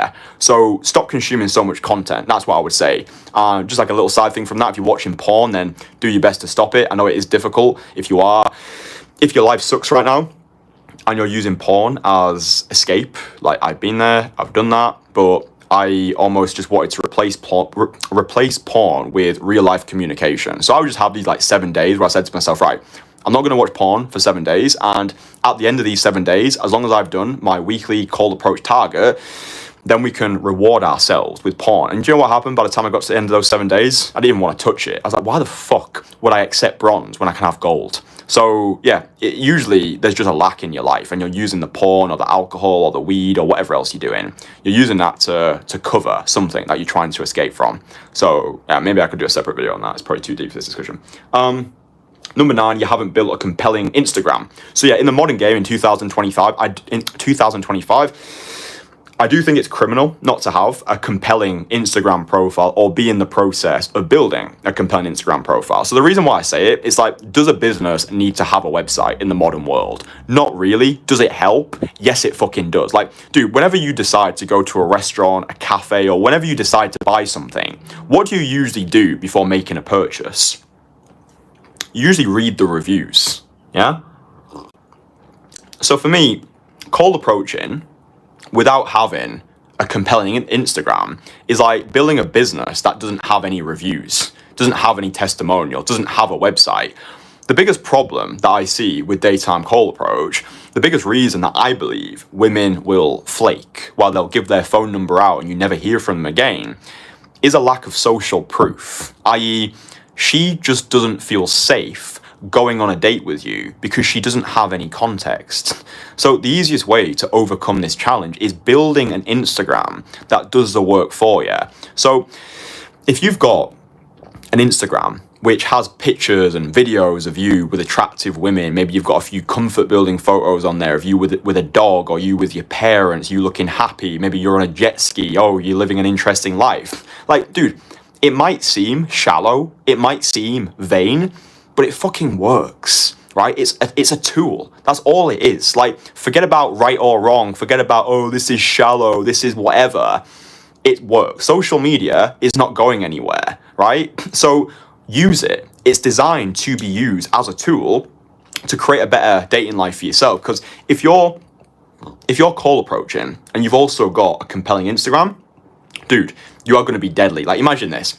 You can call, let's say, you're a black belt in cold approach, you've got a compelling Instagram, and you also live an international lifestyle, right? I didn't used to have any of these things. I started off from the absolute mud, right? I didn't have a compelling Instagram. I wasn't a black belt in daytime cold approach. I certainly didn't have an international lifestyle with £24.82 in my bank. I could barely afford a fucking Ryanair flight to Belfast. So, like, I've done all of this brick by brick. I've got a full video on my channel as well, which is building a compelling Instagram. Just type in Kristian Kasanova Instagram. It's completely free. You can watch it. You can implement it. But, like, just having a compelling Instagram, it will make your life easier, because women can float over to your landing page. They can verify that you are a normal, safe, cool guy who's got an interesting lifestyle. Something else you can do as well is like do a double close. So like you can still take a woman's number, because, okay, I'm going to make it like a little caveat to my own point here, which is I think is useful. I believe a text message is more personal than an Instagram DM, right? And if you just close with Instagram, a problem could be that you just fall into her inbox and like she's just in the little like request folder. So your message gets like blurred by other requests. So what you can do, you can close with WhatsApp. You can have your Instagram handle in your WhatsApp bio, and then you basically got a double close. And then she can go over to your Instagram profile after seeing it in your WhatsApp description, and then you've got two closes. So I actually like to take numbers and then send voice messages. And again, I've got a full texting video. Just type in Kristian Kasanova texting. You can watch my full texting guide as well. That's completely free. Not only have you got the balls to approach a stone cold sober during the day, but now you're also pinging her voice messages as well. And then if you've got an Instagram on top of this that she can go over, she can check that you're cool, safe. Oh yeah, this is the guy that I'd like to go on a date. Maybe you've got some like pre-selection photos there. Then you're in, right? Then you are a dangerous weapon in a hyper-competitive sexual marketplace. So I call it pimpstagramming. And I think it's just a deadly combination. So yeah, it's your life. Do what you want to do. It's just advice. I might know nothing. And then the final thing why cold approaching isn't working for you is because you're staying on the streets, okay? So one of my mantras is learn day game, don't become a day gamer. The streets are the training ground. The streets are like the dojo. They will give you everything that you need. But once you've got the skills on the streets, you don't need to stay on the streets. Like the game of seduction is not just confined to the streets, okay? So I think a lot of guys have got this weird fallacy where they think cold approach and street approach are the same thing. They're not, they're different. Once you've got the skill of seduction, once you know how to have conversations, you know how to open, how to converse, how to close, dude, you take that skill anywhere and everywhere. When you're at parties, when you're at events, when you're at fucking social gatherings, when you're walking your dog around the park, it's like you just utilize the skill that you've built anywhere and everywhere. So you don't need to stay on the streets. I would recommend starting on the streets because the streets will give you everything you need to develop proficiency. You'll learn how to open, converse, close, you'll learn objection handling, you'll learn emotional resilience, you'll get amazing foot traffic. A lot of our guys in the entourage now are prioritizing indoor approaching because very few guys actually go inside. It's like cafes, train stations, bookshops. One of our guys actually had an amazing girlfriend experience with a girl that he met inside of a bookshop. So you don't need to stay on the streets, right? So learn day game, don't become a day gamer. The skill is not just for the streets, yeah. And usually when guys say things like cold approach doesn't work, what they're saying is street approaching hasn't yielded the results that they were looking for. So you don't need to stay on the streets. You can learn on the streets. You can treat the streets like your personal dojo, but you don't need to stay there, right? Like find places that the women that you want to attract are more likely to be there. So you go to dance classes, salsa, bachata, kazumba. You can go to more warm environments where social conversation is more likely to happen. Like, dude, even at my Muay Thai gym, there's loads of girls there, and usually they'll just approach me. I don't know why. I think it's because I don't care anymore. Like, I'm just there doing my thing, and usually if I'm taking some water, just like an attractive girl will just start talking to me. I'm like, fuck, this is fucking weird. It's like the 13-year-old version of Kristian is like, why is she talking to me? So yeah, just put yourself in these warmer environments where conversations are more likely to happen, and never be at home. That's the final thing that I'll say. Never be at home. Obviously, it's an exaggerated statement, like we need to be at home to sleep and stuff, but the more time you spend in the social arena, even if it's like going to a cafe or like a works event, like a drinks event, like the more time you can spend in the social arena, the more you can position yourself in environments where social interaction is more likely to happen, then that gives you the highest likelihood of meeting Sexy Susie or Magnetic Martha. So never be at home, learn on the streets, don't stay on the streets, learn day game, don't become a day gamer. If you would like my help with any of this stuff, if you just want to skip all the trial and error, work with me one-on-one, then there's a link below, you can apply to do that. Download my free courses. I'm going to stop there before my voice cracks out. Yes, the Kasanovians. Yes, the Kasanovians. Alright boys, in this one, it's quite a special live stream, so myself and the guys in my private community, the Entourage, have just finished creating our 13 principle Entourage creed. So these are core principles that we're going to be operating from. I think it's important that whenever you're part of a community, whenever you've got goals, things that you want to hit, milestones, metrics that you want to accomplish, that you've got an operating system. Yeah, you've got principles which you can fall back to whenever life starts to get in the way. So even if you're not part of the Entourage right now, I'm going to share these 13 principles from our Entourage creed, and hopefully these can give you a course of action, a set of principles to follow that will allow you to dominate the cold approach game in 2025 and beyond. So let's go to the desk and I will read these principles out to you. Big shout out as well to all the guys in the Entourage who helped with the formation of this creed. A community is only as good as its members. So yeah, I've got the laptop here. So yeah, by the end of this stream, you're going to have a set of guiding principles that are going to help you dominate the dating game, make more money, because as you boys know, seduction is sales. The way that you show up in the dating game, everything's connected, right? I'm a big believer that if you can successfully go over to women who you don't know, strike up conversations, carry a conversation, get a phone number, schedule a date, close the date, however you deem to be a successful close, you can make money, and you can make a lot of money online. We've got guys inside the Entourage right now. Initially, they came to me because they wanted to surround themselves with like-minded guys who they could cold approach with, have virtual wingman session with, travel the world with. But what we're really helping guys do at the moment is build personal brands online, right? So we've got guys inside the Entourage. They came for the cold approach mastery, and they stay for the personal brand building. So building their own YouTube channels that they can leverage to travel the world, make more money, quit their 9-to-5 job. So yeah, it's fucking awesome. So these principles, they are guiding principles which will help you whatever your goals are in 2025. So the first principle, probably my favorite, is freedom from bullshit. All right, so this is the mantra that I live by.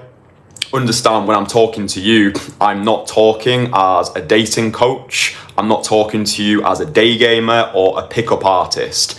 I view myself as a freedom from bullshit practitioner, and I view daytime call approach as the most aggressive form of self-development. When you're going out there, you're not just talking to women. It goes way deeper than day game.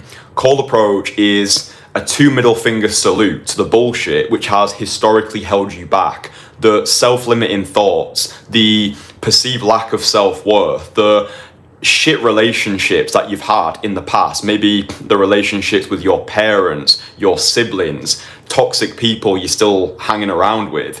This, for me, is a passport towards freedom. It's sovereignty over your own life. And that's the way that I like to operate. Freedom from bullshit practitioner. So with each principle, there's a little description, which I'll read. Hopefully these descriptions inspire you and you can just understand the principle a little bit more. So 1, freedom from bullshit. We are warriors against the noise. Lies, distractions, societal scripts, they are the chains designed to keep us weak. Our allegiance is to the truth, no matter how raw or uncomfortable it may be. We strip away the masks and reject the false promises of modern life, leaving only clarity, purpose, and power. In a world drowning in bullshit, we stand as islands of authenticity. So I think that is the cornerstone of what we practice inside of the entourage. It's freedom from bullshit. It's doing what you want to do. It's going after what you want rather than settling for things you think you can get. It's saying what you want rather than what you feel as though you should. I think there is so much bullshit in mainstream dating advice. On one side of the fence, you've got the manosphere who are telling you it's all about looks, money, status. Ignore women until you're 35 years old and magically Cassandra is going to come knocking on your door ready to get wifed up. They preach the notion of men go their own way, ignore women, yada, yada, yada. And then on the other side of the fence, you've got outdated pickup advice where it's all about systematic formulas, robotification rather than humanization. It's push, pull, neg, vibe stack. Oh, has she hooked yet? Oh, you need to wait 74 hours to text this woman, otherwise it's needy. Then the manosphere will tell you it's low value to go over to a woman and give her a compliment. All of this bullshit is castrating men of their confidence, okay? And this notion that I've termed anti-game artistry is stripping back all of the bullshit and understanding all this comes down to is internal game. It comes down to a point where you've got to a state in your life where you love and respect yourself. All game is learning how to get what you want. It's learning how to deliver your value to the world in an authentic way. Yeah, so if you're speaking with a woman and you've run out of things to say, guess what? You're actually allowed to say that. You can say to her in the moment, hey, listen, I've run out of things to say. That's fine, yeah? And this is why this whole thing that we're doing over this side, especially in the entourage, we're not learning anything new. We are unlearning, right? You've already got everything inside of you, but the more information that you consume, the more you're getting away from your most authentic self. And I'm not saying don't work on yourself. I'm not saying don't strive to level up your life across the board. I've done that. But at your core, it's understanding that you've already got it all inside of you. It's like Pablo Picasso said, it took me 4 years to paint like Raphael, a lifetime to paint like a child. This is a process of unlearning. Every time you put yourself out there, you do an approach, you dive bomb into discomfort, you do something that scares you, you are investing into the identity of the version of yourself who you want to embody, okay? So that's the first principle, freedom from bullshit. 2, run from comfort like your life depends on it. Comfort is a velvet coffin, soft, tempting, and the enemy of greatness. Growth lives on the edge of your capacity, in the sweat, the struggle, and moments of doubt. Every time you run from comfort, you're running toward your true potential. We don't just endure discomfort, we pursue it with fire in our eyes, because that's where transformation lives. Yeah, run from comfort like your life depends on it. I've got a full video where you can see me doing this in real life. I spoke about it on a live stream the other day. Again, it's not just cold approach. You are running from comfort like your life depends on it. Comfort really is the silent killer. Whenever I've got to a point in my life where I've felt comfortable or I've felt myself sinking slowly into that comfort quicksand, I know it's time for me to make a change. Yeah. Whenever you hit one goal, something that I've learned it's important to set a new goal immediately. The other last year, when I had my best financial month, when I made $42,000 in 1 month, my reaction to that wasn't to rest on my laurels. It wasn't to go to Koh Samui and chill on a beach and drink pina coladas. That actually became the catalyst for me learning Muay Thai, because I knew I could get comfortable, right? I made a certain amount of money, which had been the most money historically I'd made in 1 month. And I knew I needed to make myself violently uncomfortable. I knew I needed to run from comfort like my life depended on it.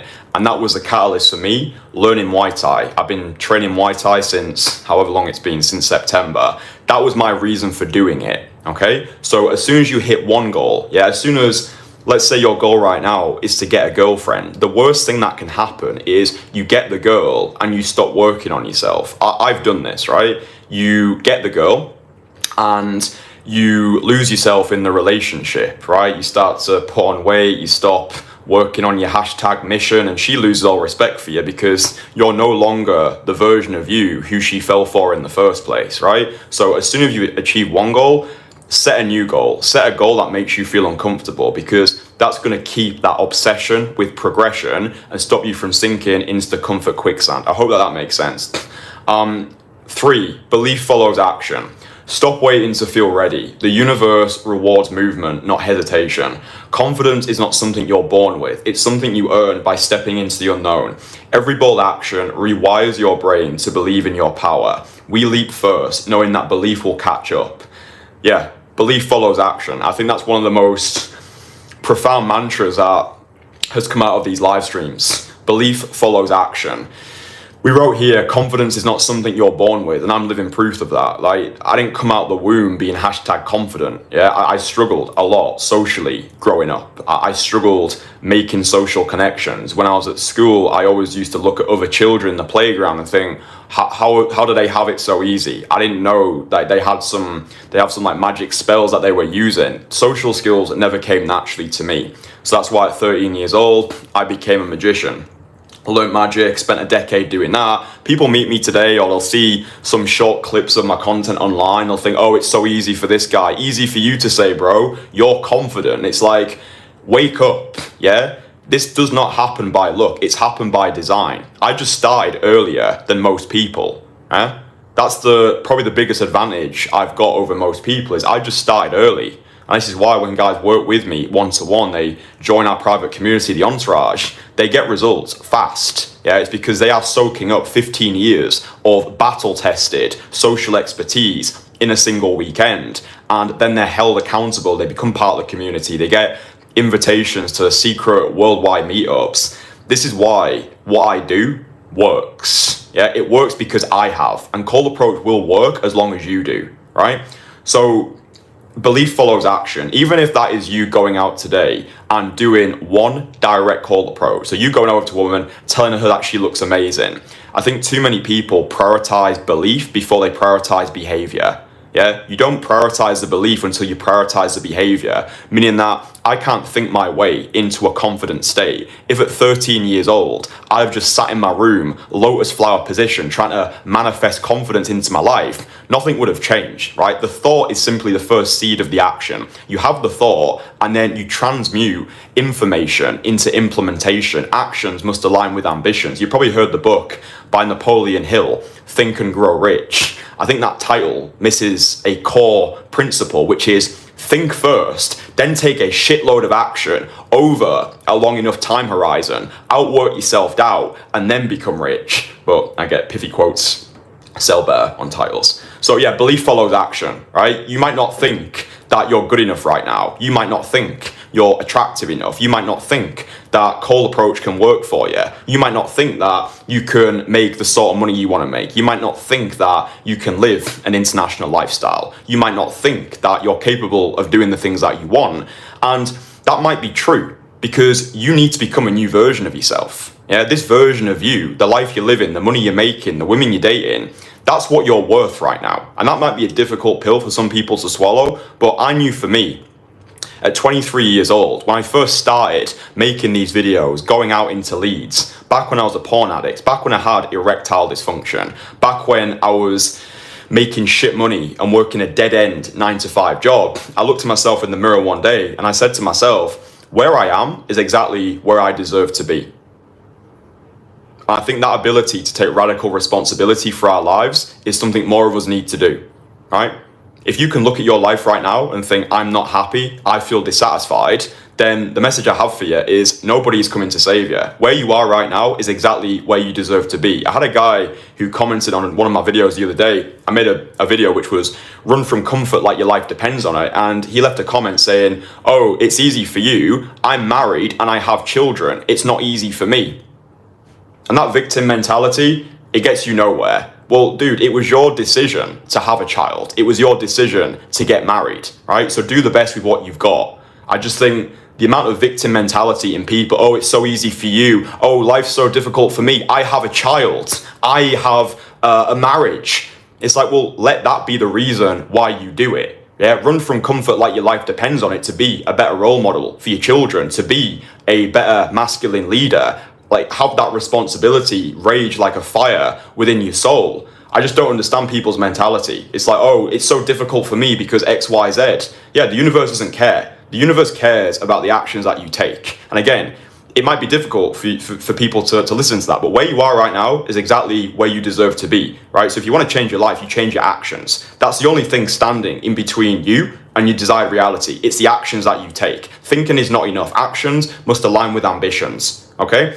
And again, I'm living proof of that. It doesn't happen by luck, it happens by design. That brings us nicely onto point number 4. By the way, if you're enjoying this live stream, drop it a like. If you don't like me, if you think I'm an arsehole, if you don't resonate with anything that I say, just don't watch the videos. Go watch somebody else that you resonate with. I'm certainly not for everybody, and the entourage is certainly not for everybody. We don't have time for excuse makers, action avoiders, or crybabies. If you're prepared to give this everything that you've got, if you're prepared to take radical responsibility, if you're prepared to undergo a complete personal renaissance, a complete overhaul of your current character, we're for you, right? We are for the mavericks, the pirates, the action takers, the guys who are fed up, right? Sick to death of their current reality, but know it's on them. It's on them to change it. That's who the entourage is for. Don't do your best, do what is necessary. Good intentions mean nothing without results. We measure success not by effort, but by outcomes. When life demands more, we rise to meet it, no matter how high the stakes or how impossible the task. Excuses are the language of mediocrity, and we don't speak it. We do what is necessary, always.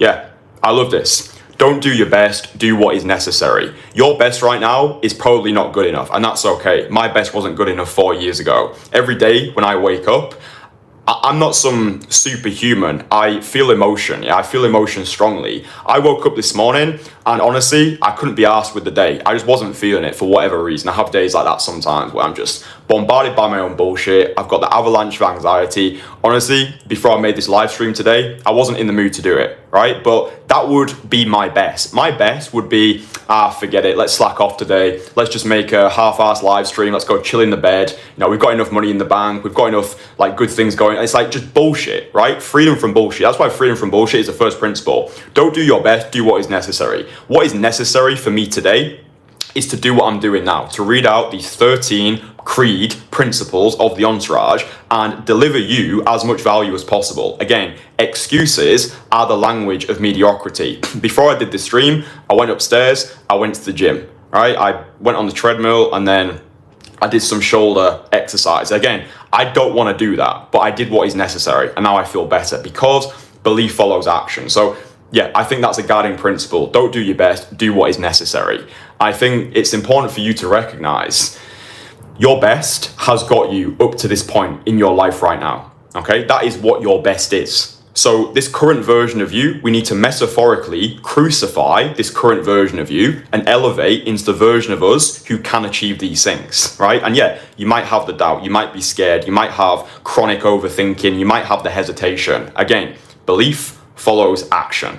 It's like you can go into a mode that I call robot mode where, you know, like when you first wake up in the morning, sometimes you can't be bothered getting the cold shower, you can't be bothered doing that commute to work, you can't be bothered making that piece of content or doing that first approach. It's like you you can't be bothered, right? So I'm like, let's just go into robot mode. Let's just imagine that I have no emotion today and I'm just getting through the tasks one by one, like a robot would do. That actually serves me. Yeah, I'm like, okay, imagine that I'm not a human right now. Imagine that I am an AI robot who is just programmed to take action. That helps me. It might not help you. It might help you. Fuck knows. I don't know who you are. I might do, but fuck yeah. Number 5, question everything. We are the heretics of the status quo. The world thrives on unchallenged assumptions and blind obedience, but not us. We pick apart the lies we've been told, dismantling dogmas and illusions to uncover deeper truths. True freedom begins with the courage to ask, why? True freedom begins with the courage to ask, why? So I think a lot of men, especially these days, are being brainwashed by the brain dead into thinking they should want that what other people have programmed into wanting to want. So in plain fucking English, are the things that you want things that you truly want, or things that have been programmed into you? Because for you, you actually might want to work a 9-to-5 job. You actually might want a comfortable life where you're making 40 grand a year. That might actually be what you want. But maybe you're consuming a lot of entrepreneurial content and you think that the cheat code to happiness is becoming an entrepreneur, living an international lifestyle, making $100,000 a month. Like, you might have been programmed that belief into your mind and now you're accepting it as true, but it might not actually be what you want to do. One of my favorite questions to ask myself is, if money was no longer an issue, right? If I had all of the money in the world, what would I do? What would I do with my time? I think that's a great question that you can start asking yourself today, because a lot of times the guys who I work with one-on-one, we have weekly one-to-one calls, right? So we've got weekly group coaching calls, and we've also got weekly one-to-one calls as well. And sometimes some of our guys can be up in their heads, right? They can be thinking, I'm not quite sure what to do. I'm not quite sure what my North Star is. I feel as though I'm losing passion for my current business model. And the question that I pose to them is, listen, if money wasn't an issue anymore, if you had all the money in the world, what would you do, right? I was speaking with a friend about this the other day, and I've got a friend and he dabbles, right? He dabbles with music, okay? And he said to me, once I've hit a certain financial milestone, I'm gonna dedicate time during my day to playing the guitar. I was like, oh, that's cool. Like, how long do you want to play like, imagine that you've got all the money in the world. How long would you play the guitar for? And he's like, oh, just a couple of hours. Like, it just chills me. It chills me out. It relaxes me. Like, I take my guitar to the beach, because he's living in Koh Samui now. I would take my guitar to the beach and I would just play. And I just stopped him and I was like, you realize you can already do that? And he was like, fuck. Yeah, you're right. I don't know if you've ever read the parable of the Mexican fisherman. It's a great story. Basically, he's a fisherman and he's Mexican, hence the title. And what the Mexican fisherman does is he fishes during the day, then he goes and plays dominoes with his amigos, and he makes love to his wife in the evening, right? That's his daily routine. Then one day, this American businessman comes over and he meets the Mexican fisherman, and he notices that the Mexican fisherman is incredible at fishing. So the American businessman poses an idea. He says, hey, you realize that we can leverage your current skill set and make you a lot of money. Like, you could train other fishermen to do the job better than you, and you could make so much more money. You could build empires. You could have your own business. You could achieve financial independence. Like, imagine what you would do with all your time. And the Mexican fisherman thinks about it. He thinks about having this lifestyle, making all this money, having this empire. And the American businessman says, what would you do with your time?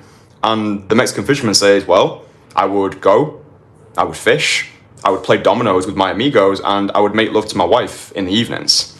So the point of the story, the guiding principle, is a lot of the things that we put off until we've got a certain amount of money, until we've hit a certain attractiveness bracket, until we've got to a certain level of whatever in our lives.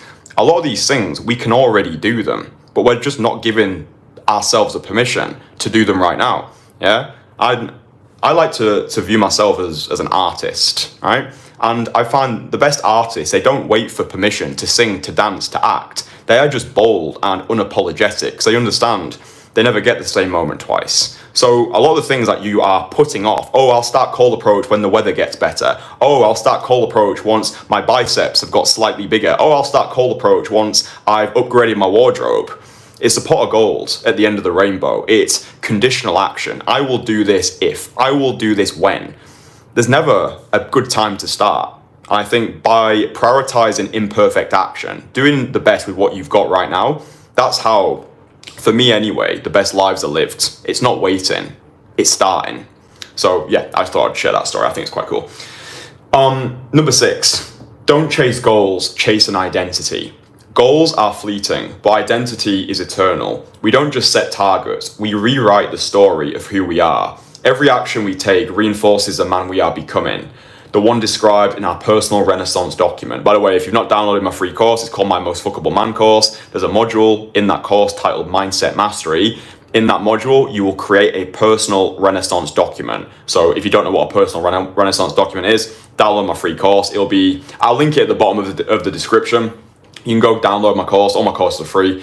Our lives aren't dictated by fleeting desires, but by a relentless commitment to embody greatness. Yeah, I think this is so key. I think a lot of people think to themselves, okay, I want to make 100 grand a year. I want to have a gobsmackingly gorgeous girlfriend. I want to live in Miami, right? So they focus on the goal, but it's not the goal that you're chasing. It's the identity. It's who do I need to become in order to achieve that thing that I want, right? So we don't chase the goal. We chase an identity. Who do you need to become to live the life that you want to live? Because again, your best has got you to where you are today. And it's the habits, it's the things that we're doing on a daily basis that have got us to where we've got to. So maybe at the moment, you're drinking too much. Maybe you're smoking too much. Maybe you're jacking yourself off to porn every night. Maybe you're hanging around with toxic, negative people who castrate you of your confidence, because crabs in a bucket mentality, right? People want to see you do well. They don't want to see you do better than them, because it holds a mirror up to who they could have been. One of my favorite pithy quotes is, show me your friends, I'll show you your future. Because hell is when you look at who you could have been, right? So if you're hanging around with people right now who shame you for wanting to improve yourself, who shame you for wanting to go out there and cold approach and meet women and actually ditch the dating apps, stop hanging around grotty nightclubs, stop settling for low quality women who are part of your social circle that you've been part of for the past 17 and a half years, get better friends. Again, this is why I created the Entourage, because I saw a huge gap in the market. Everybody in this space were offering coaching, right? Everybody in this space, they were just offering these weekend cold approach boot camps where maybe you'll get results, maybe you won't, but there was no support system, there was no aftercare, there was no sustained accountability over a prolonged period. That's why I put the Entourage together. I've made this community so good, it is literally unreasonable for our members not to succeed, right? You don't just get the in-person coaching, you get invitations to secret worldwide meetups, you get weekly group coaching calls, weekly business calls where we help people build their own personal brands and make money online and leave their 9 to 5 so they can finally feel in control, not just of the dating life, but their lives in general. We've got a private WhatsApp accountability group where it's like having wingmen in your pocket. We've got guys in the Entourage who have virtual wingmen sessions together. So you can wing with our guys without even needing to be in the same city, right? It's wingmen in your pocket around the clock. That was the issue that I saw. Nobody was offering community. And if they did, it was like these weird Telegram groups of like 700 strange pickup guys who just wanted to talk about notch counts and, oh, how many sets did you do today, bro? I'm just like, I've always seen myself as separate from the whole dating or pickup industry. This is a group of radically ambitious men who understand success with cold approach is not just about cold approaching. Learn day game, for fuck's sake, don't become a day gamer, right? If you want to achieve mastery in this skill set, it's about leveling up your life across the board and rejecting anything from your reality that doesn't resonate with you, i.e. old school pickup programming. So yeah, don't chase goals, chase an identity. 7, fuck perfection, just show up. Perfection is a seductive, let me put my teeth back in. Perfection is a seductive trap, whispering lies of not good enough. We reject it. Progress is born from imperfect action, from showing up when it's hard, messy, and inconvenient. True power lies in consistency. Day after day, we win simply because we refuse to quit. I've got this from the majority of my business mentors. So I worked with William Brown. He got this from his mentor, Sam Ovens. Sam Ovens probably got it from fucking Socrates. Day after day, we simply win. We win simply because we refuse to quit. That's what winning is. Over a long enough time horizon, if you just don't quit, you will win by default, because most men have started this year with empty promises to themselves. They have this bouquet of empty promises that they've handed to their minds. This year is going to be different, yeah? And then how's your resolutions going? These fucking New Year resolutions that you set yourself because you ate too much or you drank too much at Christmas. You know, how are your resolutions going? Because one of the things that I wrote on the community page was, most men live the same life 75 times and call that a life. Or most men live the same year 75 times and call that a life, right? If you can prioritize imperfect action and continuing to take the action, even when you're not in the mood to do it, you will win simply by not quitting, right? When I started Cold Approach in 2020, it was arguably one of the worst times to start. It was during the pandemic. All I knew were face masks and social distancing. Leeds was a fucking zombie land. And I just watched a couple of videos online. I'm like, do you know what? I don't want to be one of those guys who spends the next 10, 20, 30 years consuming content and doing nothing with it. Like, what a waste of a life. So I watched a couple of videos and I just went out. Yeah, even though I wasn't the man that I wanted to be, even though I had my demons, even though I was grappling with a perceived lack of self-worth, I just went out and I just took the action. Because if you can understand over a long enough time horizon, it's a compounding of the actions that you take. If it hadn't have been for, first of all, my decision to end my long-term relationship. So I was part of a long-term relationship and I ended that relationship because I wanted to start Daytime Cold Approach. And I've always been so proud of myself for taking that difficult action. I remember going on a walk one day around Leeds. I went down to the Cold, which is by the water, and I was in a relationship. It was comfortable, it was easy, she was a nice girl. And I remember asking myself the question, I don't know where it came from. I think it was a divine download, which had just been sent from some higher power, because up to this point in my life, I'd never broken up with anybody. I was always the one to get his heart broken. I was always the one to get broken up with. I remember walking and I asked myself, do I see myself being in this relationship for the rest of my life? And immediately I answered no. So I went back home that same day. I sat my ex-girlfriend down. I said to her, hey, listen, we can't continue doing this. I don't see myself being in this relationship for the future. I think I would be doing you a disservice to continue being with you. We actually still lived together for 2 more months because it was a pandemic. It was a complicated situation. But the point that I'm making is, if it hadn't have been my decision to end that relationship, then I never would have gone out into Leeds, done that very first direct cold approach in the Merrion Centre. That first direct cold approach was the catalyst for everything else that's happened in my life. Because of that very first direct cold approach, because we understand by now, belief follows action, I never would have done more cold approaches. I never would have started my YouTube channel. I never would have left my 9-to-5 job. I never would have started living internationally. I never would have built the entourage. And it's like, I think something a lot of us struggle with is understanding time, right? Understanding time and understanding the compounding of our actions over time. So the approaches that you do today, you might not see the payoff of your actions until another 6 months. And that's why most people quit. Because we live in an age addicted to immediacy. Everything is available at the tap of a screen or the touch of a button. I'm bored, Netflix, I'm hungry, Uber Eats, I'm horny, porn. We don't have to delay gratification anymore. But I think daytime cold approach especially is one of the most beautiful practices of delayed gratification, because you could go out for an entire couple of months, probably longer, if you're trying to do it all on your own, and you could just be eating shit for the first 6 months, right? And that's a difficult pill to swallow. And I think this is why daytime cold approach is not for the faint-hearted, because you actually might think you're an attractive guy, you actually might think you're confident, you actually might think you've got great social skills, but because you've not entered the identity of the version of you who's proficient at daytime cold approach, you just have to eat shit for some time, right? You do just have to eat shit, go through the suck phase and give yourself permission to suck. But over a long enough time horizon, the compounding of your actions, it's like an exponential hockey stick curve.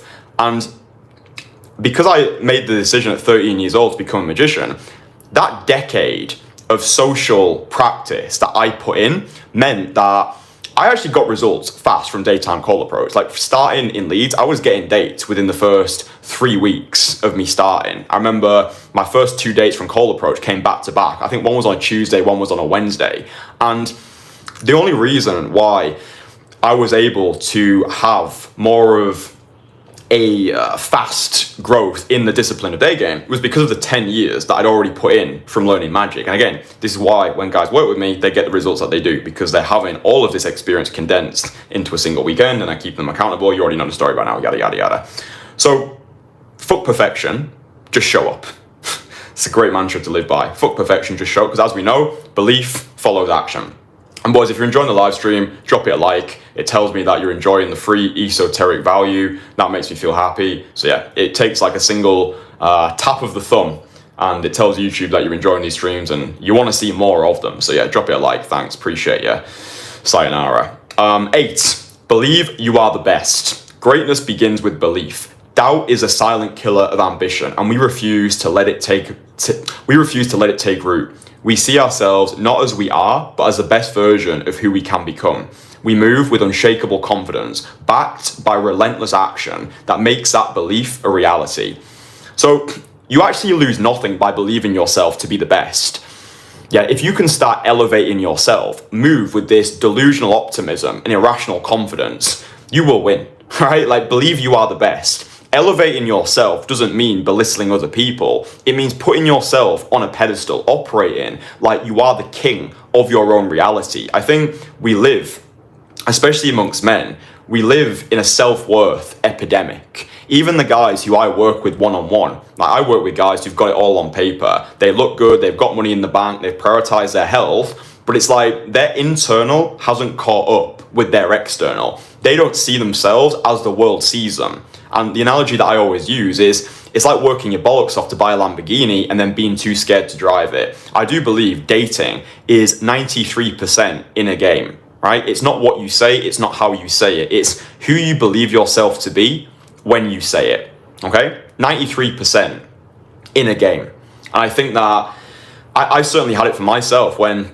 you know, if you go back and watch the oldest videos on this channel and you look at how I used to look and how I used to present myself and how I used to talk, I've done a lot of work on myself. But I noticed even once the external improved, I still felt like the ugly duckling inside. I still felt like that 13-year-old version of me who was terrified of not being enough, terrified of not being accepted, terrified of not receiving love from the feminine. This is why Freud said the adult is developed to protect the child, right? The adult is developed to protect the child. It doesn't mean that your parents, it means the adult you become is designed to protect the child who you were, right? So this is why I say to you, you don't have dating problems. You've got personal problems which manifest themselves into dating problems. It all comes down to personal problems. And this is why most of these people online who claim to be dating coaches or whatever they label themselves as, the reason why their coaching is so flawed and so shit is because all they focus on is technicalities. Oh, you need to stand this way, you need to dress in this way, your tonality needs to be like this. Oh, when a girl texts you, here's what, it's like, it misses the root cause, right? The reason why guys struggle with dating isn't because they don't have the right lines or the right formulas. It's because deep down, they don't think that they're good enough, right? They see women, they don't think they're worthy, they think too many steps ahead, they reject themselves on the world's behalf, they experience failure in advance. Dating problems is what you have. And I realize more and more, this is what I help guys with. It's their personal problems. It's seeing my 13-year-old self in the guys who I work with and giving them compassion, giving them empathy, but also giving them the kick up the ass. Yeah, I think we're all born from the masculine and the feminine, right? Sometimes we do need compassion, we do need love, we do need empathy. That's like the nurturing feminine nature. Other times we need the heavy hitting, no bullshit nature of the masculine. Right, it's like if the child falls off the climbing frame, first of all, it needs like the mother, okay, I've got you, you're okay, you're safe. Then it needs a father to come in and be like, right, why'd you fall off the climbing frame? How can we stop that happening again? Right, more of that no bullshit analytical mind. So you've got a wounded warrior inside of you, right? And I think it's important to recognize that. The adult is developed to protect the child, but you lose nothing by believing you are the best. And again, I go into all this stuff in more detail in my free course, my Most Fuckable Man course. I'll link it at the bottom of the description. So if you want to download that, I literally give you an entire blueprint, the blueprint that I've used to rewire my entire internal belief system, become the most fuckable version of myself internally and also externally. Right, let's crack through these final principles. Again, if you're enjoying the live stream, drop it a like. It makes me feel warm and fuzzy inside, and it makes that wounded child feel more important. 9, liberated nihilism. Life has no guarantees, no permanence, and no inherent meaning, and that is our greatest liberation. When nothing is promised, everything becomes possible. We live boldly, without fear or attachment, carving meaning and legacy out of the chaos. Our freedom is infinite, and our courage knows no bounds. Yeah, so this has been one of my guiding principles for a long time. Liberated nihilism, understanding that it's all forgettable. Understanding in 100 years we're all going to be dead. Understanding in 20 years' time we would give anything to be back in this moment because we never get the same moment twice. So whenever you feel yourself stuck in your head, obsessing over a woman who broke your heart, or wanting to approach somebody but worried about what these NPCs or castrated consumers are going to think of you, just remind yourself, zoomed out perspective, in 100 years' time, we're all going to be dead. Nothing matters in the most liberating way possible. The passage from Shakespeare's Macbeth: life's but a walking shadow, a poor player that struts and frets his hour upon the stage. It's a tale told by an idiot, full of sound and fury, signifying nothing. Yeah, we get an hour upon the stage. I think allow that to imprint urgency onto this life. Yeah, so go out there, do things that scare you, reinvent yourself through radical action. For fuck's sake, don't die with your music still inside of you. Yeah, many of the guys who I work with, like I work with a lot of guys who are in their 50s, right? And they all say the same thing to me. They all say, I wish I'd have started sooner. Right? You'll always make more money. You'll never get your time back. And I think the more wealthy individuals become, time becomes even more precious. It's like, you know, a guy could have a terrible diet, but I think until he has a heart attack, he doesn't listen to his doctor. I think for a lot of us, we need an extreme event to happen in our lives to wake us up. Yeah? So it's like we could be eating donuts every single day for 50 years with no repercussions, and then all of a sudden, our heart decides enough's enough, and we have some fucking quadruple bypass. So don't wait until you get to that extreme event, right? Like, take action now. Yeah, I think if there's one thing that I'm great at is minimizing the time between thought and action. That's what power is. If you think about an omniscient being like God, he thinks about it and it's done. In the beginning, there was a word. So if we can minimize the time between thought and action, that's when we win. Like how long, realistically, have you been thinking about making a change? Like I'm asking you now, like seriously, just like no bullshit, man to man. How long have you been thinking about making a change? I'm not talking about how long have you been thinking about going out there and cold approaching, because again, the dating problems are just a surface level. It's the personal problems, right? It's your inability to step into fear. It's your unwillingness to do something that pushes you beyond your comfort zone. It's your addiction to excuses, right? I'm not saying it to trigger you. I guess I kind of am. But like, how long realistically have you been thinking about making a change, right? Nothing changes if nothing changes, right? So if you can just minimize the time between thought and action. So maybe today, right, you want a cold approach, you want to make a piece of content, you want to have a difficult conversation with a family member, just say 3, 2, 1, fuck it, and then do the thing. Yeah, act on immediacy. I think that's why cold approach is so powerful, because it trains you to act on immediacy. You see somebody you want to talk to, most men won't do it, and then you've got another category of men who think too long about doing it, and then even if they do the approach, it comes across as weird because they've been thinking about doing the approach for the past 2.5 minutes. Minimizing the time between thought and action is what makes you powerful. So that's just food for thought. Number 10, obsession with progression.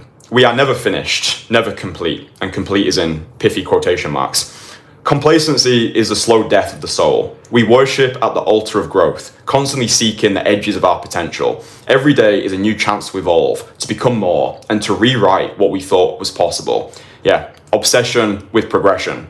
I think I've already spoke about that in length, so I think the title's pretty self-explanatory. Having an obsession with progression, yeah? So not allowing yourself to sink into the comfort quicksand of complacency. As soon as you've achieved one goal, set a new goal. I think we become depressed as men when we don't have purpose or direction in our lives anymore. I think there's a fallacy, like the retirement fantasy fallacy, where it's like, yeah, you know, when I get to 60, I'm going to retire, I'm going to sit on the beach, I'm going to drink Muay Thais, and it's like, or Mai Tais, and it's like, I don't think any of us actually want that. Do you know what I mean? Like, I've noticed it in myself.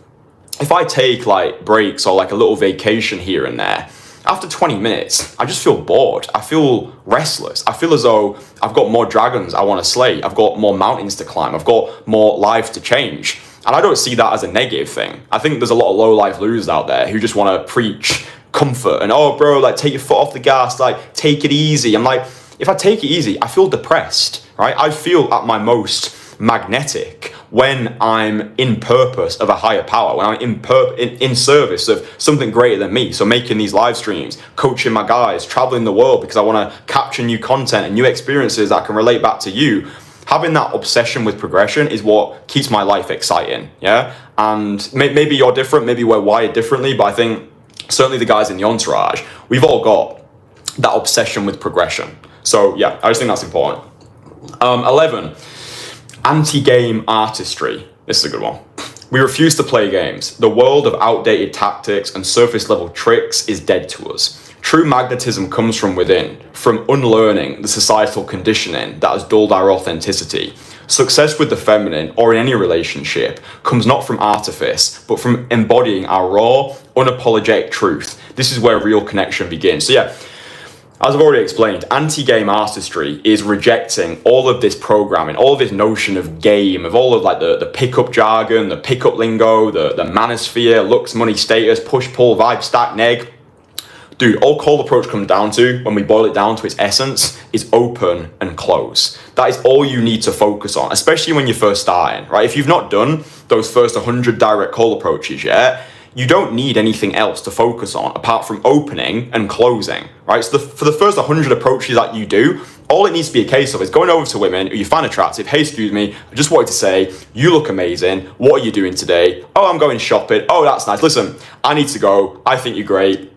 Drop me a number, let's go out for a date. That's all you need to do when you're first getting started. And what you'll quickly realize, all it comes down to is open and close. That is all it comes down to. Jordan Belfort talked about this in his book, The Way of the Wolf. He talked about the straight line system. Again, seduction is sales. All sales are the same. All approaches are the same. All it comes down to, open on this side, close on this side, and there is just a straight line that you're navigating. Open and close. That's all you need to focus on. Just focus on the open. Just focus on the first few seconds, right? You just need to focus on letting your legs carry you over to that woman, saying something, and then staying in that conversation until you actually crescendo towards the close. That's all it comes down to. You don't need to worry about attraction spikes or emotional negs. I don't even know what that is. You just don't need to ingest all of this horseshit into your mind. You just need to focus on getting yourself in there, reminding yourself no one's allergic to a compliment, going in with a mindset of leaving every woman better than you found her. Do that 100 times. And then all of this approach anxiety, all of this perceived lack of self-worth, you'll notice it starts to diminish because belief follows action. So yeah, anti-game artistry. I think there's a lot of guys who are castrated of confidence simply because they've got too much information and not enough implementation, right? You already know how to lose weight, eat less, move more. That's all it comes down to. Yeah, same with cold approach, open and close. That's it. But the whole fitness industry becomes convoluted. Oh, is it weight? Is it high intensity interval training? Is it calisthenics? Like, which one is it? Eat less, move more. Find what you enjoy, just keep doing that. Don't do your best, do what's necessary. But I think if we can just boil things down to its essence, that's how you get results, right? It's not overthinking, it's overdoing, and just continuing to take those actions over a long enough time horizon, and then the compounding over time will get you the results that you want. But yeah, just keep it simple, right? Anti-game artistry is just about rejecting the programming from the manosphere, the pickup community. It's just about being a cool guy who wants to delight in the feminine, appreciate it. Not every woman is going to be attracted to you. The more you open, the more you close. 12, the power of place. You are not just a product of your choices, but of your environment. Surroundings shape outcomes, and no amount of grit or ambition can fully overcome a toxic, limiting, or uninspired setting. A lion cannot thrive in a cage. We position ourselves where our energy is amplified, not drained, where we are valued, not overlooked. The right environment multiplies your efforts, aligns with your vision, and accelerates your growth. Good game cannot compensate for a bad location. I'm going to read that one more time because it's so important. Good game cannot compensate for a bad location. We are ruthless in choosing places that treat us best, because thriving isn't just about what you do, it's about where you do it. So important. I could probably do an entire live stream just based off of this principle. The meat and bones of it, environment is everything. Good game cannot make up for a shitty location. I knew when I was living in Leeds was not the city for me long term, but it was a city for me short term, right? So I just did the best with what I had in the moment. I'm happy that I learned the skill set in the UK. The UK is not somewhere that I want to spend the majority of my time for a variety of reasons, but good game cannot make up for a shit location. I think if you really want to take this skill set to the moon, just learning call approach is not enough. I think you need to have location independence. And again, in my Most Fuckable Man course, myself and one of our entourage members, Joseph, lay out a roadmap for living the international lifestyle. Realistically, you only need to find a way to make $2,000 recurring every single month, or you could have $10,000 saved up in your bank account, go travel the world. I think once you position yourself in a new environment, your entire perspective changes. You reinvent yourself in a new location. If you're living in Grimsby in the UK and all you've ever known is Grimsby and the shops in Grimsby and the people in Grimsby and the gyms in Grimsby, you are castrated by your environment. Like, I grew up in a very small town in the Lake District. It's called Barrow-in-Furness. You've probably never been there. You only go there if you're lost. I grew up in Barrow-in-Furness, right? The people that I grew up with, it's not that they're bad people, they're just no longer my people, okay? I was very much the black sheep of my family. Everybody in my small hometown, they all stayed in Barrow, right? They all work in the same submarine factory. Generations and generations of our family have worked in this small town. And when I made the decision to reject the programming, I had a lot of backlash from my family. It was like, oh, who do you think you are? Our family have worked so hard to provide this life for you in the submarine factory. Like, you know, we can get you a good job, all this fucking blah, blah bullshit. Again, people want to see you do well. They don't want to see you do better than them because it holds a mirror up to who they could have been. Good game cannot make up for a shit location, right? So be selective about where you're positioning yourself. Understand that rarity is one of the most powerful attraction triggers. In somewhere like Brazil, where I lived last year, or 2 years ago, wow, that's gone fast, my relative value is higher. My closing percentage in Rio is a lot higher compared to Leeds because in Rio, I'm more rare. When I coached Efrem in Warsaw in 2023, he was worried the women in Warsaw weren't going to like him because he was black. I was like, dude, the women here are going to love you because you're black. They don't see somebody like you from the United States every single day. So they're going to absolutely love you because of the rarity. So where can you position yourself where you enjoy living there, where the weather is good, where you find the women attractive, where the women find you attractive, where you're treated best? Like, dude, we get one shot at this life. So why would you piss your time away in an uninspiring location? So I think if you can become proficient with the skill set of daytime call approach and you also unlock an international lifestyle like the guys inside of our entourage are doing, then you become dangerous because very few guys have both. Very few guys can call approach and can also travel the world. Like, they've got the financial ability to travel the world. So if you can do both, like I've done, like the guys inside my entourage have done, then you will become dangerous because now you're not limited to one location. This is the power of place. Environment is everything. Finally, have fucking fun. Call approach isn't just a skill, it's a dance, a grand experiment, a playground for self-discovery. Too often we get caught in our heads, weighed down by outcomes or fears of rejection.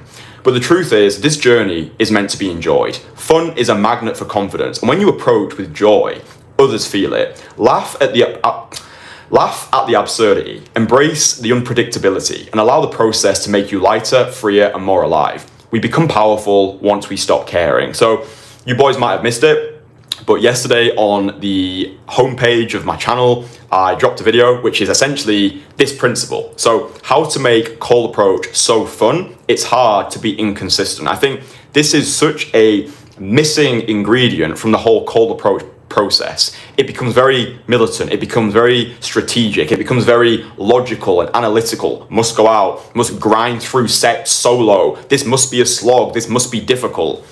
But imagine if you actually enjoyed it. Imagine if talking to women was actually fun, something you actually look forward to. I'm like, why does this need to be so serious? Why does it need to be so logical? Why are we killing ourselves over the thought of going over to a woman? Why can't we just make this more fun, more enjoyable, something we actually look forward to rather than dreading? So yeah, if you want a complete blueprint on how to do that, go onto the homepage of my channel. I basically give you it for free in that video. It's like a 3-step process, or like a 3-principle process with making cold approach so fun, it's hard to be inconsistent. I want to cap off with, I want to finish off. I want to finish off with the closing statement. The entourage is not a movement for everybody. It's for those who refuse to settle, who reject mediocrity, and who burn with the desire to live life fully alive. Every creed we hold is a call to arms, a reminder of the warrior spirit within us, a new way of living, a new way of being, a new way of winning. Welcome to the entourage. So yeah, big shout out to every single person in the entourage who helped me write this thing together. This is going to be a document that we send to every new member who joins us, because it's a modus operandi, it's a way of operating. This is the creed of the entourage. If you are interested in joining us, in working with me one-to-one, in becoming part of our movement, then there's a link below. Below as well, you can also see all the testimonials of guys who are in the entourage, who are getting the results that they wanted, but also more importantly, who are living better lives because of the connection, the brotherhoods, and the tools and the challenges that they've learned by being inside. So yeah, I hope that you boys have enjoyed this one. There's a link for everything below. Go get my free courses, watch the new video on my channel, and if you're interested in joining the entourage, then there's a link for that below. That'll take you to my website, by the way. You won't automatically land on some random like pop-up, which is like buy my $997 course. Yes, the Kasanovians.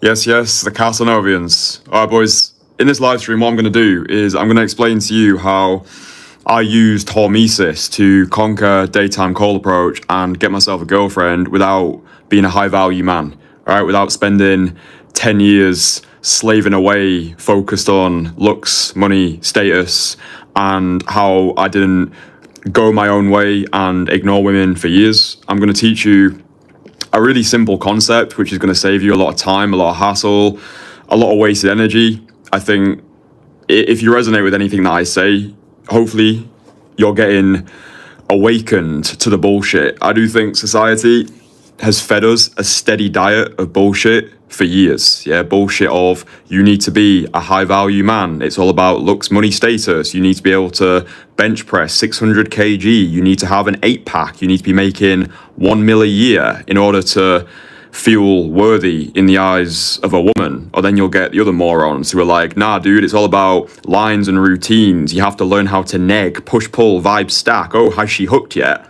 And if you even attempted going out there on your own to do a little bit of daytime call approach, which should be fun, by the way, right? This should be fun. It shouldn't feel like some militant stealth ops operation where it's this like make or break situation. Oh, if I don't get a phone number today, I'm an unlovable piece of shit. Then you go back onto the internet, you consume some red pill or fuck me, even worse, black pill content. You're like, oh shit, my jaw's not symmetrical enough. Oh, I'm not tall enough. I'm the wrong race. I'm the wrong height. And before you know it, you are castrated of your confidence. So the purpose of this stream and all my other streams and pieces of content, the free courses, etc., it's all designed to just free you from bullshit, to teach you what I call anti-game artistry, making this as simple as possible and make you realize this is actually a process of unlearning, right? Not learning anything new, but stripping back the layers of social conditioning so you can connect with your most authentic self, because that's the part of you that, in my experience anyway, these women actually want to experience. It's the real authentic you. Yeah, rather than trying to be universally attractive, rather than trying to be everything to everybody, you lead with authenticity, you polarize through honesty, and you attract your people and repel the rest. This is anti-game artistry. This is freedom from bullshit practicing. So if you've been attracted to the world of daytime call approach, then it's probably because you're not normal, right? It's probably because you've just reached a point in your life where you want more. Maybe you feel pissed off. Maybe you just want to experience something new. Maybe it's like some high adrenaline activity. Maybe like me, you view daytime cold approach as the most aggressive form of self-development, and you want to use it as a way of breaking yourself free from all the bullshit that has held you back your entire life. Yeah, the fear of not being enough, the fear of not being worthy, the fear of not receiving love from the feminine or veneration from the masculine. You want to probably just feel this sensation of feeling whole, yeah, feeling complete. And if you're anything like me, when I started cold approach in 2020, I just felt as though I'd exhausted all other options. Yeah, dating apps never worked for me. Nightclubs were closed and I couldn't get women through my social circle because I had no friends. So I embarked on this unorthodox odyssey of daytime cold approach. And honestly, the thing that I found after not only transforming my dating life, like I've got a beautiful girlfriend who I adore, a wife-worthy woman that ticks all my boxes. The thing that I found with the guys that I work with is most of them want girlfriends, right? If you're watching this, your end game is probably you want a wife-worthy woman, yeah? A woman that you can do life with. You're probably sick of settling for women that you think you can get, and you want to finally go after the women that you actually want rather than fighting against an algorithm or trying to get your way across a sticky nightclub floor or trying to strategically seduce Susie through 6 months of intense social circle game. You're probably a busy guy, right? You probably just like the idea of being able to walk out your house at 5:30 p.m. on a Thursday, chat to a few women, have a few dates lined up, and then be in this constant state of abundance, right? Where you become the selector rather than the selected. That's what abundance is. It's not always having, it's knowing you can have. Once you unlock a skill set like daytime cold approach, you're never needy in your life again, because even if you're dating a woman and it's just not working, then you're already prepared and you've already made peace with this relationship turning to dust because you understand that you can replace it. This might sound Machiavellian to some people. It's just the way the world is, dude. Like, the world is motivated by self-interest. We're all animals responding to incentives. As far as I'm concerned, we all just want the best deal for ourselves. I think if you're somebody who wants it all, if you want the best for yourself, I think daytime cold approach is the best thing that you can learn. But not learning it in the traditional sense of becoming a pickup artist. I think that's a bit outdated, a bit weird. It's like, learn day game, don't become a day gamer. And that's why I teach the guys inside my private network, the Entourage, my anti-game artistry system. I just strip back the bullshit. I let people skip all the trial and error, remove the guesswork. I give them the skill over a couple of days, and then I hold them accountable for at least 90 days to make sure they actually solidify the skill and don't slide back to square one. If you're curious about the results that I get from my guys, by the way, in the description, you can look at my testimonials. Evidence has got the loudest voice. So I've got testimonials coming out my ass at this point. But I appreciate we live in this trust recession where you might really resonate with the things that I say, but you might kind of be on the fence thinking, yeah, but is this real? Is this guy like some weird scam artist? I need some testimonials. It's like, you know, I don't make a purchasing decision until I've looked at reviews. It's like, if me and my girlfriend are going to go to even just like a cafe, I'm like, yo, let's look at the reviews first. Let's see if this place is actually social proof. Let's see what these people are actually saying about it. So yeah, I let my results do the talking for me. So this notion of hormesis, I don't know if you've ever read any of the work by Nicholas Nassim Taleb. I think that's the right order of his name. We'll just call him Taleb, Mr. T. So one of Taleb's book is called Anti-Fragile, and it's one of my favorite books. He's got another great book as well called The Black Swan. Talks about black swan events, things that shouldn't have happened but do happen, and how we can basically like use these events to understand that no one has a fucking clue what's going on. Like, we have certainty about uncertainty. Yeah, we're just kind of floating on this crater in like outer space, and no one really knows what they're doing. And I kind of find that quite comforting. Do you know what I mean? Like, even if you go all the way to the top, you look at people like Musk, Bezos, Zuckerberg, like, even though these guys have got materialistic success, it's like we're all kind of just working it out, you know, one day at a time. Anyway, hormesis. If you understand this concept, then it'll literally change the way you cold approach.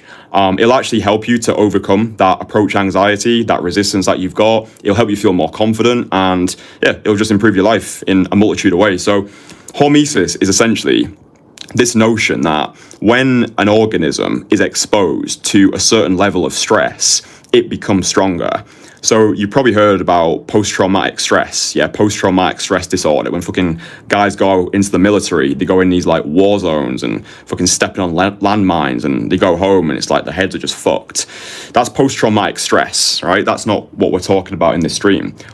what hormesis speaks to is another concept, which is post-traumatic growth. Okay, post-traumatic growth. So if we understand that the concept of hormesis is we get stronger by exposing ourselves to stress, it's kind of like when you go to the gym. Yeah, imagine when you go to the gym, you have to tear your muscles down in order for them to become stronger. So the way that I want you to start viewing daytime call approach is you are going out there to get psychologically jacked. You're going out there to get emotionally shredded. Because daytime call approach for me is the most aggressive form of self-development, it takes about 100 direct call approaches to start to develop proficiency, right? In my experience, that's how many approaches it takes, not to get great at the skill, but just to get you into the game, right? Most guys who are watching these streams, you've probably not done 100 direct call approaches yet. So there's not much more I can give you. Like, I give all this information away for free.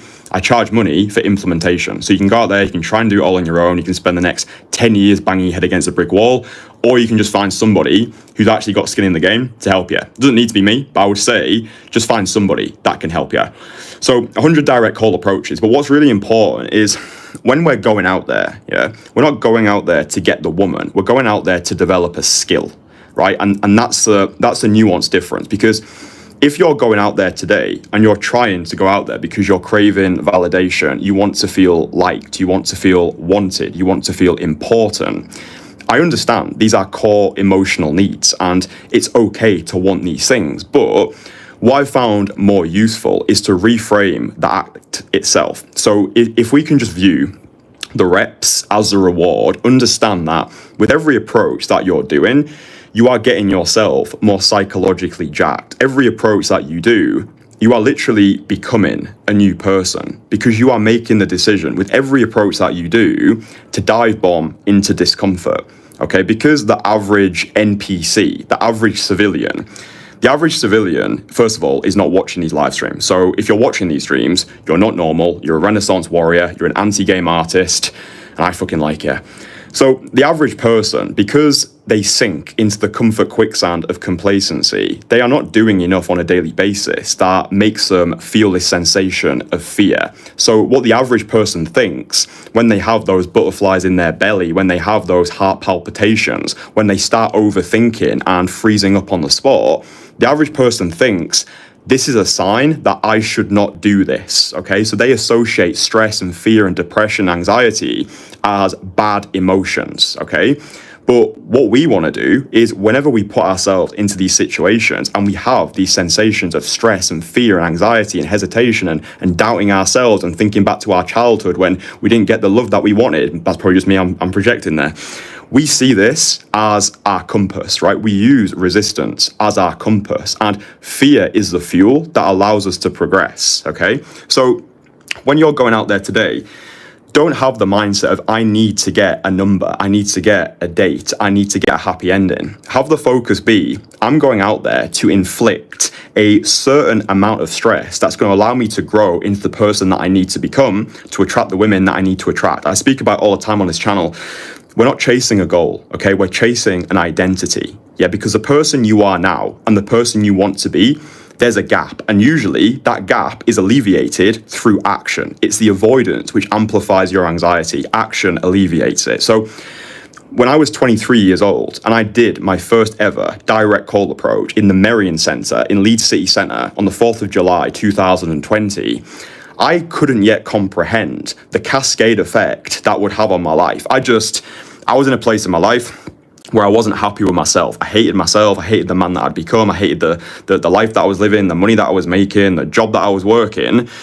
But when I made that decision to go out there and do the first one, that was like me investing into the identity of the version of myself who I wanted to embody.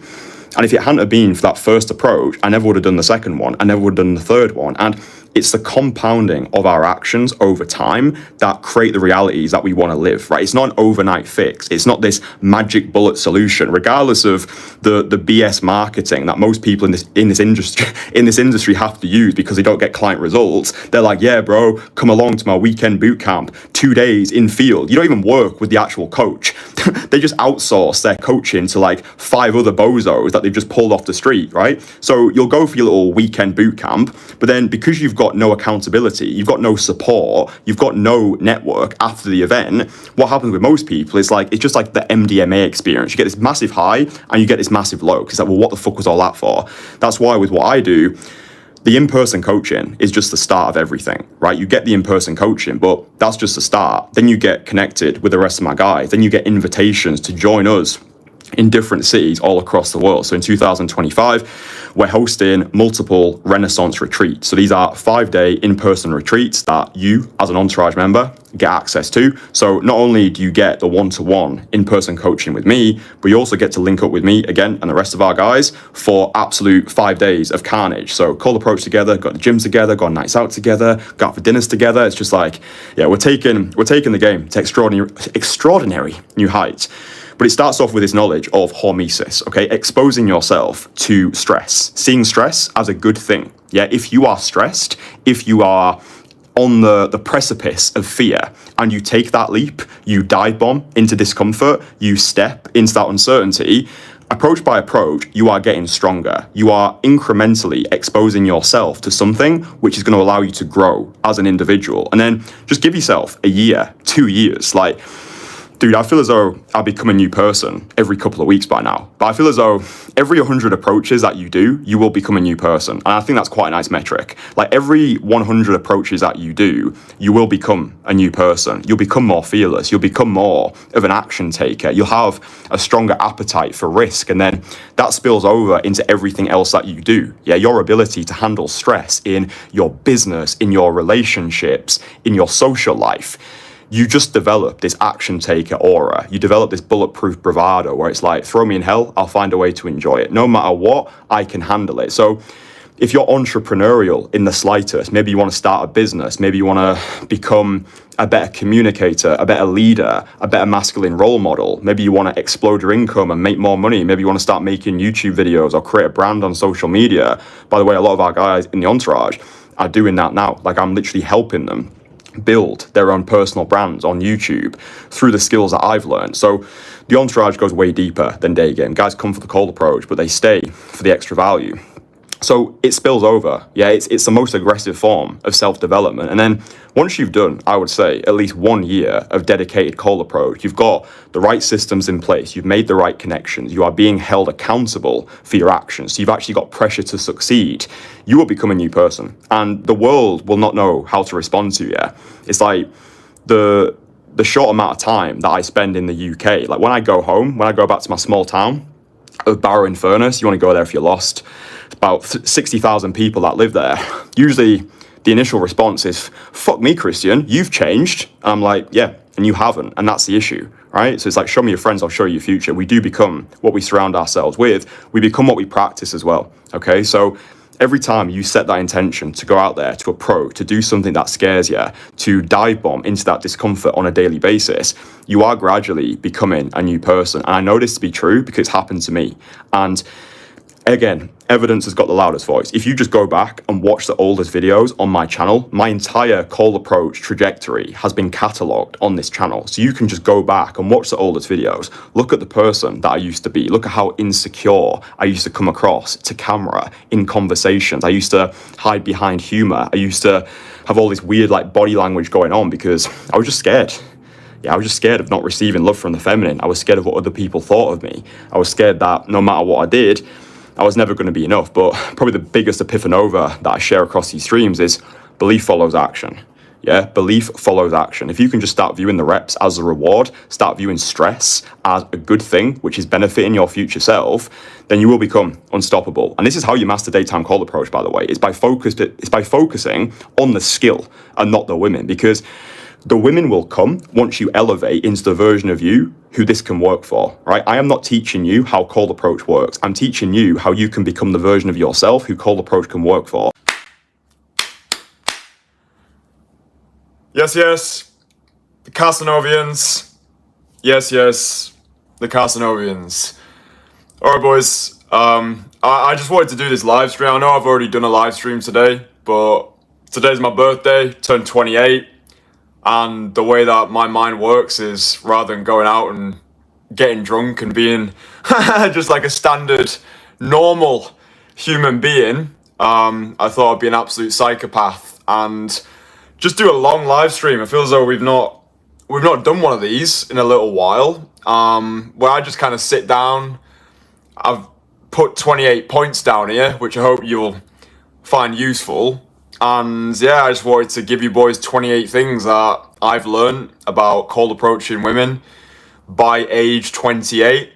And hopefully the things that I've learned along the way can save you a lot of time, a lot of hassle, a lot of wasted energy.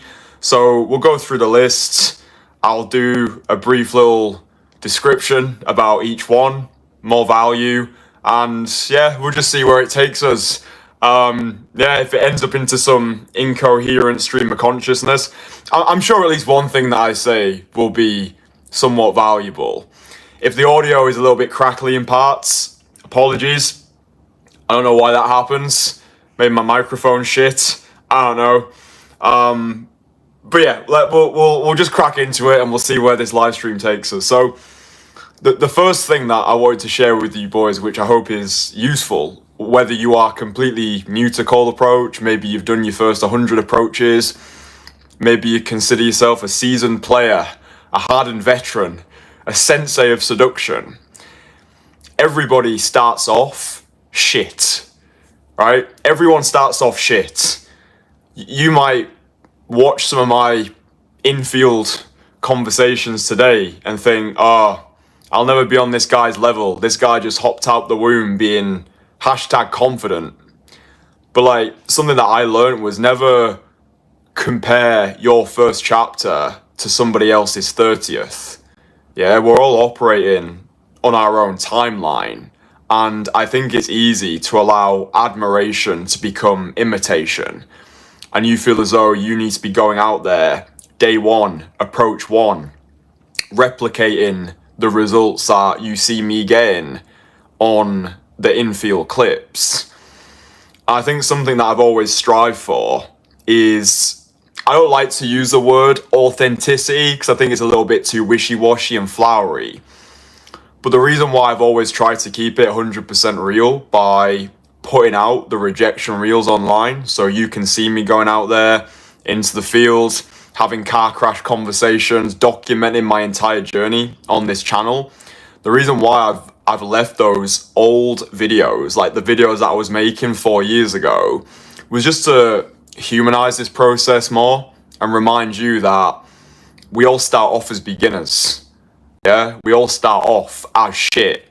We all start off as carrying that scared, insecure, lost little boy inside of us that just wants to be wanted. You want to receive love from the feminine. You probably want to receive admiration from the masculine. You probably feel as though no matter what you do, you're never going to be good enough. And I get all of that. And I grapple with that. Like, I've got this simultaneous dichotomy whereby I think I'm better than everybody else, but at the same time, I think I'm an unlovable piece of shit that no matter what I do, I'll never be enough for anybody. And that really gives me this relentless drive. But reminding ourselves that we all start off as shit. The people who you're comparing yourself to online right now, they've all got their own problems. They've all got their own demons, their own dragons that they're trying to slay. And one of the most poignant quotes that I heard was from Eckhart Tolle, you know, the power of now guy. And he said there's two things that make people miserable. It's not having what you want, and it's getting what you want. Yeah, and that therein lies the human condition. But if you can just understand that everyone starts off as shit, like everybody just starts off as shit, I think being in Bangkok and learning Muay Thai, like going from a complete beginner to somewhat decent at the sport now, it really allowed me to reconnect with that beginner's mind again. And going into a completely new discipline like Muay Thai, being absolutely shit, putting myself in an environment which forced me to just humble myself, I don't know, it allowed me to connect with my beginner students more. Because I think sometimes you'll notice if you coach in a specific field, almost sometimes I feel like the higher that we climb, the more of an ego we can develop, and we can almost lost touch with a version of ourselves that was starting. Like, I started cold approaching people at 13 years old when I made the decision to become a magician.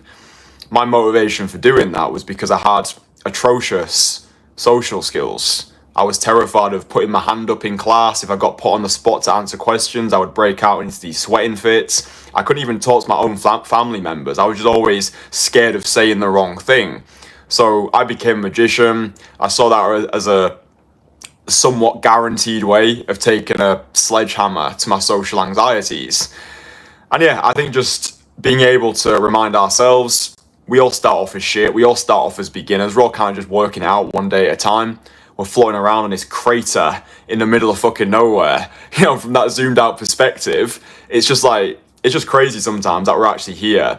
So yeah, just reminding yourself that we all start off as shit. That just really helped me. Anyway, I've spent an abnormally long time on the first point. We've got 27 more to get through. Fuck me, that's not an invitation. The next one is play to your strengths.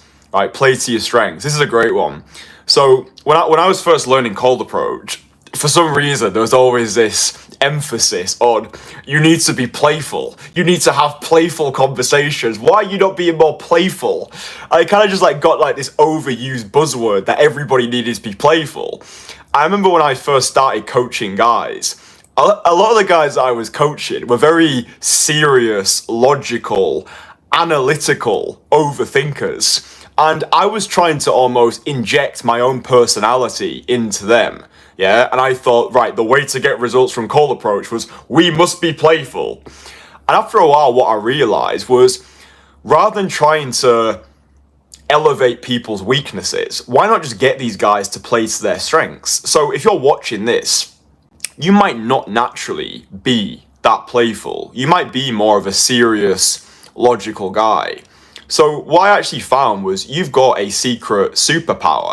If you are more low energy, yeah, if you are more logical, play to your strengths. You don't need to try and be something that you're not, but instead, exaggerate what's already authentic. There's that word again.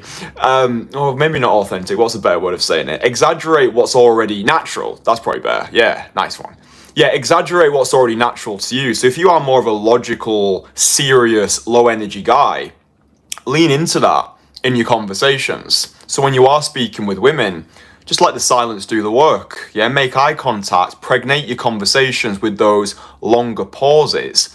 You can be a boring fuck and still get incredible results. Like everything works. It's the same in sales and marketing. Everything works. You could sell high ticket, you could sell low ticket, you could sell monthly recurring revenue. Like there's so many models and everything works, but it's what works for you. Yeah. So if like me, when I was first learning cold approach, I used to be very playful. I used to almost be too playful in my conversations. I used to give off these gay best friend vibes.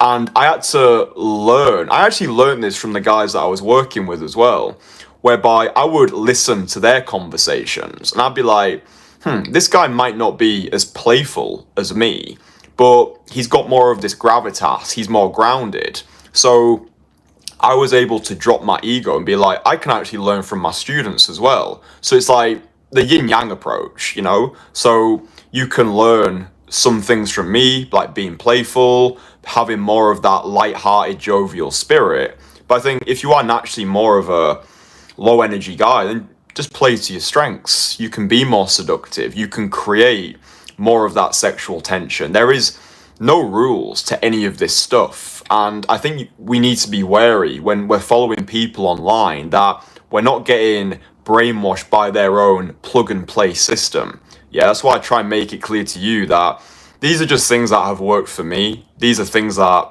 I'm still learning. I just try and relate things that my clients have used in the field and are getting great results. But you need to go out and field test these things for yourself. But just recognize that. Play to your strengths. Understand where your strengths lie and play to those. And I think that's a better way of playing the game rather than putting unnecessary pressure on yourself to be this high energy, super playful guy if that doesn't come natural to you. So yeah, this is just advice. I might know nothing. I'm going to put my sunglasses back on because I feel like that they make me look somewhat cooler. They probably don't. Probably just make me like a wanker.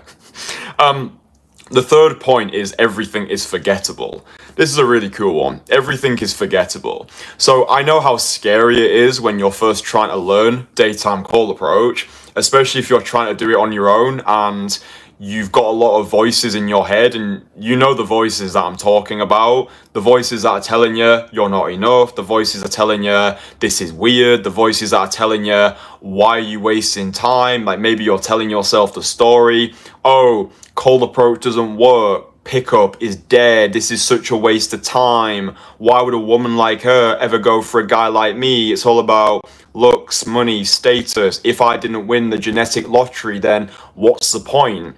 And yeah, you can just grapple with such a perceived lack of self-worth that you can fail before you've even tried. One of the mindsets that has always helped me massively is recognizing it is all forgettable. Like, in 100 years, none of this is going to matter. In 100 years, this is all going to be space, dust and ashes. My favourite passage from Shakespeare, Macbeth, Act 5, Scene 3, which is, life's but a walking shadow, a poor player that struts and frets his hour upon the stage and then is heard no more. It's a tale told by an idiot, full of sound and fury, signifying nothing.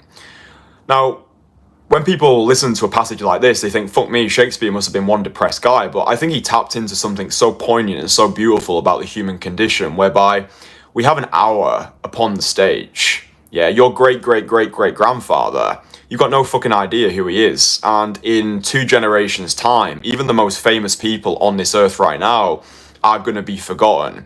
So the next time that you have that doubt, you have that hesitation, you reject yourself on the woman's behalf, just remind yourself that in 100 years, it is all going to be space, dust and ashes. This approach is either going to go well or you've got a funny story.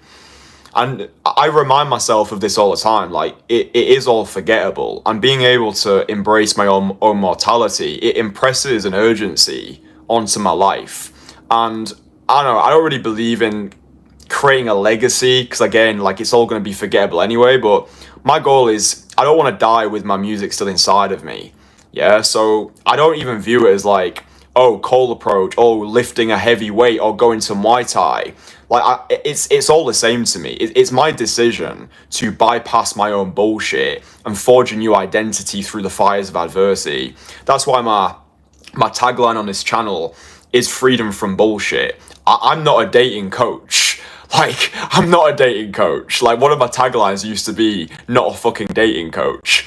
I'm not a dating coach. I'm not a day gamer. I'm not a pickup artist. I perceive myself as a freedom from bullshit practitioner. I believe the path towards true renaissance is liberation through action. Yeah, doing what terrifies you, dive bombing into discomfort rather than sleepwalking your way through life. Yeah, I think most men are asleep. I think most men live the same year 75 times and call it a life. And yeah, I try not to impress my own rule book onto people because there are no rules. This is just advice and I might know nothing. But if you can really view life through that frame, it's all forgettable. It's either going to go well or I've got a funny story. In 100 years, it's not really going to matter. I don't know, it just makes me feel more liberated and free and less of a anxious fuck, but I still have my moments. But yeah, it's all forgettable. Like this live stream, forgettable. I don't know, I've got a spot on my chest, I don't know if you can see it. This hairy bastard. This thing here, that's forgettable. The sunset, that's forgettable. But all beautiful things must end, and that's why they're beautiful. Yeah, if you look at a sunset, even a relationship, a moment in time, like we never get the same moment twice. All beautiful things must end. I think it's a finite nature of life, of love, of relationships. That's what really gives things its beauty. And I think that was one of the greatest features that was imprinted onto our existence. It doesn't last forever, right? Nothing lasts forever. Like forever is a lie. All we have is what's between hello and goodbye. I heard that once. I can't remember where, but I just think it's quite a bar. But yeah, I think that's cool. It's all forgettable. So yeah, don't worry about things too much because it's all forgettable. The fourth point is cold approach is the most aggressive form of self-development. I love that one. If you're a religious viewer of my channel, you'll probably get sick of me saying some of these pithy quotes, but I think we need to be reminded more than we need to be taught. Cold approach is the most aggressive form of self-development. And I think the game has definitely changed in the past decade. The game has changed considerably since I first got started with cold approach 4 years ago. I think, especially in the men's dating movement, there seems to be this rise of these manospheric, alpha, high value, 18 raw eggs a day, hyper-masculine commentators who have this belief that, oh, walking over to a woman and giving her a compliment is low value. You need to be a Chad. You need to sit at home in your ivory tower and wait for sexy Susie to DM you, because that's what a high value man does. And each to their own, but for me, this whole notion of being a high value man is actually quite cringy. And I think if you actually want to embody the status of a high value man, then it simply comes down to doing what you want to do because it pleases you to do so. Yeah, this true essence of being, we won't use the term high value, I prefer transcendent. I think if you really want to transcend the game, you do what you want to do because it pleases you to do so, right? Rather than dancing to the music of the masses or being constrained by the shackles of society. If you want to hold a door open for a woman, if you want to go over to every woman who walks past you today and just say, hey, you look fucking amazing. If you want to buy a woman flowers on your first date, you can do all these things, yeah? It all depends on the frame that it's coming from. It's like, are your actions coming from a place of scarcity or are they coming from a place of abundance? I think that's the only litmus test that we need to give to our actions. Am I doing this because I feel so full right now that all I want to do is give? Or am I doing this thing because I'm scared of potentially losing this woman or losing value in her eyes? And that is affecting my decision here. So when I say cold approach is the most aggressive form of self-development, like, dude, I've done a lot of things. I spent a decade as a magician. At 18 years old, I started jumping out of airplanes. I started doing solo skydives. I thought that would be a good use of my time. It's funny because I would never do that anymore. 18 years old, I was an absolute wreckhead. I was like, I feel so bored. I just want to jump out of planes. Anyway, whatever. It's probably a genetic default. Then obviously I'm in Bangkok right now. I'm learning Muay Thai. I've done lots of different sports and I've solo traveled to over 30 different countries. I'm not saying any of these things to flex. I'm just using them to elucidate the point that I'm now making, which I'm crescendoing towards, which is I've not found any discipline which has improved me as a man more than daytime cold approach. And once you actually view this for what it is, this goes way deeper than just chatting to women. It goes way deeper than trying to pick up chicks on a Saturday night on the Vegas Strip. This is the hero's journey. This is a movement of freedom from bullshit. Whoever you've been in the past, whatever bullshit stories you've told yourself, whatever box society's tried to put you in, cold approach holds a mirror to who you are, and it holds a mirror up to who you could be. Yeah, that's what hell is. Hell is when you look at who you could have been. Yeah, so through daytime cold approach, it's like it's just developed me so much. I used to think I was confident before getting started with cold approach because I'd spent a decade being a magician. Then I realized I just had situational confidence. Take away my deck of cards, take away my little rope. That's not a euphemism, but it could be taken as one. Take away my props. And it's like I didn't have confidence anymore. But like through cold approach, I actually developed core confidence. I actually got to a point where I actually liked myself, and I didn't have that for a long time. But by going through this process, by transforming my life, and I'd like to think helping a lot of other men transform their lives as well, there's just something that happens to men who cold approach, and you'll notice it yourself, whether you've done your first approach today, or maybe you've done your 1000th approach, or maybe you've got a girlfriend through cold approach, or maybe you found a wife through cold approach, or maybe you've met some of your best friends through cold approach. It's just like, it just hits deeper.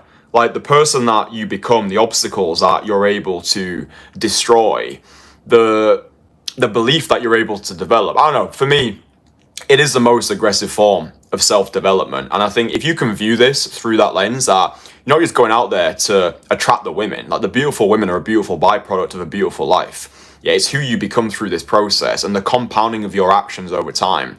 Like I remember coaching one of my guys, 19-year-old guy, Reese, that a lot of you boys will know by now.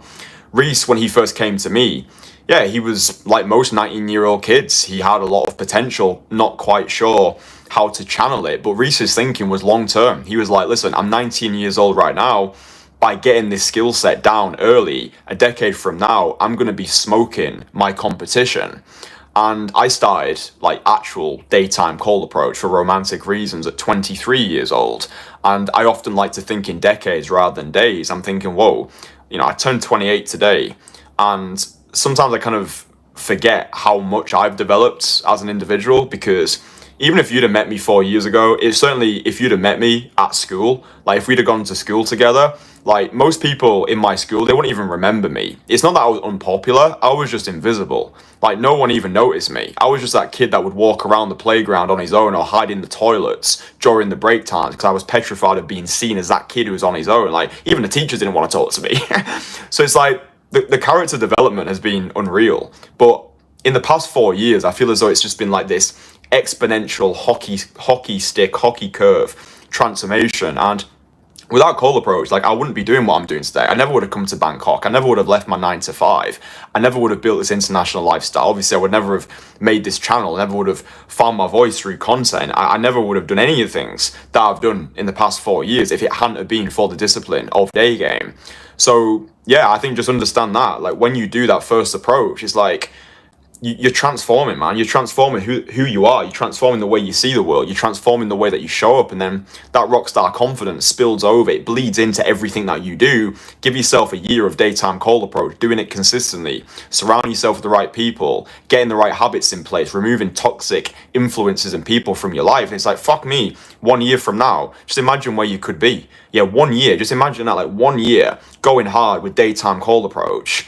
Fuck. You'd be unrecognizable. And yeah, you can see it for yourself anyway. Just go back and see the person that I used to be when I was first making these videos. That'll give you fucking nightmares. Right, let's just get through a lot here because I'm wary that I'm taking up a lot of time. Number 5, rejection is better than regret. Yeah, we miss 100% the shots that we don't take. Yada yada yada. Rejection is better than regret. I think. You know, you go out there, you see a few women that you want to talk to, and then you talk yourself out the approach because you're viewing every approach as a make or break situation. Rejection is better than regret. Like, even if you go into an approach and it's just an absolute car crash calamity, again, you win or you learn. Yeah, it's either going to go well or you've got a funny story. And it's just like you just never know where these interactions are going to take you. You know, like that woman that you approach today, even if you're not in the mood, even if you're not feeling it, even if you think, oh my God, this woman is so far out of my league, quote unquote, that I'll never be able to attract her. Like, you just don't know where it's going to go to. You know, it's like for those first 100 approaches, which is, in my experience, what it takes to develop proficiency, they're purely just points on the board. You're just doing them to do them. They don't even count, but, you know, you might strike out or you might get lucky, you might hit a few home runs, but rejection is better than regret. And in fact, what I would say to you is have a day where you go out purely to get rejected. That might seem some like masochistic, psychopathic endeavor, but the reason why I put that video on my channel is because, like, if you go onto my channel on the main homepage, it's probably the video that I'm the most proud of, where it's I go into London and I approach 33 women to overcome my fear of rejection. I honestly think that that is one of the best videos that has ever come out of this entire cold approach industry. Certainly since I've been in the space, because what I feel as though that video really demonstrated was this doesn't need to be a serious process where we are taking ourselves, we are taking the situation, and we're taking the women too seriously. Remember what I said before. Everything's forgettable. Yeah, everything is forgettable. And like, if you can go out with the intention of, let's just go out and get rejected today, you can apply this to a night out as well. Like, I once read this book, it's called The Wisdom of Psychopaths. It's an incredible book, very few people have read it. But in that book, there's a group of guys, and they go out on a night out with the intention of getting rejected. And whoever gets the most brutal blowout, the rest of them have to buy that guy drinks. But like, by shifting, by flipping the script, you can then play to win rather than playing not to lose. It's like, by making peace with the perceived worst case scenario, you become bulletproof. And if you watch that video on my home channel, on the homepage that I approached 33 women in London and like, here's what happened, yada yada. I've never felt as carefree, I've never felt as confident, I've never felt as bulletproof than when I did that exercise, when I did that challenge. And anybody can do this. And I know, I get it. If you've got, if you're grappling with that perceived lack of self-worth right now, if you don't think you're enough, whatever, I get it. I've been there. But if you can literally just say to yourself, I'm going out today with the mindset of just getting rejected, even if you just say, for the first 3 approaches that I do today, I just want to get rejected. Actually, a really practical thing that you boys can start doing when you are doing your cold approach sessions, and I've spoke about this in the past, but reiteration is consolidation. Aim to do the hardest approaches first. Now, I appreciate difficulty is subjective, but if you can aim to do the hardest approach first, and your intention for that approach is not to get the woman, is not to get a phone number, is not to get a date or a happy ending, it's purely to make yourself feel viciously uncomfortable. You're purely doing that rep to get rejected. So maybe you approach a girl who's with her mum, you approach a girl who's with her friend, you approach a girl who's sat inside of a cafe, and then you've got that beautiful spotlight effect, social pressure. Oh, what are people going to think? Approach a girl who's with her parents. Like, I've done all of these approaches. I've got them all documented on this channel. I'm not just one of those talking head morons who gives advice but doesn't actually implement it. Do the hardest approach first, but do the approach with the intention of being rejected, reminding yourself cold approach is the most aggressive form of self-development. It's all forgettable. In 100 years, it's all going to be space dust and ashes. 99% of guys will never do a daytime cold approach in their entire life. Yeah, your competition are not even trying. So simply the fact that you are watching these videos, you're consuming my content, hopefully you are going out there in the field and putting the reps in. Like, dude, you're already winning in 2025. Like, the average man is not even, he can't even comprehend that this is possible. Like, there are millions of men on this planet who don't even believe it's possible to approach a woman stone cold sober during the daytime, get her phone number, and create this magical whirlwind experience. Like, I'm in a long-term relationship right now with a girl who I met because of daytime cold approach. We actually went shopping yesterday. She bought the 48 laws of fucking power. Like, it's just fucking awesome, man. But like, none of these things would have happened in my life if it hadn't have been for the man that I've become through this process. Yeah. So go out to get rejected. Rejection is better than regret. The more you get rejected, the more bulletproof you will feel. If you're not being rejected, you are not pushing yourself hard enough. And if we can just learn to reframe rejection, right? However you want to reframe it. I like to say to myself, throw me in hell, I'll find a way to enjoy it. Yeah, throw me in hell, I'll find a way to enjoy it. For me, the true essence of confidence is no matter what, I can handle it. After a while, I've been quote unquote rejected more than any other person that I know. And that's simply down to the fact that I've put myself into more uncomfortable situations than anybody else that I know. I've simply approached more than anybody else that I know. And my tolerance to rejection, my tolerance to stress, it spills into the business world as well. Like, whenever I go to mastermind events and I have to talk to new people, work the room, like, all networking is just making friends, right? It's just friendship building. Like, I don't have that hesitation anymore. I love that about daytime cold approach, because for me, the definition of power is reducing the time between thought and action. Yeah, if you think of like an omniscient being like God, he just thinks and it's created. So what daytime cold approach really taught me was reducing the time between thought and action. It was my ability now to act on immediacy, to act on impulse, to have an idea and immediately implement that idea. Oh, I'm at a networking event, I want to talk to that guy. Boom, it's done. Oh, I've got this idea for a video. Boom, it's done. Like, I was in the swimming pool before, I was like, oh, I turned 28 today, what would be a good video? Oh, I know, I'll do 28 things I've learned about approaching women. And the former version of me, I probably wouldn't have made the video, but if I did make the video, I would have probably spent about a month thinking about making it, right? This is why one of my mantras that I've got through cold approach is fuck perfection, just show up. right? You've got an idea. There's a woman that you want to talk to. Great. Let's go over. Let's talk to her. Yeah, when I'm coaching my guys in person, they'll be like, oh, she's nice. Right, great. Let's go talk to her. Oh, nah, dude, I can't do that. Like, I've not warmed up yet. Oh, I need a coffee first. Oh, no, bro, let's just talk about theory more. I'm like, dude, go over, make that woman's day, right? No one's allergic to a compliment. The rep is the reward, and rejection is better than regret, right? So just running through things like that, like, okay, rejection is better than regret. It's all forgettable.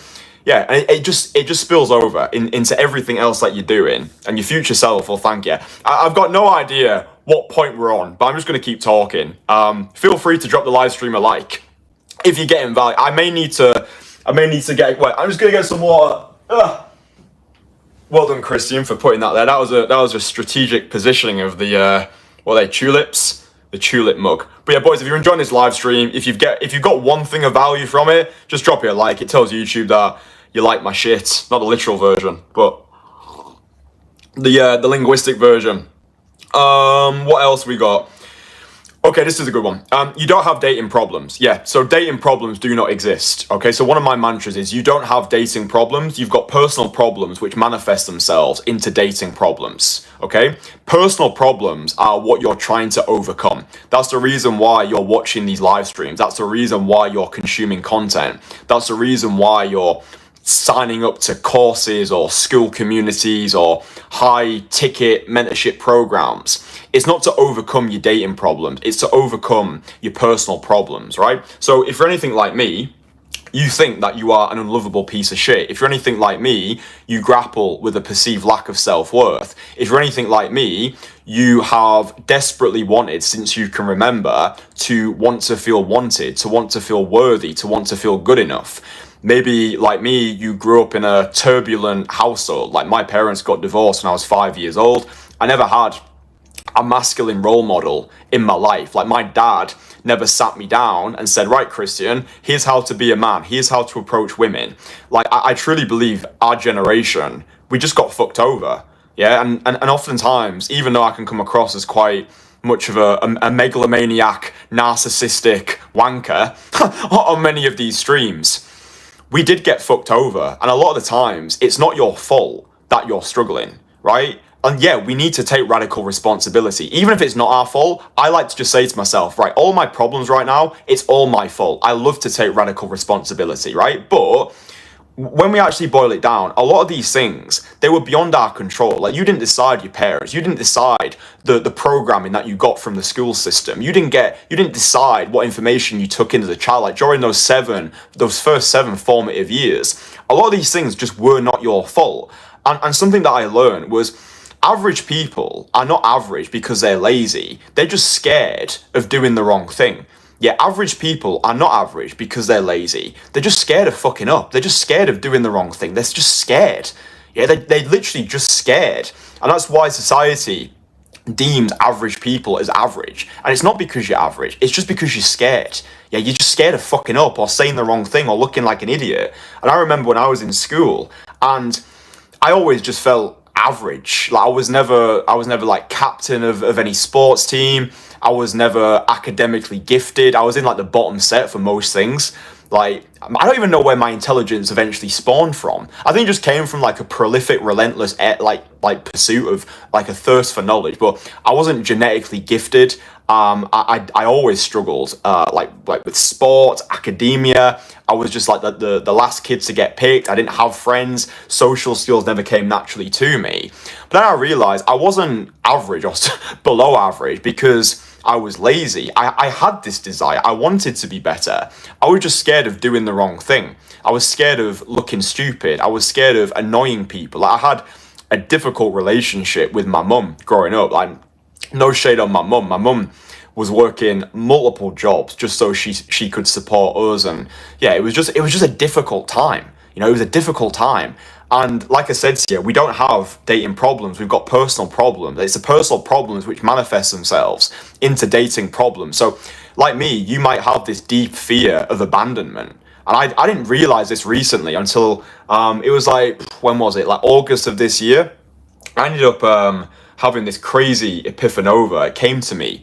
in like a vision, like Samuel Taylor Coleridge, like Kubla Khan. Don't know if you've read that poem, it's a fucking banger.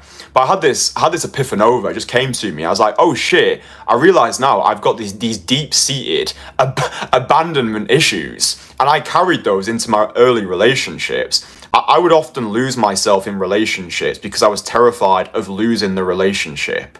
I understood that the reason why I would stick to women like sellotape was because I always saw relationships as unstable, as uncertain. I always saw that, oh, I'm in a relationship now, but this could end. Do you get what I'm saying? Because like, okay, you know, parents get divorced. I've got like a erratic mother who is struggling to maintain the family unit. She's having to play the role of the father and the mother at the same time. So I always struggled massively in relationships. As many of you guys will know, I was addicted to porn for a long time. I couldn't get a boner with new women because I always used to associate me doing the wrong thing, whether that was not performing in the bedroom, acquiescing during arguments, just not being the man that I needed to be.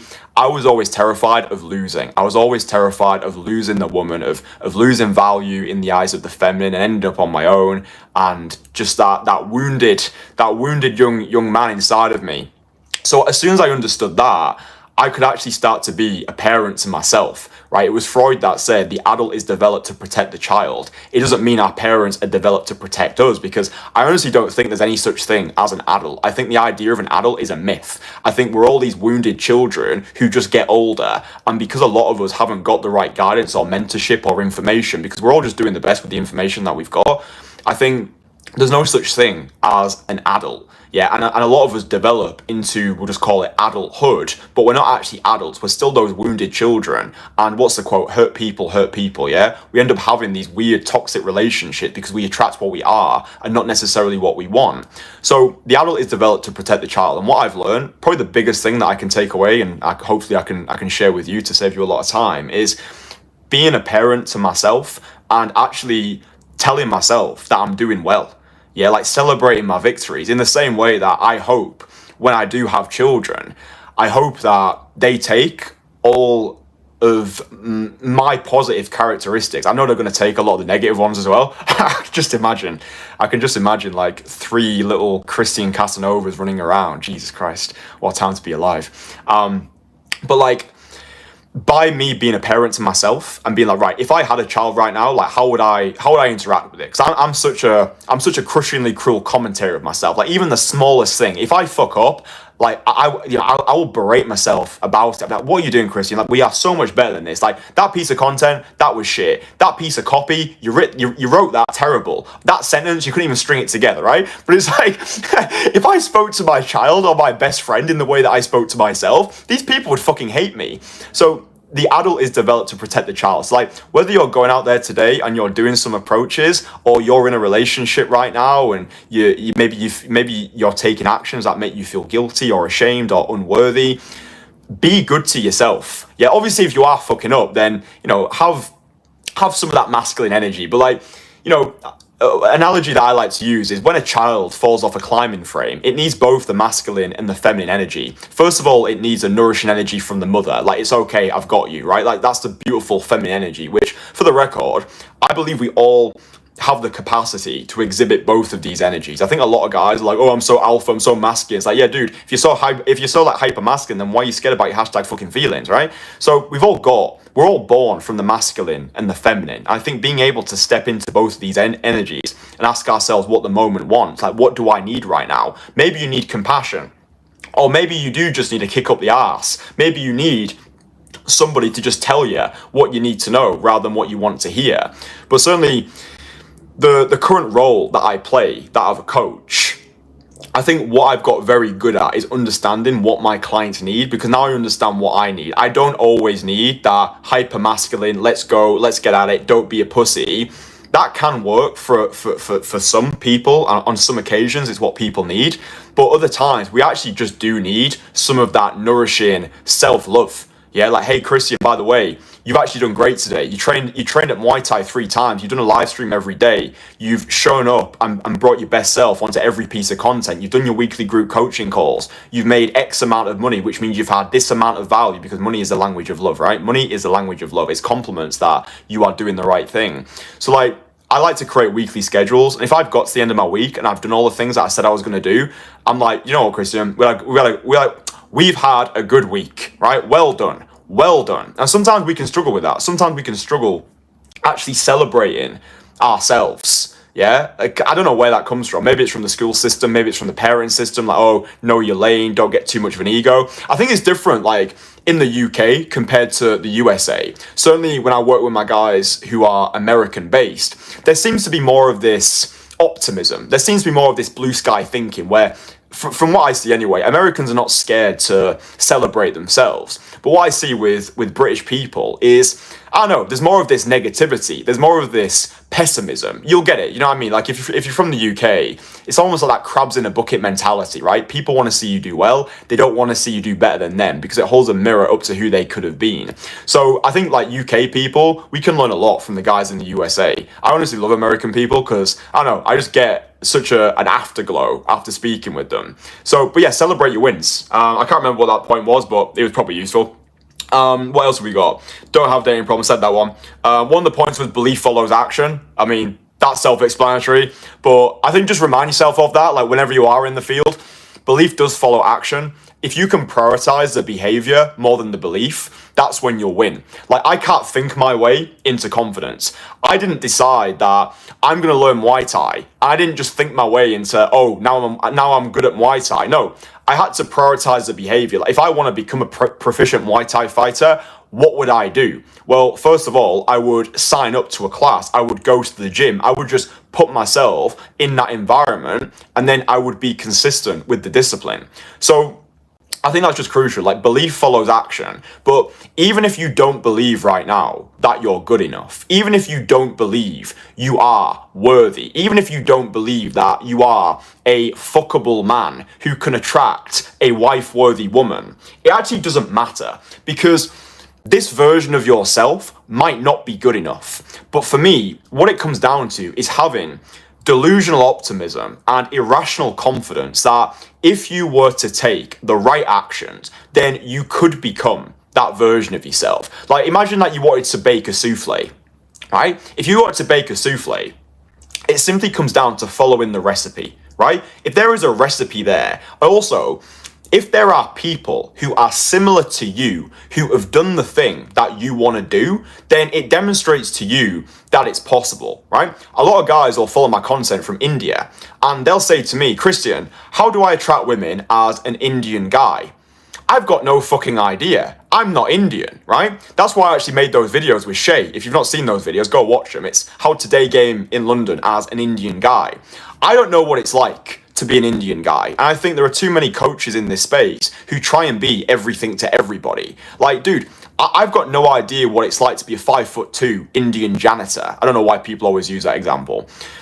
So for me to give advice on a perspective that I've got no experience embodying is foolish, stupid, and moronic, right? So if you are a 5'2" Indian guy, then honestly, I would say, hopefully you get value from my stuff, but go find people, go find mentors who embody you. Yeah, find commonality, find guys who've already done the thing that you want to do, who are similar to you, and go learn from them. Like, my hero's journey is different to yours if you're an Indian guy, right? I'm not saying you can't learn from me, but there may be better ways or better people you can learn from. My story is, I was a kid that never got picked. I was 23 years old when I started Caller Pros as a porn addict, erectile dysfunction, couldn't pull a muscle, low-life loser, living in the city of Leeds, had £24.82 of universal credit in my bank account. I always knew deep down that I was destined for more. I always knew I could be doing more. I was looking at the life that I was living, the money that I was making, the women that I was dating historically. I was like, what the fuck are we doing here, Kristian? I feel as though I've got music inside of me which is just not being expressed in the way that I want it to be expressed. So I just wanted more from my life. Like, I'm just somebody that has got this obsession with progression. Like, I just want it all, right? This is the reason why I'm sat cross-legged on a fucking bed in Bangkok on my birthday doing this live stream, because I've just got this insatiable appetite to create. Yeah, I view myself as an artist, not a pickup artist, just like an artist. Like, I want to create. I just want to send my message through the ether and hope that it touches the right people, not in a fucking weird way. do you get what I mean, though? So it's like, we've all got that music inside of us. I think oftentimes the best artists, they don't wait for permission to sing, to dance, to act. They just do the thing, and they understand the belief follows the action, right? So you might not be the version of yourself that you want to be right now, and that's okay. I wasn't the version of myself that I wanted to be 4 years ago. I wake up many days in Bangkok, and I really fucking hate myself, right? I wake up, I just get bombarded by my own bullshit. I get hit by this avalanche of anxiety, but spending time around a lot of we'll just call them high achieving guys. There's a guy who commented the other day, like, ew, if this guy mentions high achievers one more time, I'm gonna puke. Yeah, well, go fucking puke them, dude. So like, but after spending time, stop it, Kristian. After spending time a lot of high achievers, after spending time around a lot of successful guys, this is a common personality trait, right? The most successful people that I've spent time around, they've got 3 characteristics. They think they're better than everybody else. At the same time, they think they're unworthy. And they've also got immaculate impulse control, which means they can stick to something for a long time, not have to see results for months or even years, and just stick to it. Just continue to do it. Continue to put in the rep, brick by brick, just building themselves. But like, that notion that belief follows action, I am simply a product of the actions that I've decided to take. Every approach that I've done, every piece of content, every coaching session, I'm a product of those actions. And I didn't think I was worthy. I didn't think I was good enough. Like, when I first started making these videos 4 years ago, I was getting comments on the regular from random low-life losers like, oh dude, you're ugly. You're a 4 out of 10 at best. You look physically disadvantaged. One guy said, this guy looks like a cross between Patrick from SpongeBob and Mr. Bean. I'm like, I don't really see the comparison myself, but thank you, Radical Jester 995. in the long lineage of radical jesters. But like, you're always gonna get low life. Like, hate never comes from those above. Hate always comes from below. Again, it's crabs in the bucket mentality.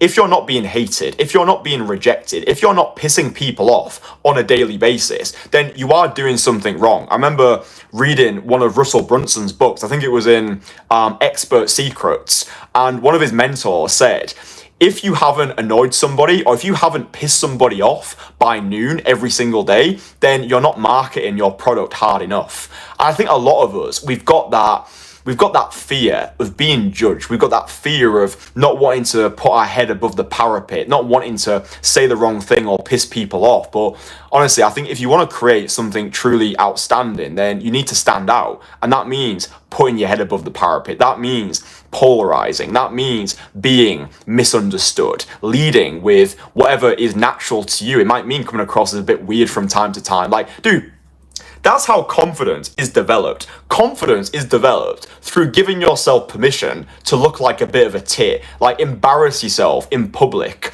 time to time. Like, a lot of the guys that I work with, it's like they've forgotten how to be a child. It's like Picasso said, it took me 4 years to paint like Raphael, a lifetime to paint like a child. And I think that's what this vehicle of daytime call approach allows us to do. Penetrate the bullshit, reconnect with our most authentic self. That is what this is. It's a process of unlearning, not learning anything new. You already know it. You've already got everything inside of you, right?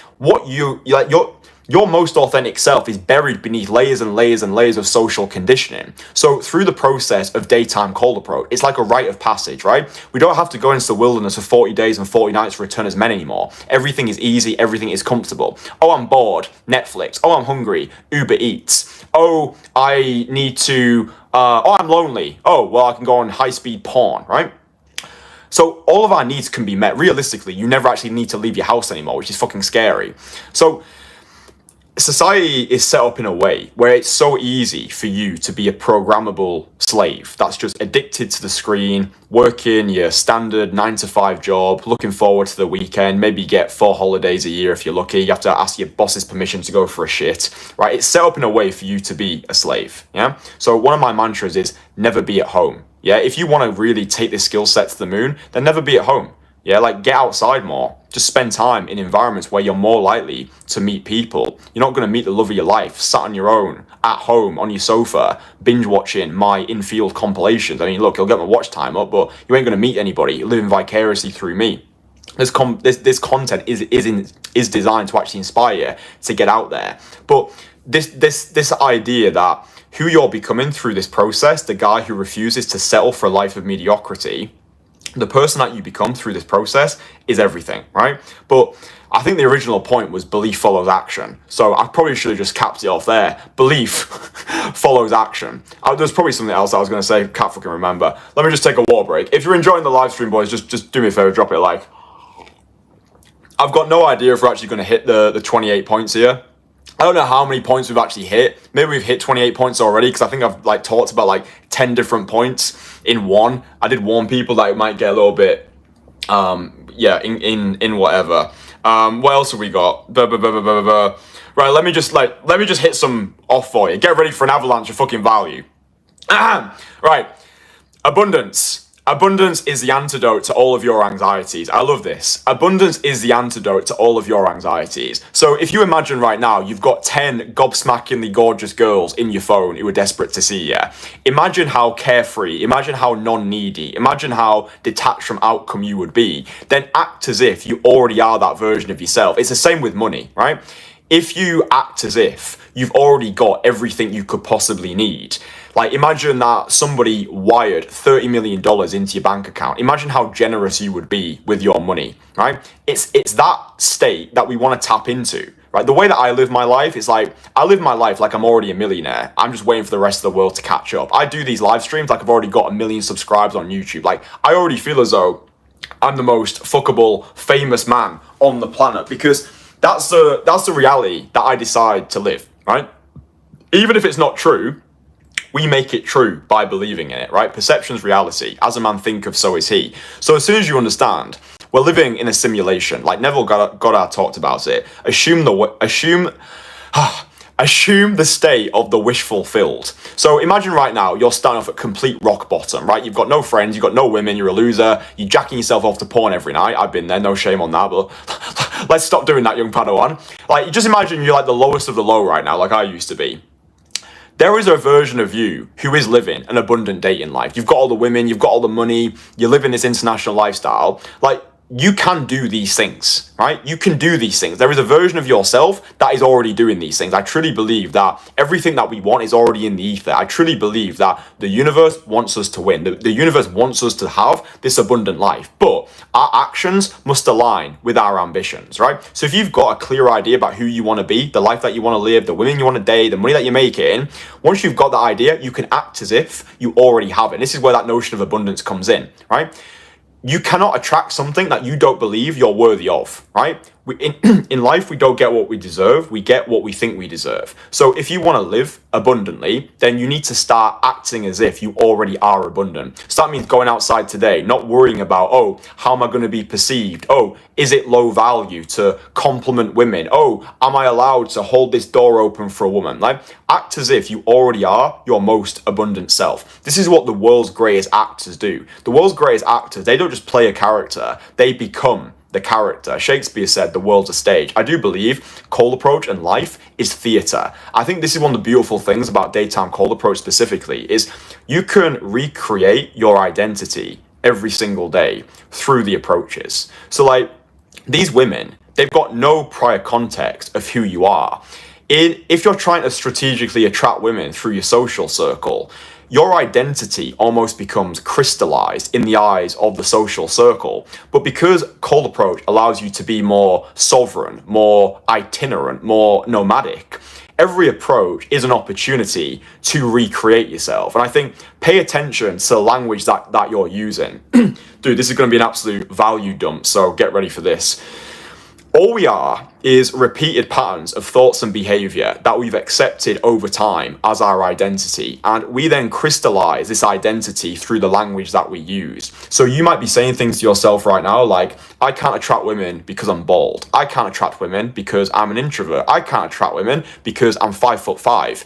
And because you're telling yourself that story, that's the reality that you're gonna exist within. Yeah, Plato said, people who tell stories rule the world. You need to make sure the stories you're telling yourself on a daily basis serve rather than strangle you. Yeah, I used to have the most negative self-talk. Even if I did things well, I would still find a reason to be unhappy. And I see this with the guys that I'm working with as well. I will take a guy who's never approached a woman his entire life. A couple of weeks later, he'll have a girlfriend and he'll be like, yeah, but I didn't get her on my first approach, so I must be shit. I'm like, dude, shut the fuck up. You've got exactly what it is that you wanted. Like, I'll work with guys and they'll say things like, yeah, you know, I'll be happy once I've met a woman from cold approach, or, you know, I'll be happy once I've overcome this approach anxiety, or I'll be happy once I get my first number. And they'll get the first number, they'll get their first magical experience, they'll get the long-term girlfriend. What did Eckhart Tolle say? 2 things that make people miserable: it's not having what you want, and it's getting what you want, right? Therein lies the human condition of the hamster wheel. So this is important because everything that you want, it already exists. It's already yours. You can already have it. You need to know what it is that you want. And we're not chasing goals. We're chasing an identity. Yeah. Rather than doing our best, we do what is necessary. So what I recommend that you boys do once this live stream's finished, download my free course. It's called My Most Fuckable Man course. In the course, there's a module titled Mindset Mastery. In that module, I go deep on a 3-step process that I've used to rewire my entire internal belief system, right? You'll create a document called a personal renaissance document. This is the exact exercise that I get my clients to do before we start working together. Because for me to get results for a guy, I need to know what those results are. And more importantly for me, I need to know about who this guy wants to become. I said it before, I don't give a fuck about who you've been in the past. Like, a therapist will happily take your money and allow you to talk for hours on end about your hashtag problems and your hashtag feelings. I do think that's got a place, but coaching, the thing that I do, is focus on the future. I don't give a fuck about who you've been. I give a fuck about who you want to become. And the way that we're going to become that version of yourself is, first of all, crystallizing that identity in your mind and then making actions align with ambitions. I'm far more coherent in the free course. So once this live stream's finished, go gobble up the free course, do the Mindset Mastery module, and that will give you a springboard in which to act, right? But if you like, you can write this down as well.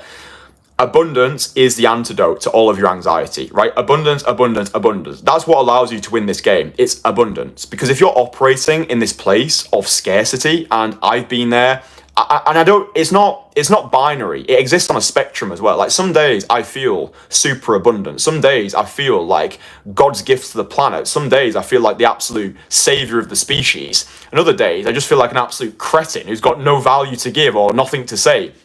And it depends on where my energy's at that day. And I think the deeper that I've got in this process, the more I realize it is all about frequency, right? Internal state equals external reality. When I first started Cold Approach, I thought all of this stuff was so woo-woo and so like just bullshit. Like, oh dude, like law of attraction, manifestation, like what are you talking about, my fucking chakras and my frequency?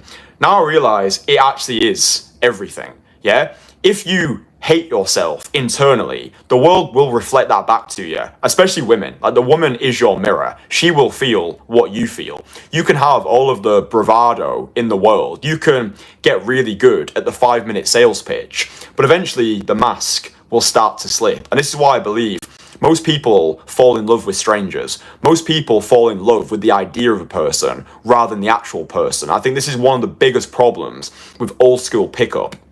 Old school pickup focused on the 5-minute sales pitch. It taught you how you could masquerade as this high value man without actually building your value first. Those days are gone. The days of being some low life loser who's sleeping on a cum-stained mattress in his grandma's basement, they are extinct, right? Extinct like fucking dodos. The way you get results in, let's just call it the modern sexual marketplace, is building your value as a man, actually becoming a man who you would date, becoming the most fuckable version of yourself, maxing out your value in all the areas: fitness, fashion, finances. Understand that All game is learning how to get what you want. Yeah, game is simply learning how to deliver your value to the world. Yeah, value that you've built. Once you understand that, that's when you can start to play the game properly. We're not faking being men of value, right? We are not faking being men of value. We become men of value by taking difficult action, doing what terrifies us, and we use daytime cold approach as the most aggressive form of self-development. And probably one of the biggest things that I can give to you, day game is not the end game. Day game is not the end game. I think a lot of guys get confused when they watch my videos, and I'll take responsibility for that. Most of the infield videos that you see on this channel are me approaching women on the streets, yeah?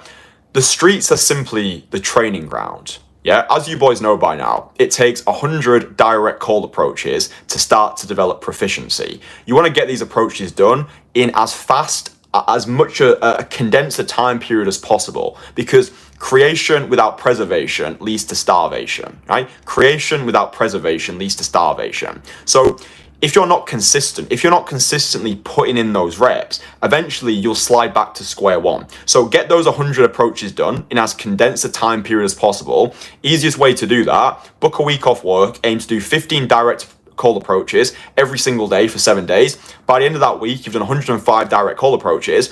You then take that momentum immediately into your busy lifestyle. Again, creation without preservation leads to starvation. Don't just do a week of approaching and then go back to your normal life and nothing's changed, right? You need to use that momentum and implement it into your busy lifestyle. The 3-step process that I teach to all my clients, take them from zero to fucking hero, is immersion, integration, selection, right? Immersion, integration, selection. What I say to my guys is, one approach with me is worth 30 approaches on your own. Yeah, this is why the guys that I work with get the results that they do, because I just speed up the entire process, right? I allow guys to skip all the trial and error. I give them 15 years of battle-tested cold approach wisdom, condense it into a single weekend. But my commitment to my clients does not end after the in-person coaching experience is finished. I've got clients in my private community, the Entourage, who have been in the community for well over a year. Right, we've got in-person Renaissance retreats scheduled throughout 2025. So as well as getting in-person coaching one-to-one with me, I don't do any of that group coaching bollocks. Our guys also get invitations to secret worldwide meetups where they can come connect with me, the rest of the guys, more coaching, more transformation, more crazy adventures. It's all included in their membership, because I understand, very similar to learning a martial art or wanting to get in better shape, the way you crush it with cold approach is sustained support over a prolonged period. Cold approach is not a solo sport. It's an extreme sport, and it's also a team sport. Those are the words of one of our Entourage members, Joseph, and I love him for that beautiful turn of phrase. It's so true. Cold approach is not a solo sport, right? You can get started on your own. And I recommend doing those first 100 approaches on your own, because then you can prove to yourself you can approach on your own. You don't want to be dependent on always having people around you. But eventually you'll reach a point, like I did 6 months into me first starting, and all the guys in our community, where it's just a lonely road on your own, right? A lot of the guys in our network, they live international lifestyles. They're nomadic. So one of the best benefits of our community is being able to travel the world with our wingmen, like go into a city and having people, like an immediate social circle of like-minded guys that you can tap into. That's what we're doing inside the Entourage. I just wanted to make something completely different with our community. I was looking at other coaches in this space. I was like, okay, this guy, all he offers is some like weekend boot camp. Maybe his clients get results, maybe they don't, but there's no aftercare. Like if you're dabbling with other coaches in this space, for the record, I think that dating coaches are a massive scam. Again, I don't consider myself a dating coach. I view myself as a free and from bullshit practitioner. But this whole business model for me is completely flawed. Come along for a weekend boot camp. Yeah, but dude, what happens after that? What happens 3, 6, 9, 12 months after we've worked together? So if you're going through any dating coach right now, then quiz them, ask them what happens after our in-person coaching is complete. Is there accountability? Is there community? Is there aftercare? Is there weekly group coaching calls? Is there one-to-one calls? Can I message you at any time and you'll be there in my corner? Most of the time, the answer is no, and that's why they don't get results. That's why they're charlatans, and that's why they're shit. I show my testimonials. Like, if you go into the description of this video, it's flooded with testimonials, flooded with client results. You can actually see me in the field coaching my guys one-on-one, because my goal for this has always been, I want to be the best to have ever done it. I want to destroy every other person in this space and provide so much value that it's undeniable. Like, it is undeniable that I'm the best in this industry. And I will not stop until that is fact around the entire world. I don't care how long it takes. I'm just going to continue doing my thing and being the category king, because I understand what it takes to get results in this industry. I've walked the walk, I talk the talk, I do all the nice, cool stuff. Evidence has got the loudest voice. That's why I post all these videos. That's why I've documented my entire process on this channel, because I just have this obsession with progression. Through Cold Approach, I found a vehicle that I could sink my teeth into. I found a vehicle that finally I felt as though I had a voice, that I could actually do something that would benefit the entirety of the male population. And I don't know if Cold Approach can change the world, but I know it can change someone's world. And the more lives I impact, the more approaches that you boys do, the more you free yourself from bullshit. I just know there are hundreds of thousands of people who watch my content and have been influenced in a positive way. And sometimes I'll get DMs on Instagram or nice little emails being like, hey Kristian, I've never worked with you personally, I would like to work with you in the future, but your content, it got me out of a bad state of depression. Thanks to you, your content helped me get a girlfriend. Thanks to you, I did my first 100 direct call approaches, and I just wanted to thank you for that. So yeah, I just hope that everything that I'm saying on this stream is resonating with you. And I hope that you actually transmute information into implementation. Otherwise, kind of just wanking in the wind. I'll knock off a few more of these and then we'll call it a day, because I appreciate people have got time. The other point I had here was, yes, looks matter. As I say to you boys all the time, looks do matter. There's a big difference between looking good and being good looking. It's within any man's power to build upon what he's been given and play his hand to the best of his ability. Some guys do just have it easier, right? Some guys do just cash out on the genetic lottery, right? Some guys, you'll find a guy, maybe he's 6'5", super jacked, super athletic. He can eat In-N-Out burger every Saturday and not put on an ounce of fat. And he just looks like God's gift to women, right? It is what it is. Yeah, I think the man that I am now, I'm super proud of all the work that I've put in, like externally, but also internally. Because what I recognize now is looking good is just an open, right? Looking good buys you 20 seconds of a woman's attention. It doesn't sell the product entirely. You could have the most symmetrical face, you could have the biggest chest, you could have the most bulging biceps. If when you open your mouth, you come across as some high-pitched field mouse who's got no balls, no charm, no charisma, no confidence, then it's like working your bollocks off to buy a Lamborghini and then being too scared to drive it. Yeah, the attraction triggers for women are very different to the attraction triggers for men. Zamperion said it best. Men become aroused through their eyes, women become aroused through their ears. If you actually study female psychology, if you actually look at the attraction triggers, women have got a multitude of attraction triggers. If you look at something like pre-selection, which is probably the most powerful form of female attraction, yeah, women want what other women want. People desire what other people desire. It's called mimesis or mimetic desire.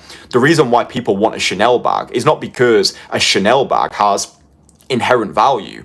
The reason people want to own a Chanel bag is because other people want one. Yeah? Look at Lamborghini, look at Rolls Royce, look at Louis Vuitton.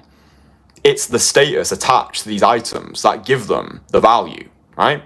Value is fluid. Value is neutral. It's the interpretation that we decide to attach to things. But something like pre-selection, and this is why I bang into your brain, have a compelling Instagram profile. If you've got a compelling Instagram profile which showcases your seductive lifestyle, if when you meet a girl through daytime cold approach, you can send her to your landing page, which is your Instagram profile, and she can see you are the person that you say you are. It's not a 5-minute sales pitch. It's not pretending to be something that you're not. Evidence has got the loudest voice. If she can see pictures of you with attractive women, if she can see some comfort building photos of you with your dog, you with your family, you with your mum, if she can see a recent video of you on a jet ski in Dubai, living a cool lifestyle, then you're no longer this random guy who's just approached her on the street. Now you're that guy. You're a cool guy who's got an interest in life, a life that she might crave to be part of.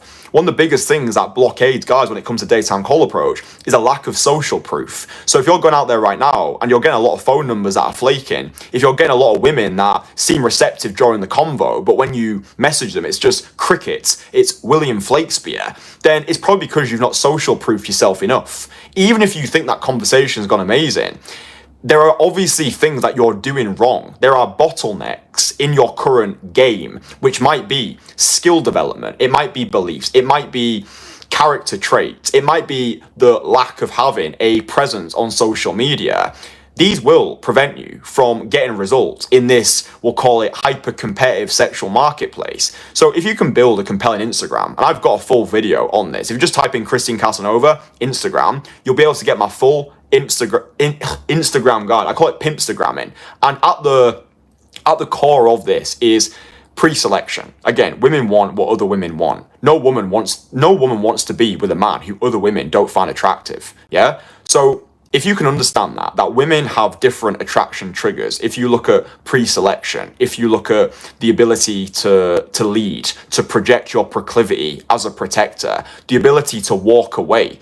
Yeah, like if you're dating a woman and the relationship just isn't working, once you've got abundance, and abundance is not always having, it's knowing you can have. Once you've unlocked a skill set like daytime call approach, you will never be needy in your life again. Once you know how to get women, you're not stressed about women again. Once you know how to make money, you're not stressed about money again. You might have a month where you don't make that much money. You might have a couple of months where you don't get a date, but you don't sink into some hyper depressive state because you know you've got the skills to find more women, to make more money, right? But if you get lucky, let's say, I don't know, you get a woman through a friend of a friend at 18 years old and you're with that woman for 10 years and then the relationship turns to dust, you re-enter the dating marketplace.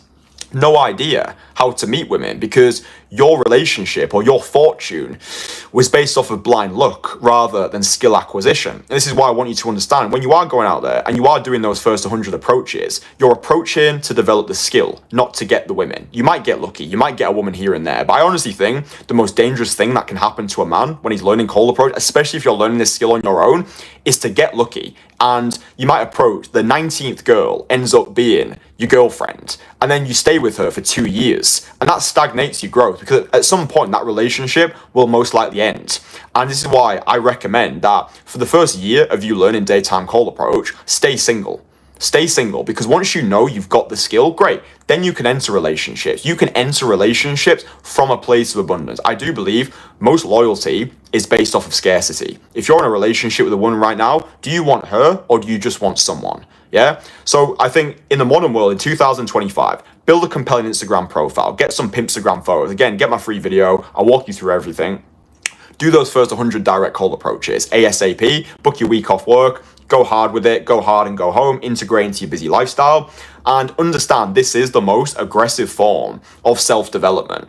Yeah, you going out there, you just doing one more approach, putting your head above the parapet. Every day, 1,000 guys have already give up on themselves. It's the 12th of January today, my fucking birthday, right? Most resolutions have gone out the window. Most people have already give up on the hashtag dreams, right? So by you just staying in the game, by being relentless, by not quitting, by playing the infinite game, by recognizing that money, women, fitness, social skills, these are not games that we complete. They're games that we never want to stop playing. There's a big difference between getting a woman and keeping a woman, right?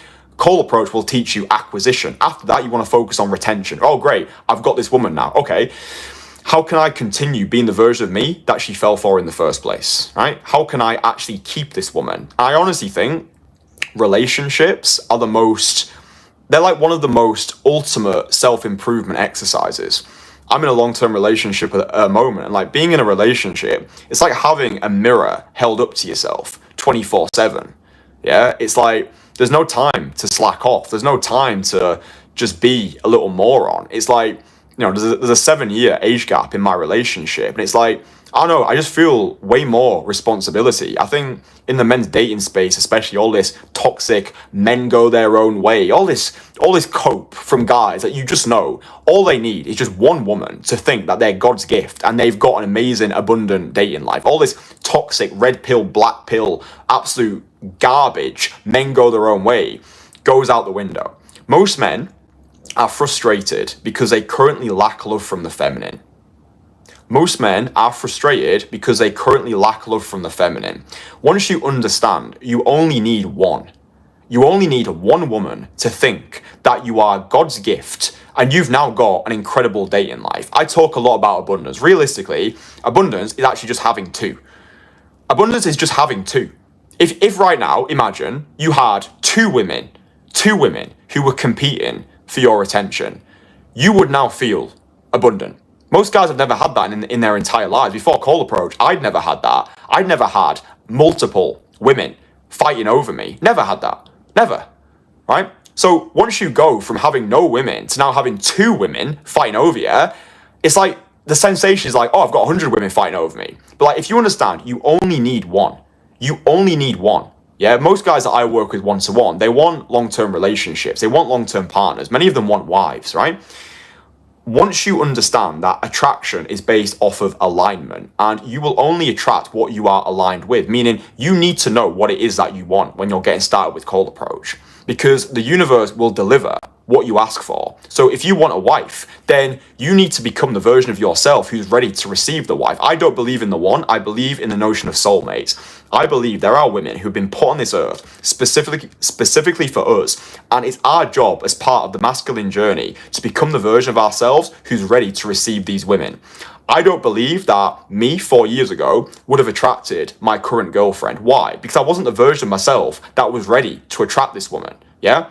So if you understand that not every woman is going to want to sleep with you, but just because you don't get some doesn't mean that you won't get any. And the more you level up your life across the board, the more you become the version of yourself who's capable of attracting these wife-worthy women, the more doors are going to open, the more options you're going to have available. And 1, 2, 3 years down the line, you're going to be so grateful to yourself that you just started. You just got started. You started before you knew how. I think that's been one of my superpowers is I just get started. I don't know anything about Muay Thai. I'll just go to the Muay Thai gym. I don't know anything about daytime Cold Approach in a romantic setting. I'll just go out into Leeds during the pandemic. I'll just try. I'll just get started. I've watched a couple of videos. What more could I need? I almost have this strategic ignorance where I'm like, I don't even comprehend the mountain that's in front of me. When I left my 9-to-5 job, I was like, yeah, cool. I'll make a full-time career out of this. It's like the universe rewards action takers. And as the Roman poet Virgil once said, blessings on your courage, boy. That's the way to the stars.